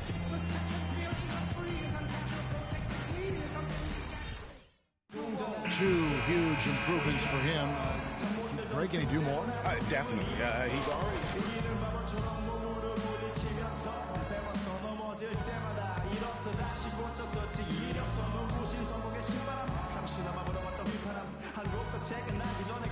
To this point as we start the second quarter. And looking at what we've seen from the Knicks so far, what do you guys think? I just don't know that you're going to see a better quarter defensively than what we saw in the first. Really a big part of why they're on top here. The defense has been on point. Favors is out there with Lyons. Then it's Exum, and it's Hood in at the small forward. That's the group for Utah getting going here in the second. And looks like the illegal kick was set. Yep, that's right. That'll get their attention. No, that's a close call there on the illegal screen. But I'd go along with it, Greg. I mean, it didn't look like his feet were set to me.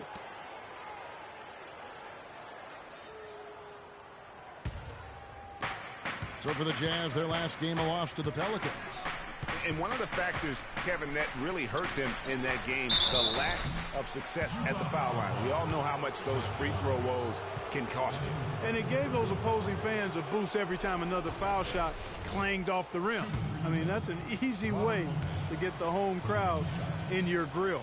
New York shooting their first shots from the stripe in this game. Yeah, and 79% from the line as a team a season ago.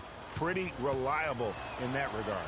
And you know, a lot of times, guys, in some of their performances last year, their free throw numbers helped them win games. Pass to Lyles. Out to Favors. Out to the right wing. They set the screen. Here's Hood. Can't get it to go. And New York will come the other way. This is their first chance to take a look at the Jazz this season. And really an odd series between them a year ago as they couldn't get a win in either meeting. You know, God, so much can happen in the regular season with the ups and downs of the year, the travel, injuries, and all of that stuff. But they were just not at their best when they met. They've done well in taking advantage of some late defensive rotations and getting the ball into the paint. Clearly, they've been the aggressors thus far when it comes to attacking the interior in this first half. Next foul call. Ladies and gentlemen, that's his second personal foul. Utah shooting their first free throws of the game right now. Only 71% from the line last season, and rest assured they're hoping to bring those numbers up this year. And, you know, whenever they get into a stretch where it looked like maybe they would turn it around at the line, they would immediately take a step back.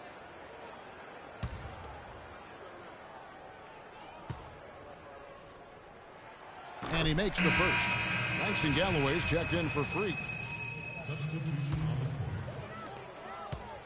Jazz trail by 14. And the foul called on Freak. That is his first foul of the game. First personal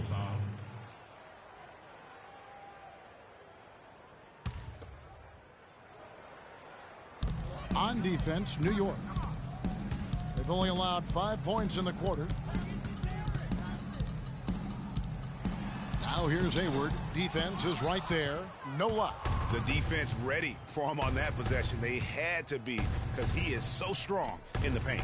Bazemore for three. That drops, and it comes off an assist from Williams. Bazemore's got 9. Utah's gone 0-3 from beyond the arc to start the second quarter. Gobert, the screen.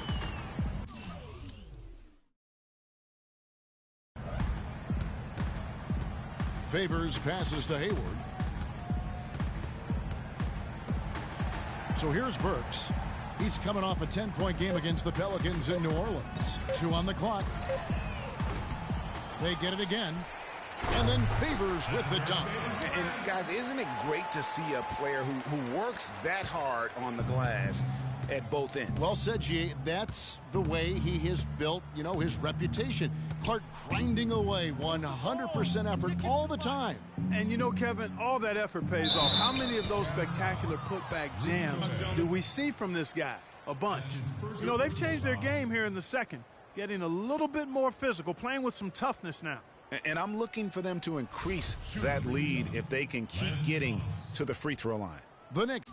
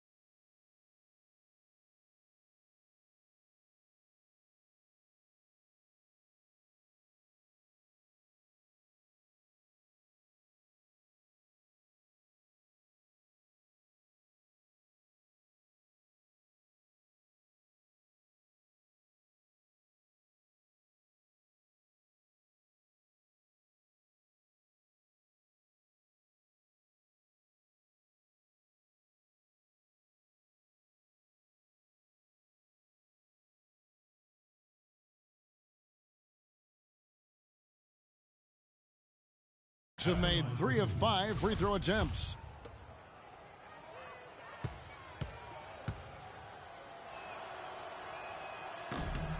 First one falls for him.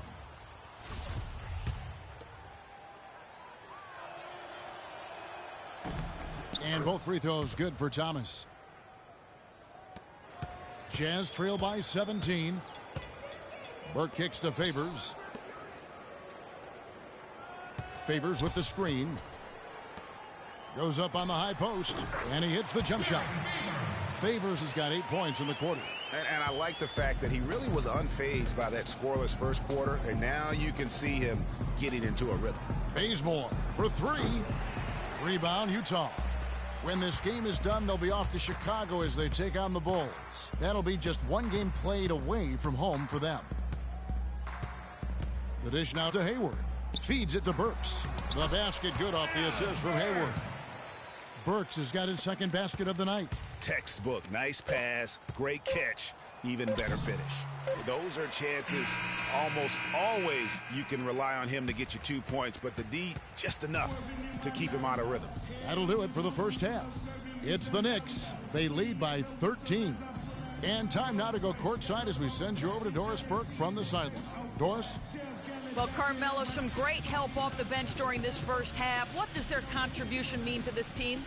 Well,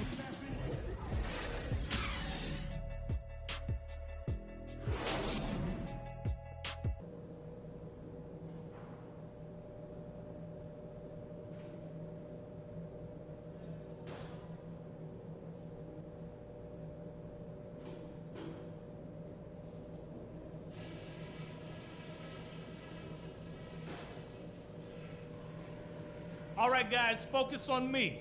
We got them where we want them, and we can quiet these fans down even more if we pay attention to a couple of... Ladies and gentlemen. Third quarter just about to get going here in what has been so far.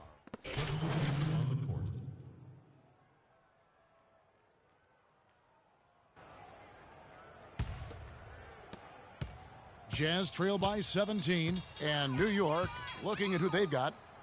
Kim, he's in at the point. Aflalo is out there with Anthony. Then there's Robin Lopez. And it's Galloway in at the shooting guard. Here's Exum.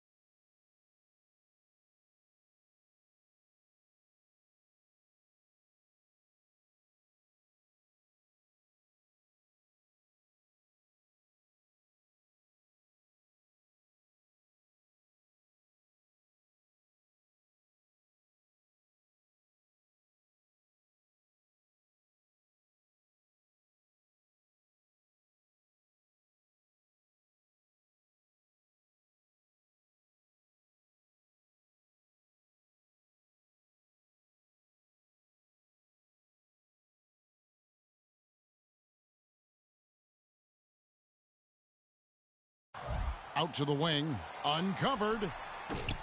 Utah the rebound. And he gets it to go. And 12 points for Derek Favors. No matter what they've tried, the D just has not been able to deny them the ball in the paint. And it's a big key thus far in this game, Clark, because whenever they've gotten the ball in the paint, good things have happened. Here's Kim. New York, no good that time either. For Utah, they've gone 4 of 9 from the floor so far in the third. Now, here's Exum. He's covered by Kim. Exum's shot is off. Well, he gets it in close, but you have to credit that stifling defense for forcing the miss. Exactly, Greg. I mean, defense like that really increases the degree of difficulty on that shot by a large amount. And it's Freak missing. A challenging stretch here for Utah. And here's Exum. Quiet so far offensively, searching for his first points of the game. They are not rotating nearly quickly enough on defense down low. Got to get quicker there. Just no resistance on the interior. Thomas checked in for the Knicks. Ken Bazemore comes in for Langston Galloway. Wow, that's a really smooth finish. That's why we and they always love seeing him at the end of those breaks. He makes it look fun and easy. Foul call that time on the way up. That'll give him 2 chances at the free throw line here. Oh, the officials are all over that one. Clearly a foul. I mean, didn't give him any choice but to blow the whistle. I mean, you got to play without fouling. Free throw's good, Lyle.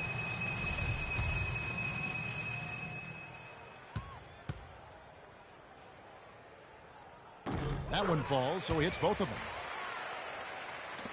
1:42 left in the third quarter. Freak kicks to Anthony. He feeds it to Freak. 18 feet out. That's good. Freak's got 6. What do you do with that guy?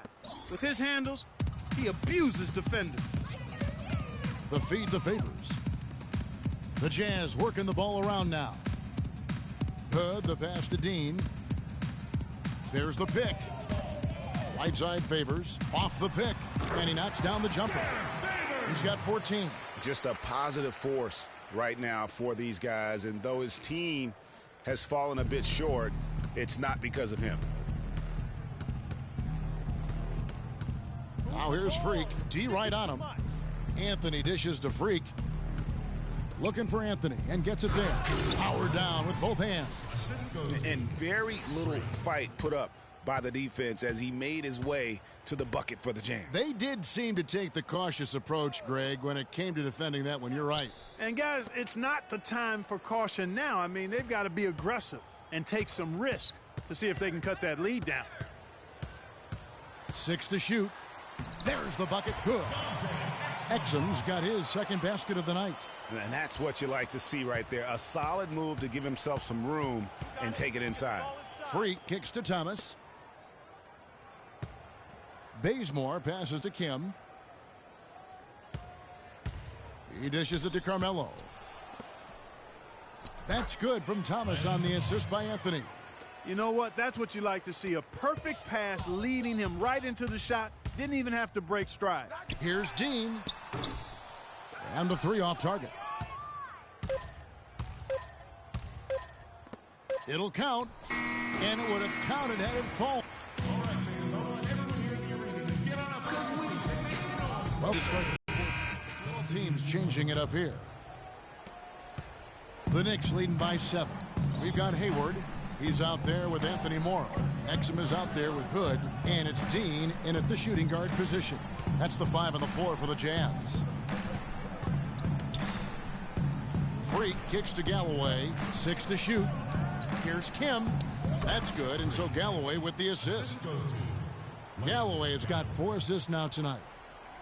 For the Jazz, this one's not looking good. Exum kicks to Hayward. To the paint. Uses the glass.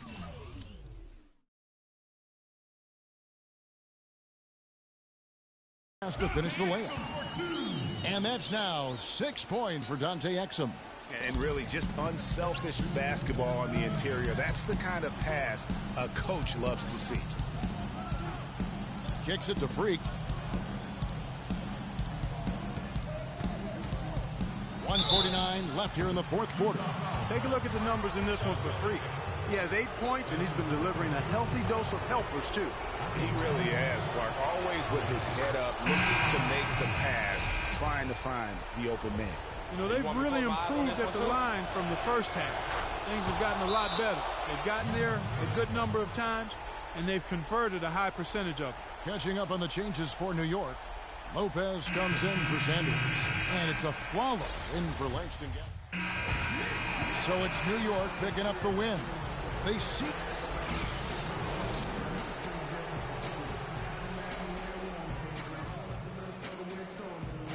Carmelo, we have a question from one of your biggest fans. How do you get off your shots when you're in such a tight coverage?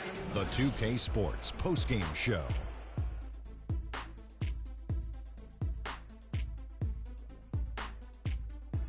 Hey folks, welcome back. Ernie Johnson here with Kenny Smith. And his accuracy from the field was pretty eye-catching. I mean, if he was shooting the ball, it was going.